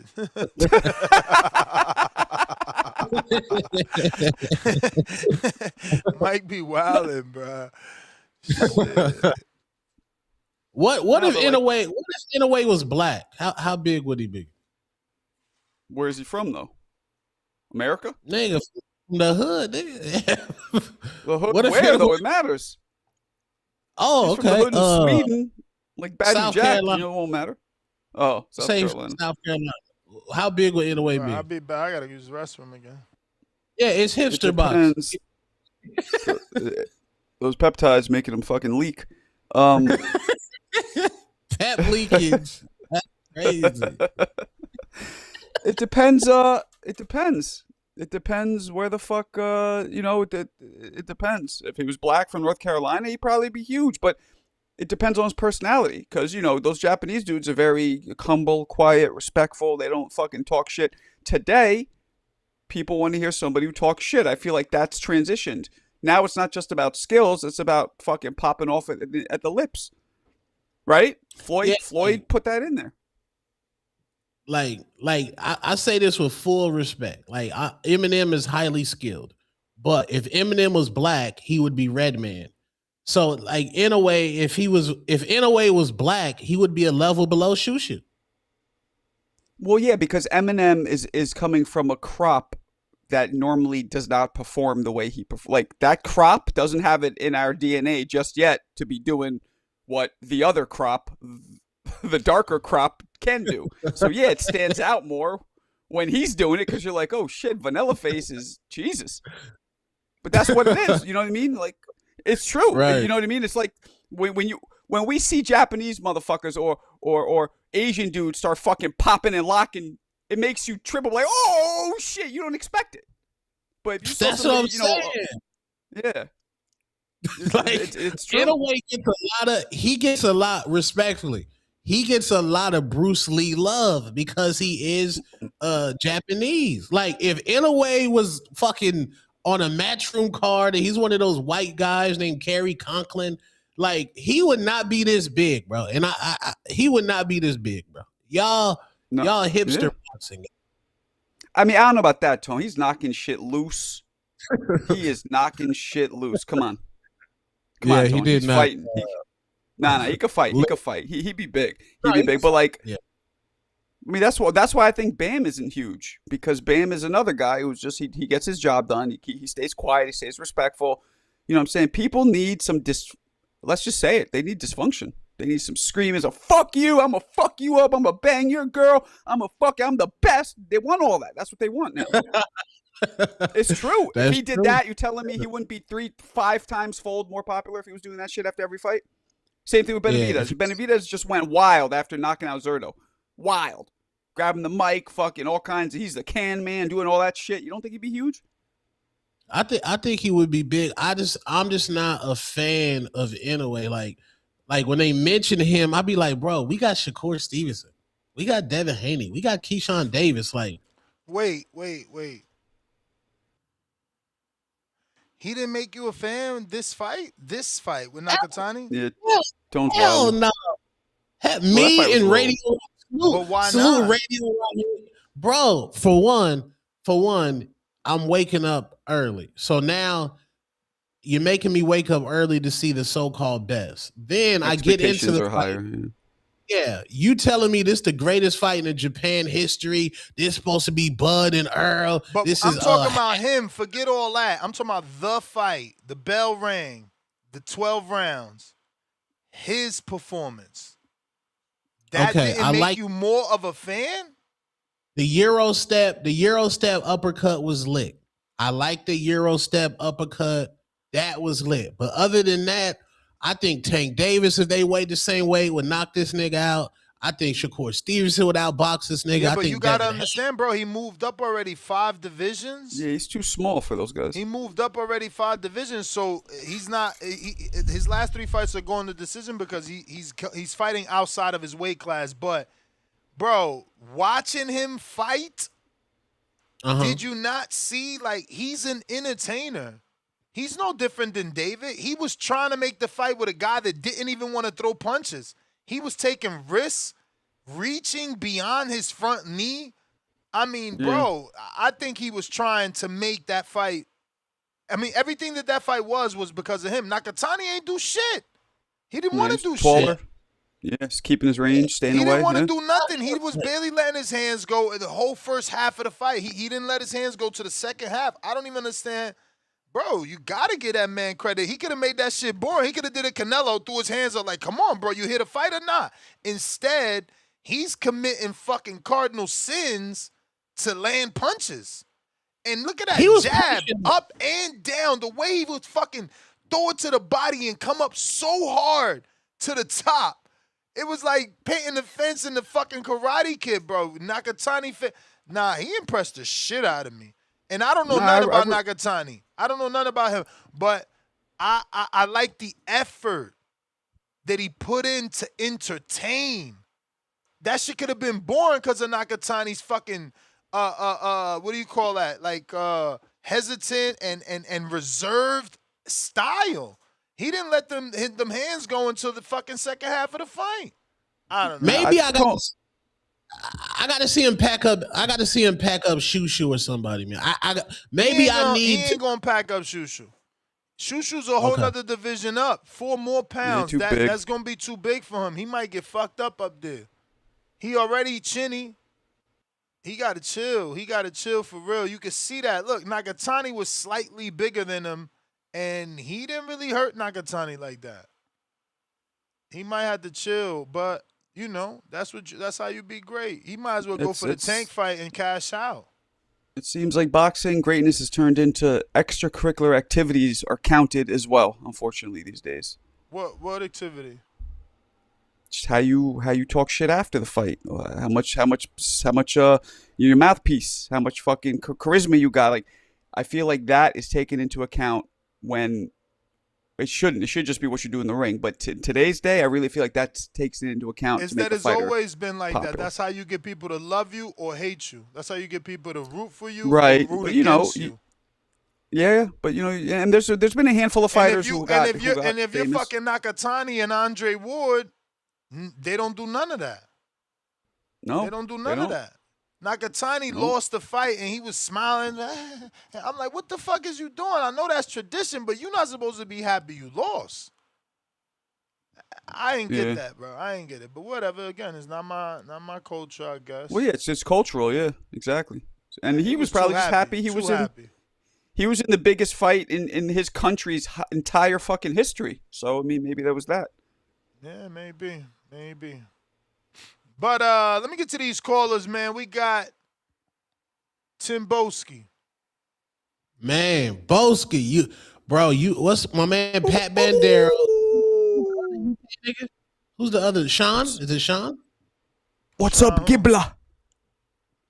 Yo, Wagwan. Tim Boski, you losing your international TBV Caller of the Year stripes, man. Who's that? Gibla? Who else is I there? ain't losing shit, man. I ain't losing shit. I talk the real shit. You understand? Sean just jumped out the porch, just jumped off the porch, man. You understand? He's a young bull in this thing. I let him have his, I let him have his fades here and there. You know what I'm saying? But when it comes to me, you know what's going on, Two Tone. You come here talking this nonsense about face of boxing. 1 minute he's the face of boxing. Hey, what's face of boxing? Does your boy even have a major sponsor? Does your boy even have a major sponsor? Yes, Has Glitter he hat. been in any adverts? Has he been paid? See, I don't even care about that. I told you, I'm not into the fanology or the fan politics, the managerial sides of shit, because I'm not behind the scenes like Mr. Gibler himself and other guys. So I can't really speak on such and such. But when it comes to this and that, the man hasn't even been paid nowhere near no 20 mil, no nothing. What are you talking about? Face of boxing. What? You bring David to fucking, I don't know, you bring David to Australia or somewhere serious, even in Japan. Do they know David in Japan? It's international. You have to Absolutely. understand this. This is why I don't. This is why I rant and rave and I call into this motherfucker. And if you guys don't like it, then not you, Two-Tone, or not you, Mr. Gibbler. Salute Marco. I'm not talking about you specifically. I'm talking about the guys that hate my voice and hate to hear me talk about real shit. Well, fuck you, because I'm here to talk the truth. David, I told you, he's a good fighter, very good fighter. But you can't. I told you, once that guy loses, once he loses, Two-Tone, because if he goes and fights Opete and he gets knocked out, the same shit. The same shit's gonna happen again. He wasn't what we thought. He ain't no monster. This and that. This is what you guys do. You build up your guys and then you fucking throw them underneath the bus when they don't fucking prop up to be what they're meant to be. I told you, PBC had run one rusty bullet in the 38, and that was Errol Spence, and he got detonated. The same with Tank Davis. Finished. Don't want to fight Shakur. Don't want to fight none of these guys. But he's the face. He's meant to be the face. Listen, man, Davis got work to do. He's a solid fighter. I want to see, and don't move back down to light heavyweight. We don't want that. Don't move back down to light heavyweight. You stay there. Hey, Marco, you're a very, very intelligent man when it comes to the sport boxing, a boxing savant, a historian, a real historian. What happened to just defending your belt against the guys that you're supposed to be defending your belt against? Because there's multiple guys at cruiserweight that I want to see David fight. What are you talking about? Why are you always trying to manufacture people's careers, man? I want to see him fight Robert Safar. Bivol got a fight against Michael Eifert, and people are betting. Yeah, Bivol, Benavidez, Bivol. Anything can happen in that Michael Eifert fight. What if Michael Eifert gets outboxed for 11 rounds and he has one good round and he cuts Bivol? He cuts him, or Bivol has an injury. There is no David fight. So just fuck that. Fuck that. I want to see David against Robert Safar. I want to see him in there with the other guy, multiple other guys. Simple as that. Defend your belt, man. I'm tired of you guys talking about, you move up, you have one fight, two fights. Yeah, you're the man of the division. You're the best. No, you're not. No, you're not. and I talk facts. Argue with me and say you're the best because you fought 2 guys. No, man. No, Opatea is the man that we want to see. We don't want to see Canelo. Fuck that. We don't want to see Beterbiev. Beterbiev is going to be Derek Chisora's age. Benavidez should wipe that man up. Benavidez, Bivol, back surgery and 2 back-to-back wars with Beterbiev. He should whack Bivol up. He said he'd be 200 rounds if he should whack him up. I want to see him against Opatea. And if he even I hope Dubois gets knocked out and then it knocks out the whole family. Dubois, they have no chance. Because we're gonna knock you out. Hey, Two-Tone, we're gonna knock out your girl Baumgartner because she's scared as shit. She's shitting her pants and you're holding the bucket. You're holding the bucket for her to shitting. She's shook. She don't want no smoke at Dubois. She knows it's gonna happen to her. She get punched up. She's deluded anyway. I think she's wearing too much makeup. That's getting in the makeup's, leaking into her brain because the makeup's leaking into her brain. You think you can call out Clarissa Shields? Clarissa Shields would have chewed her up and spat her back out. And then you arguing you want to beat up Katie Taylor. No, fight who you want to fight, who we want you to fight, man. I'm tired of this shit. You niggas prop up these people and then they ain't doing much. It don't make sense. Yes, David, 3 division champion, unified champion, cool. But we did not ask for Zerdo. Zerdo wasn't moving his head two-tone. Zerdo was like a snail. He had size 14 foot. The guy ain't all that when it comes to the style of David Benavidez. We want to see him in there with someone that's going to be a 50-50 fight. Not a minus 550. I couldn't make no money. Off David Benavidez. So I don't know what you're talking about, man. He's a good fighter. Don't tell me about hating this. No one's hating the man. I told you he's a good fighter. He's a fan-friendly guy. I told you he cares about the fans. So what we want to do is we want to put him in a position of success. So that means go and fight Opatea. Make the fight however you're going to make it. And yes. Mr. Gibbler's right. They got the money over there. I told you. Pay David. This is the big money. You want to talk about face the boxing two-tone? You want to talk about this money, that money? Pay David 20 plus million to go fight Opatea. Simple as that. We want to see Opatea, nothing else. He ain't no El Monstro, nothing, until he fights that guy. That guy is the man of the division. He's got the ring belt. Simple as that. Zerdo ducked him to go get beat up. Let's be clear. Let's be clear. That guy, it's up to that guy to tell his promoter to make the fight because he signed to a place that has already said publicly they don't plan on dealing with other promoters. So that guy is who you need to put the pressure on. David doesn't have anything to do with Opatea.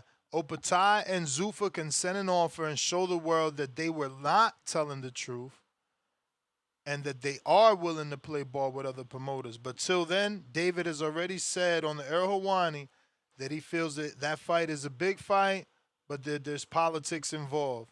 And clearly he's getting that. He's getting that from the public statements that Dana White said.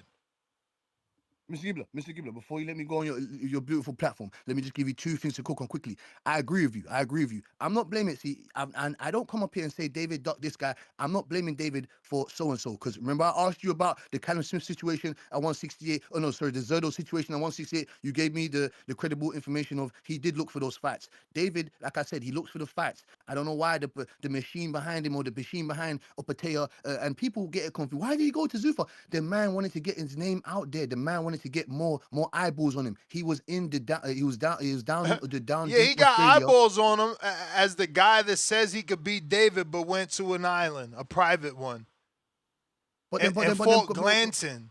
You were getting better fights with fucking Turkey. Yeah, but where? In Australia. You guys say you don't care about Australia. You guys look at Kambosos. That's his home country. Devin care about Australia, fought there twice. What are you talking about? No. I'm saying you guys didn't care about that because Devin still don't get the credit for going over there and fighting Kambosos. He get it from me. He was undisputed. Get it from me. Get it from the history books. That's all that matter. Exactly. Let me get to these other callers though, champ. We got hella callers lined up. William, counterpunch. No, run me. No, run me for the counter package. Run me for the counter package. No. I'm gonna say the package. Hold up, William. He got a counter. I ain't know, William. Hold up. I said, you don't watch that, bro. That's an account, bro. Money good over here. The entire Dubois family is getting packed up, man. Fabio Wardley, let's fucking go. Okay, I'm gonna swing back round to you, Two-Tone. Don't worry. Make sure you put your Arizona helmet on. Make sure you put your Cardinals helmet on. I'm gonna smash you right up in a second. Hold on, and Mr. Gibbler, that's a real barn burner of a card. What do you mean you won't wake up? You're not interested. You got Jack Rafferty, power punching Rafferty on there. You got Echo Esteman on there. You got David Merrill. Zach Chile. You know who that is, Mr. Gibbler? You know who that is? I hope he proves me wrong and shows me that David got done dirty by David. No. We love Zach Chile over here. You know what I'm saying? Because he's got a perfect, lovely performance over your boy, your guy. You know who that is, right? Who that? Who that? Sims Jr., man. Who that? He came and outboxed that man, boxed his head right off. Anthony Sims? Yeah. Oh my Lord. Look who you bringing up. Tell the world how many world titles Anthony Sims got. How many world titles? No. Excuse me, sir. He comes onto your He comes onto your show. Tell the world what's Anthony Sims' biggest win. Tell the world what's Anthony Sims' biggest win. Hey, listen, man. We got the big. So now let's tell the world what you're really doing. What you're really doing is that UK dudes, the highlight of their life is to get a win over an American. That's their highlight of their life. Listen, Mr. Gibbler, I'm gonna get this. Like I said to you, I got something for you right here, bro. I got something for you. I don't know who serves up the El Bandera to give you, but like I said, we do what we do. I got something for you right here. I knew this was gonna come in handy. I knew it. I knew this was gonna come in handy. I knew it. I knew it. Gongora and Oberlton. I That's knew a tough it. fight. I That's knew a tough fight. I love that knew fight it. for I Atif knew it. Oberlton and Gongora. It's the UK versus the US, and I have to represent. I ain't lying. The US fighters are way better than all the UK fighters. Right or wrong? That's right. Oh, is it? Chat, right or wrong? Always right have or been wrong? though. Always have been. But hey, I do love been. the UK fans, but the US fighters, of course, were always been better. Always. That is true. Honestly, the top fighters in the world are Mexican fighters, the US fighters. Yo, King Rye is talking, bro. Bro. And using that man as an example. What sense does this make, Mr. Yo, Gibbler? world champion Ryan Garcia, WBC belt holding Ryan Garcia. You say he's a drug cheat. You say he's a drug cheat. You say you don't like the man. Bro, he's just like Big Baby, he served his time. He did the crime, he served the time. What? What nonsense is that? So why didn't Devin Haney fight him then? Because he want him to be on VADA. He want him to be on VADA. No, he served his time, Mr. Gibbler. Nah. We need to get Devin a fight. We need to get Devin a fight, Mr. Come Gibbler. on, bro. Bell, tick-tock. Let's get on to you. You got a counter punch courtesy of Maserati Mozzie. Big Mozzie. TikTok, Mr. Gibbler, we need to get Devin a fight. And everybody needs to come over to stand for Zuffa, baby. You know what I'm saying? You need to get Demetrius Andrade, you know what I'm saying? Tip Brainless, his favorite fighter. You know what I'm saying? Get him over there. Get all the guys that ain't got a fight, ain't got no dates lined up, ain't got nothing. You need to come over to Zuffa because that's where it's at. Tough fights. How's Bohachuk and all these guys getting fights before Charlos? And let me speak on that Errol Spence situation because I heard something stupid from that from that man. And I like Errol Spence as a fighter, you know what I'm saying? And he does seem like a real credible, humble guy. But if you felt that Charlo was hating on you in that gym, why did you never speak up? Or why did you never go to the man and pull him to the side like a real man and have a real conversation and look that man in the face? For what? For what? What do you mean for what? What do you mean for what? Because he already know. He already know. Listen, if you jealous of me, who's hurt? Me or you? That's not confirmed. That's not confirmed. What Earl did the right thing. Kept shining in his face. Doing bigger things. Doing bigger things. Jamel Charlo done something that Errol Spencer never gonna do. That's undisputed. You know what I'm saying? Undisputed. Hey, that's all right. That's all right. Jealous of what? That's all right. Earl ain't lose twice either. Oh, so what do you want, Mr. Gibbler? Losing That nigga twice or Jermel undisputed? jealous? Or undisputed? Boski was Undisputed. Jermel, bro. Was Jermel Boski? Was he jealous, man? Why was he jealous of the big No, fish? Mr. Gibbler, that's what I'm saying. Not jealous of what he's fighting Canelo. Errol Spence is fucking. He wanted the Canelo fight, but you got your Bro, arse whooped, so there was no Canelo he fight. fought Canelo and shit the bed. Earl went out on his shield. They love him. Errol Spence shit the bed. They What do you mean went out? He shit the bed. He said he's crazy. gonna whoop him like quick as Fought with pancake. the heart of a true lion, not like They the said he was other off drugs, lion. though. Hold on. They said he was off drugs though. They said he came into the ring high. They said he was high as Bruh, drugs. that's What do you Earl mean? Spence fanatics saying whatever they gotta say to, Mr. Gibbler, water Mr. down Gibbler, the laws. Mr. Gibbler, I'm just a reporter that reports the Do your the box thing. Do your universe, thing. university. Do your I'm the thing. reporter that reports what's in the universe, Mr. Gibbler. Do You your know what I'm saying? Like I thing. said, Mr. Gibbler, I'm gonna keep getting on to you every day and asking you, we need to get Dev a fight. Where's Dev Devin a Haney? fight. Like We I need said, to get the Dev build a up piling up. fight. Yeah, get him a fight. Where's Tio? Get up Tio in this Hey, yo, motherfucker. you We seen don't care for Regis? You seen Regis cashing in that Connor bag? Because Yeah, of man. course, that's what we do. That's Connor what we bag. brighten guys' lives. When you fight Conor Ben, we brighten lives. And Connor Mr. Gibbler, bag. hold on, you're talking about why is Ben Whitaker a big fight? Ask David's dad why it's a big fight. You know why? Because all the eyes is on Ben Whitaker. 1 million followers on Instagram. Instagram. 1 million followers That on nigga Instagram. Big. What you talking? That's what you call face of boxing, two-tone. Ain't no face of Ben Whitaker's boxing. more known than David. Ben Whitaker's more known than David. How about that? He better get a win. How about that? That's fine. He That's get fine. a fight. Who fight that nigga from Two-tone. Fight Ben Whitaker now. Because if you don't fight him now, give us about a year and a half, boy. We're going to whoop on your boy. Man, he 28. He the 28-year-old prospect, you crazy face. Who gives a fuck? Who cares? Ozuma Nelson Fuck was you a prospect. talking about? Ozuma Nelson was a prospect. He gave Hagler You all talking the about work. fighters now. Bro, you need time to catch up to David, little man. Ozuma Nelson gave my man all the work. He was a prospect. It don't matter. Like You I said, still trying to master somebody else's style. Tell that man to figure out who he is. Nah, man, you need to figure out where Devin's gonna fight. You know, shout out to the UK, because if he was over here, they'd be calling him Adrian Broner trying to be Floyd Mayweather. But y'all take it as admiration over there. You know? When Broner tried to come out here with that shit trying to be Floyd, ain't nobody was buying that shit. Hey, Mr. Gibbler, This dude over here is stealing my man Prince Nassim Hamed's style. That's why Hamed don't fuck with his ass. Well, Hamed said, I don't watch that motherfucker. Yeah, they want to give him his flowers. Talking about I don't watch him. Ben Whitaker. You gonna get packed up in the USA. Who he fighting? That nigga from Philly? Who he fighting? Hell no, ain't fighting nobody from Philly. What's that? Where that dude from? What's his name? Leatherface? What's his name? He fighting on the Boots card. You said he was inactive. Who is he? What's his name? I'm gonna have to Google that shit. Go ahead, Google. Tell me the name. I don't remember. I don't know the name, but he was talking spicy on. He was talking spicy. Is it Popeye? That's who they got for him? Popeye, nigga. Popeye. Let's fucking go, man. Why they get him Popeye off of a fucking year off and shit and some change? Yeah. But that is a good fight. If Popeye still got something left. Popeye. Hey, can we get him on the show, man? Where Popeye at, man? Probably, yeah. I think he would start boxing. Yeah, let's get Popeye on the boxing voice, man. William! Scared me, William. You scared me. I thought I got Zoom bombed again. I said, what the fuck? Yeah, boy. You see, I done shook up the boxing voice today. I done shook y'all up.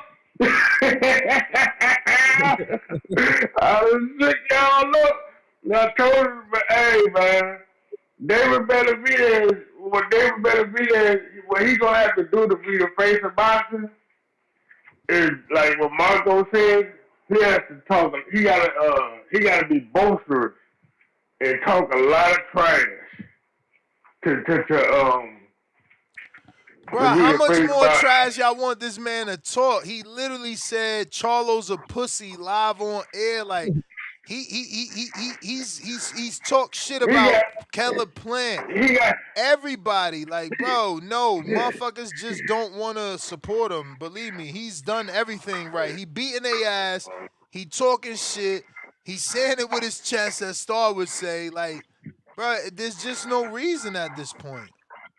But I mean, he might have to be flashy and flash some of his money, or flash some of his money or something. I mean, he gonna have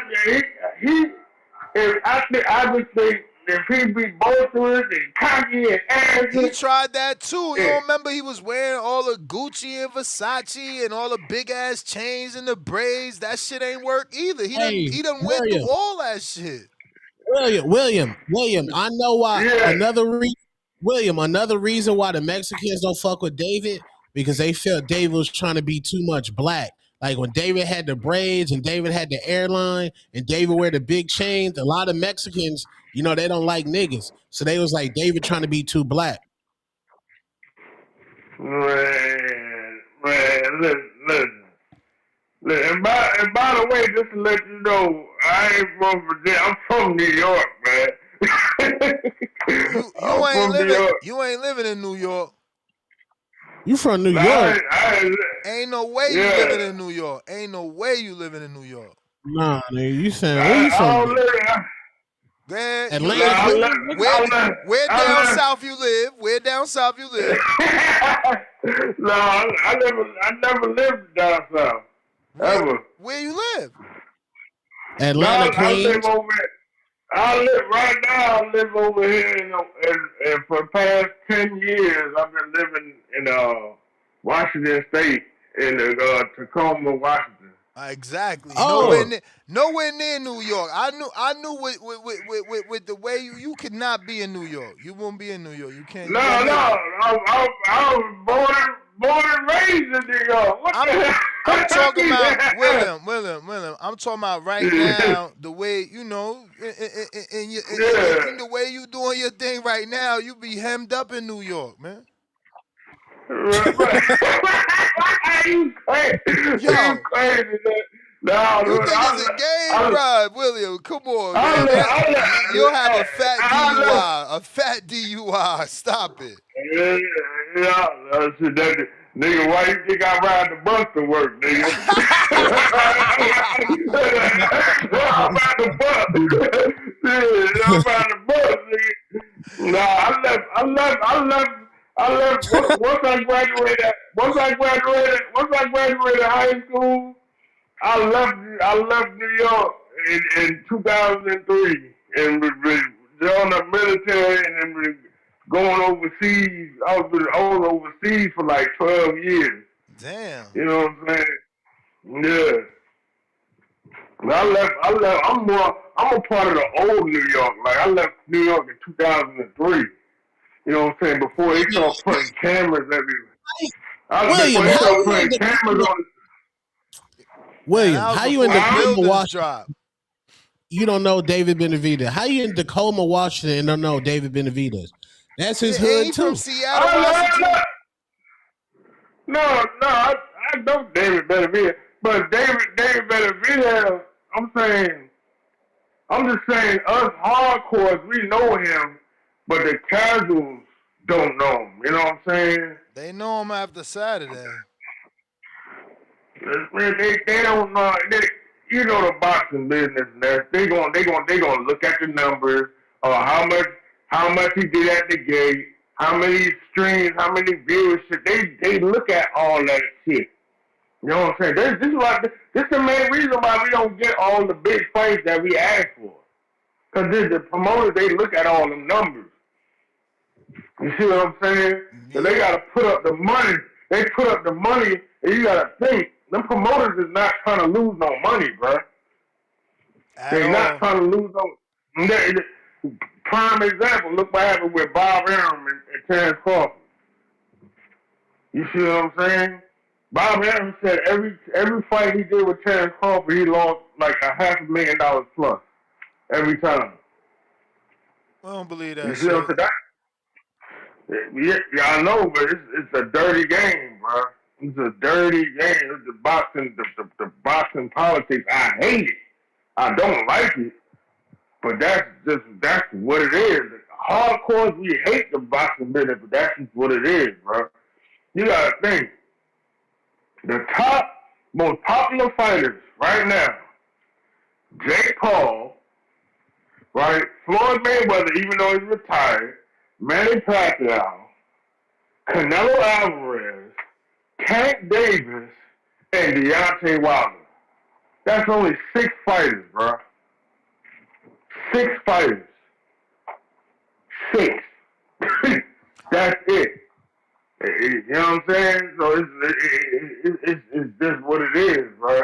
And what Tone said from before about women's boxing, he's actually right. Even though he was clowning when he said it, but it's right. A lot of people, they do not tune in for women's boxing, bro. They turn into deaf ears with that shit. You know what I mean? But hey, y'all have a good evening. You know what I mean? I love y'all. I love all of y'all. You know what I'm saying? I'm on my vodka and grape juice today.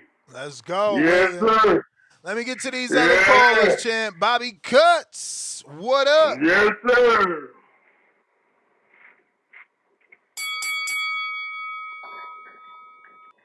Bobby.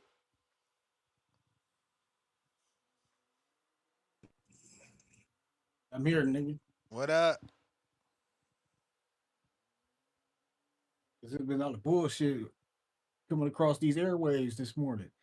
Especially from Tim Bosie's coming up here with that UK crap. Hating on the Mexican Debo, Benavidez, because they got in the UK to look forward to.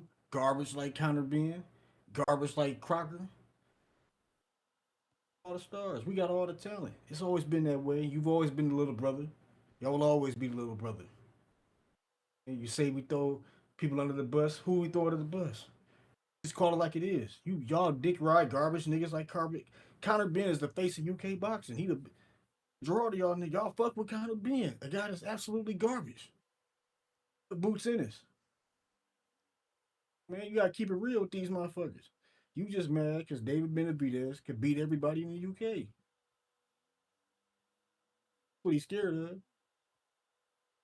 No, he gonna come take them belts and all them belts at crew. Who at cruiserweight? Or he want to see people fight Benavidez at crew? Like who? Besides Apatow, who else up there?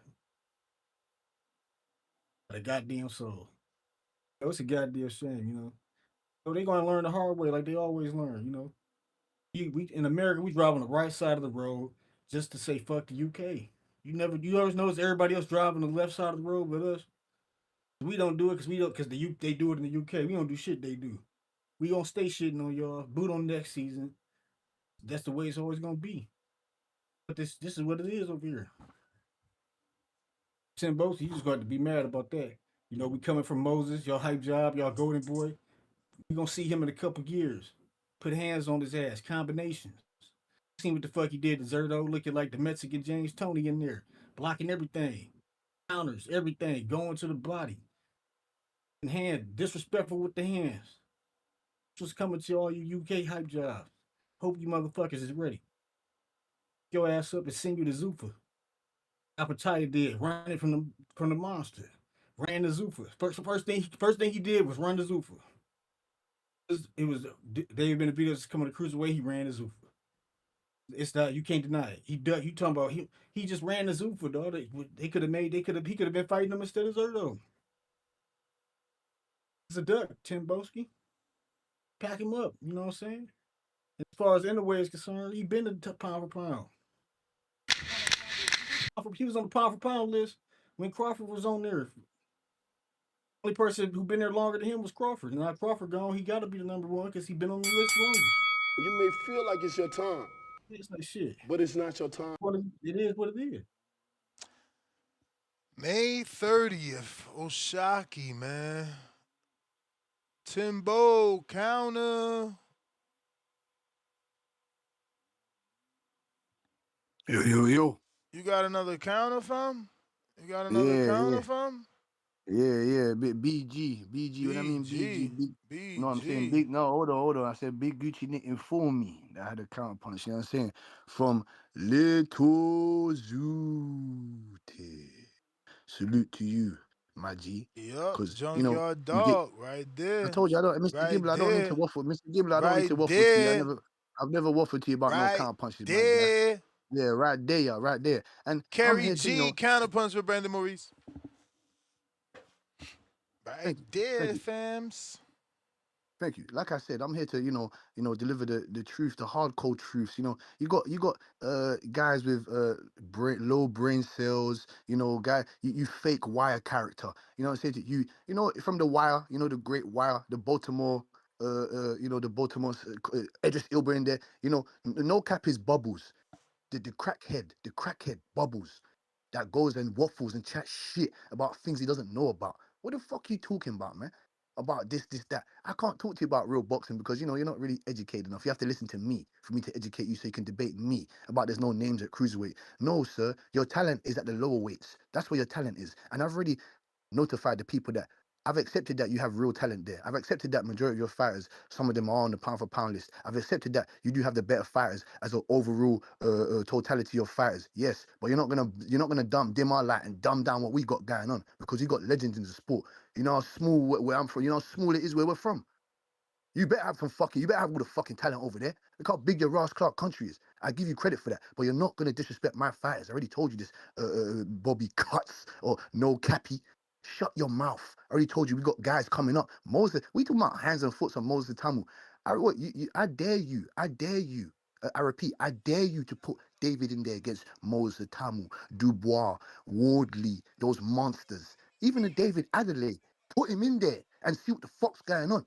But I don't want to see that because I know what's gonna happen already. Let me shake my crystal fucking ball, and I already told you what's gonna happen if he goes in there with them guys. Let him stay at cruiserweight and dominate and build his legacy from there. As simple as that. And like, let me spin it back to Ra'eese Aleem and Angelo Leo because Mr. Gibbler, I did give you that information months ago, many months ago. Did I not that this fight would be occurring? And I wanted to debate the fake call of the year, Tip Brainless on this fight, but he rejected my offer and he wanted to talk about Jack Catterall and Jose Ramirez for some funny reason. I told you, Ra'eese Aleem he's fresh, he's on the older side, he is more athletic than we give him credit for. He does have quality boxing skills. He has been on the inactive side. I believe he did get robbed against Sam Goodman. I'm giving him a good chance to defeat Angelo Leo. It's a tough fight, very tough fight. Angelo Leo, a capable, sturdy, astute, a student of the sport, in my opinion. Like I said, he keeps his head down, keeps himself focused. I do like the punch selection. I do like the creativity of Angelo Leo. We saw him get one of the was it the knockout of the year that year? Was it knockout of the year, Mr. Gibbler? For Leo? Yeah. I don't know. Probably candidate. I don't think he got the award. He was a candidate. It was a candidate. But yeah, he put that man in a coma. So it's gonna be a dangerous fight for both guys, in my opinion. Ra'eese Aleem does have a real good chance. You guys get behind your black. This will be get behind your blacks. The black slick fighter.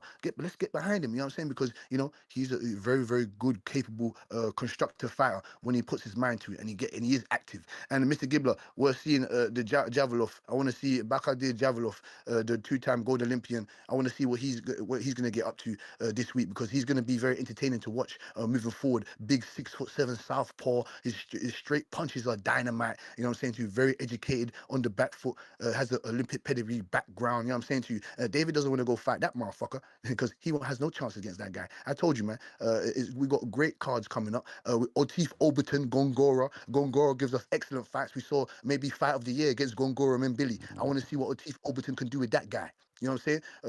Who else we got up in this motherfucker? We got your boy Hammer Hands. We got fights on Sunday. You know what I'm saying? Katarowskis, he's going up against a Mexican. I'm not too sure who that guy is, but he's going up against a Mexican. I like Katarowskis. You know what I'm saying? Hammer Hands, Parelta, Bohachuk, Sugar Shea Mosley Jr. Who you got in that fight, Mr. Gibbler?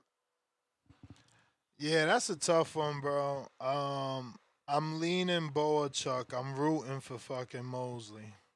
Yeah, so I'm rooting for Mosley too because it's time that he could have been something. When I say something, he just got off to the wrong start. I believe he was managed wrong in his career. He got the wrong fights at the wrong times, in my opinion. But that's how the boxing roll. The roll the dice of boxing goes. We got Kukujan. Everyone talks about Kukujan's foot, Kukujan this, Kukujan that, just because he fought Boots. Okay, cool, because no one's talking about Kukujan's footwork before he fought Boots. You didn't watch Harry Scarf fights. You didn't watch a Kobanov fight. You didn't watch none of those fights. You know what I'm saying? You didn't watch none of those fights.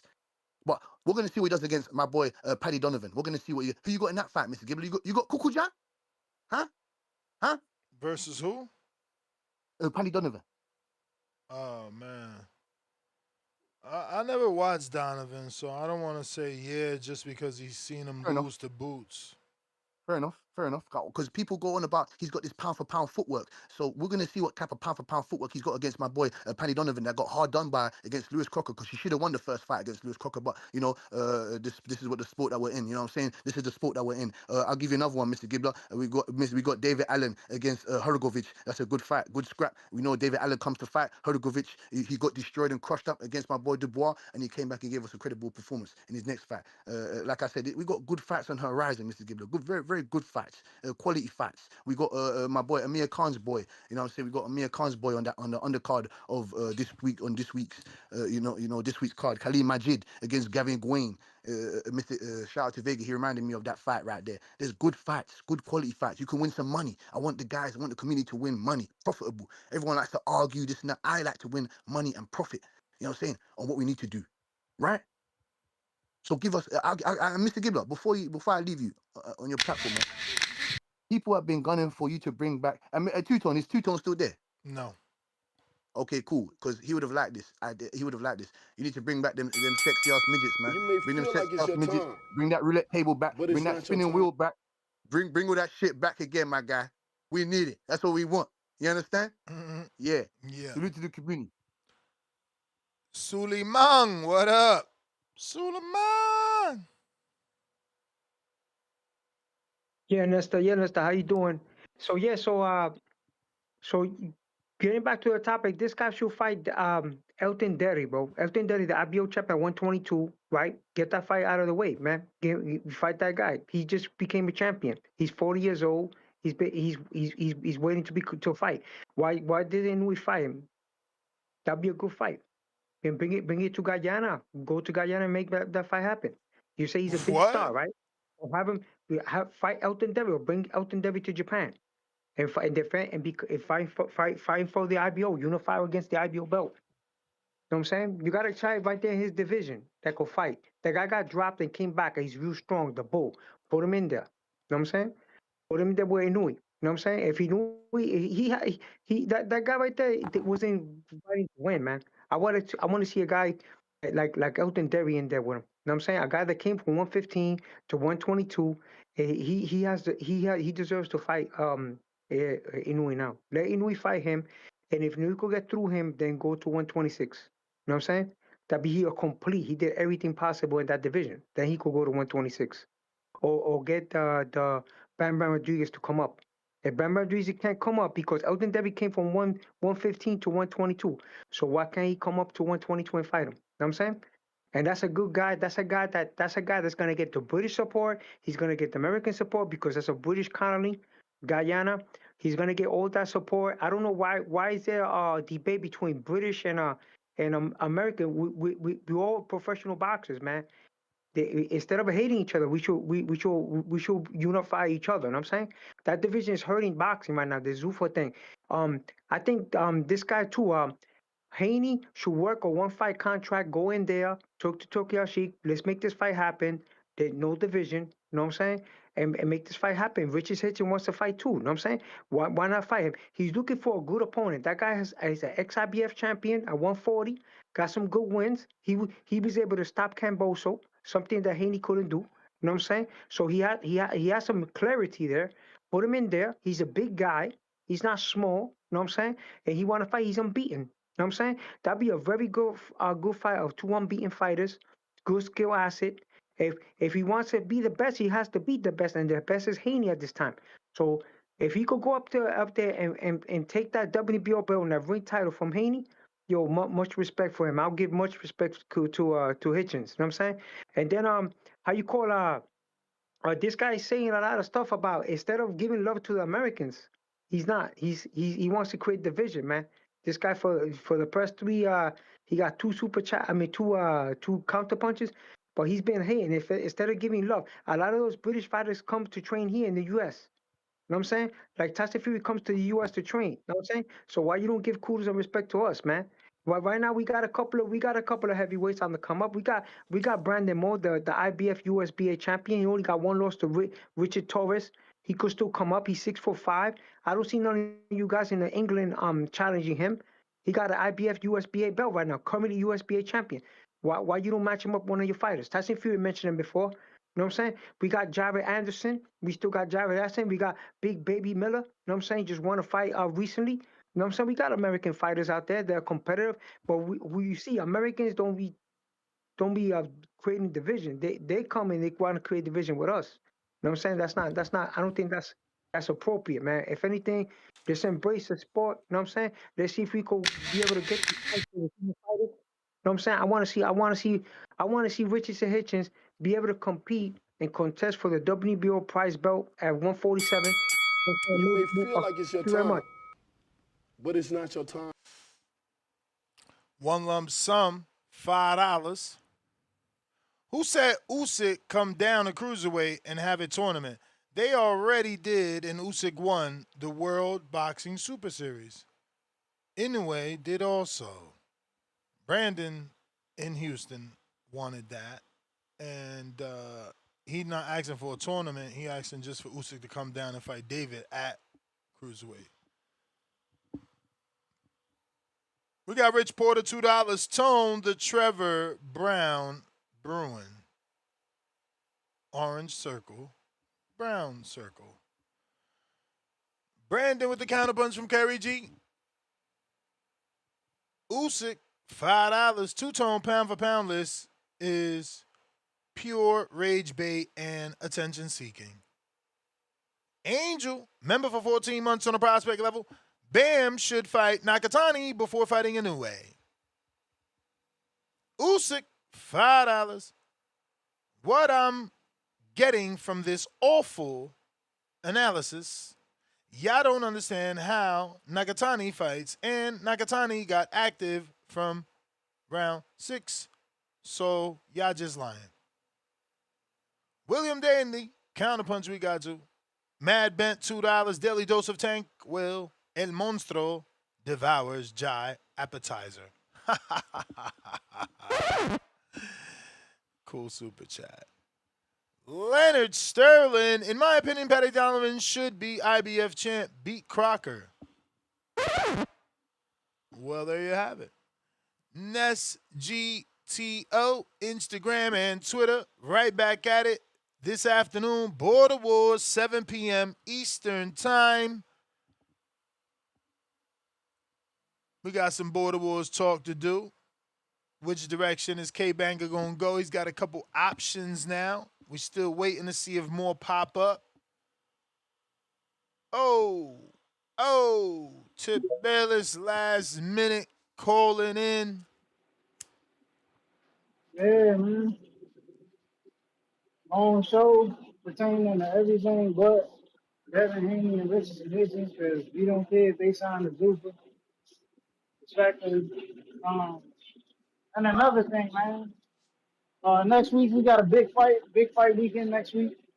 Might be a fight of the year candidate.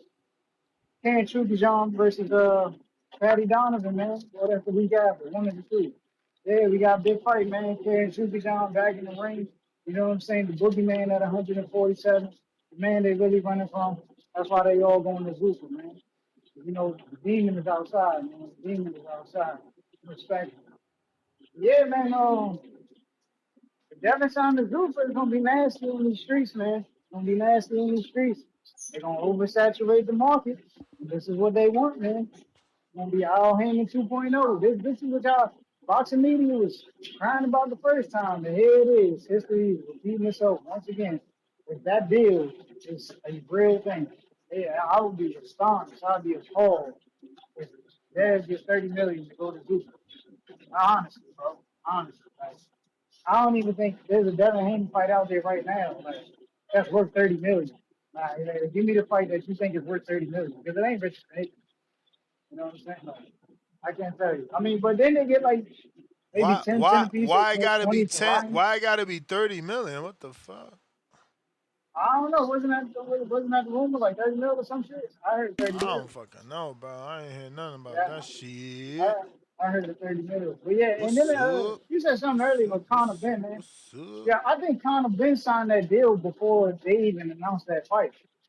They just announced that he was getting 15 million, but I think he was already signed into that, and they just stated that he signed a 5 year, I mean not 5 years, but a 5 fight contract Yeah, after the but fact. remember You know the what I'm Eddie saying? did that interview where he said he was making sure it was a 1 fight deal and that his lawyers is on it because of that. So I doubt it, bruv. I doubt it. I doubt it. That shit was real. It's interesting. Interesting.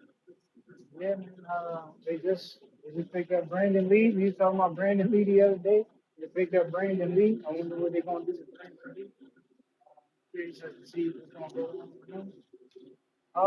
They really just signed the B-list fighters, man. I told y'all this from the start. You know what I'm saying? There's a few over there with star potential. You know what I'm saying? That's still in the early beginnings of their career.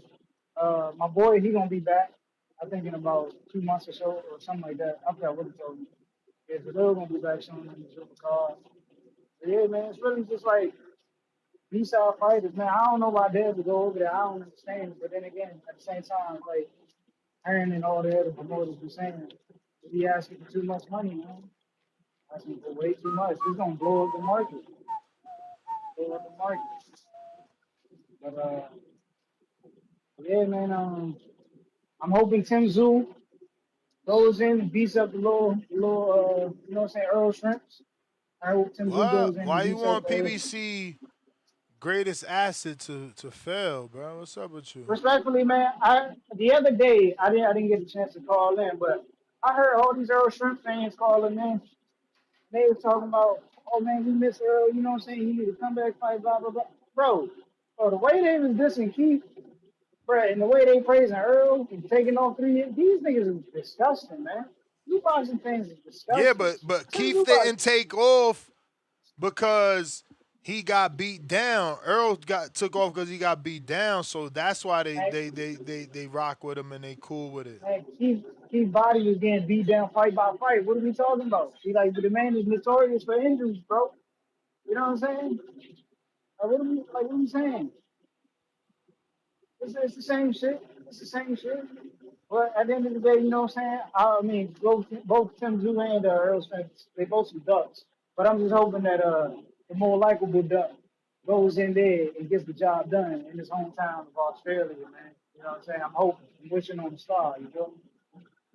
We need that. We need that Tim Zoo slaughter against Earl Spence. And it's a fight that Tim Zoo likes, you know what I'm saying? Like, Tim Tsz's a scrappy dude. You know what I'm saying? We don't say it like somebody say he ain't got that dog in him. Like they must have forgot the Fedora fight, bro. Like I don't know what y'all was watching, but Tim Tszyu definitely got that dog in him, bro. I don't know what y'all talking about. Tim Tszyu definitely got that dog. And then shout out to other buddy, man. Like bro be acting like the boxing world miss him. Like, no, you can stay retired. We good, bro. We got boots in us at 154 now. Giving us a big fight with Van Desire. You know what I'm saying? We fine. You know? Boxing is in a safe space. And these Canelo fans, man. Once again, y'all about to shit the bed. With fucking Christian and Billy in this dog shit ass fight that no one gives a fuck about. It should be on Tubi. Respectfully. I don't even know Tubi should pick that shit up. Honestly, I better off on Streamies. Direct, man. Put that shit on Streamies. You know what I'm saying? Like, we really don't give a fuck about that fight. I don't think we'll give a fuck about any Canelo fight unless it's David Benavidez, or unless he's doing a grudge match against a couple of names that have been calling him out in the past. Outside of that, we don't give a fuck about any of these Canelo fights, man. Canelo is done. It's over. It's over. You need to go ahead and retire. It's David Benavidez season, man. You know what I'm saying? We got plenty of opportunity out there. But Dimitri Bivol, all the better bees, go back up the cruiserweight. I really want that, not the Pascal fight, but the what's he call it fight, Bobby Jack. Y'all don't mention Bobby Jack, but I want that Bobby Jack fight. That's my fight. Versus who? You trying to get him killed?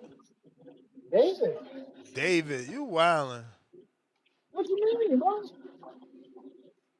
They can make that at Bridgetweight. Make that fight at Bridgetweight. You know what I'm saying? If y'all willing to put him in there with Wilder, he could definitely Hey fight yo, Bill Wilder. Haney just tweeted out new deal worth over $100 million before 30 years You may old. feel like it's your time. But it's not your time. Who's your manager? Man, how he Nigga, get market Devin by the 100 crash, million? man. How he get Devin 100 million? Market by the crash. And also, Timbosi, before I go, we didn't ask for Conor Ben versus Regis, nigga.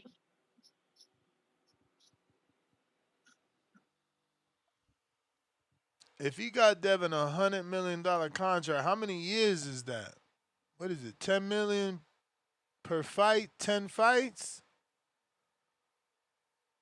Damn, 100 mil. It's a lot. That's GTO, Instagram, and Twitter. Catch me on the next one, 7 o'clock Eastern for some Border Wars. Peace.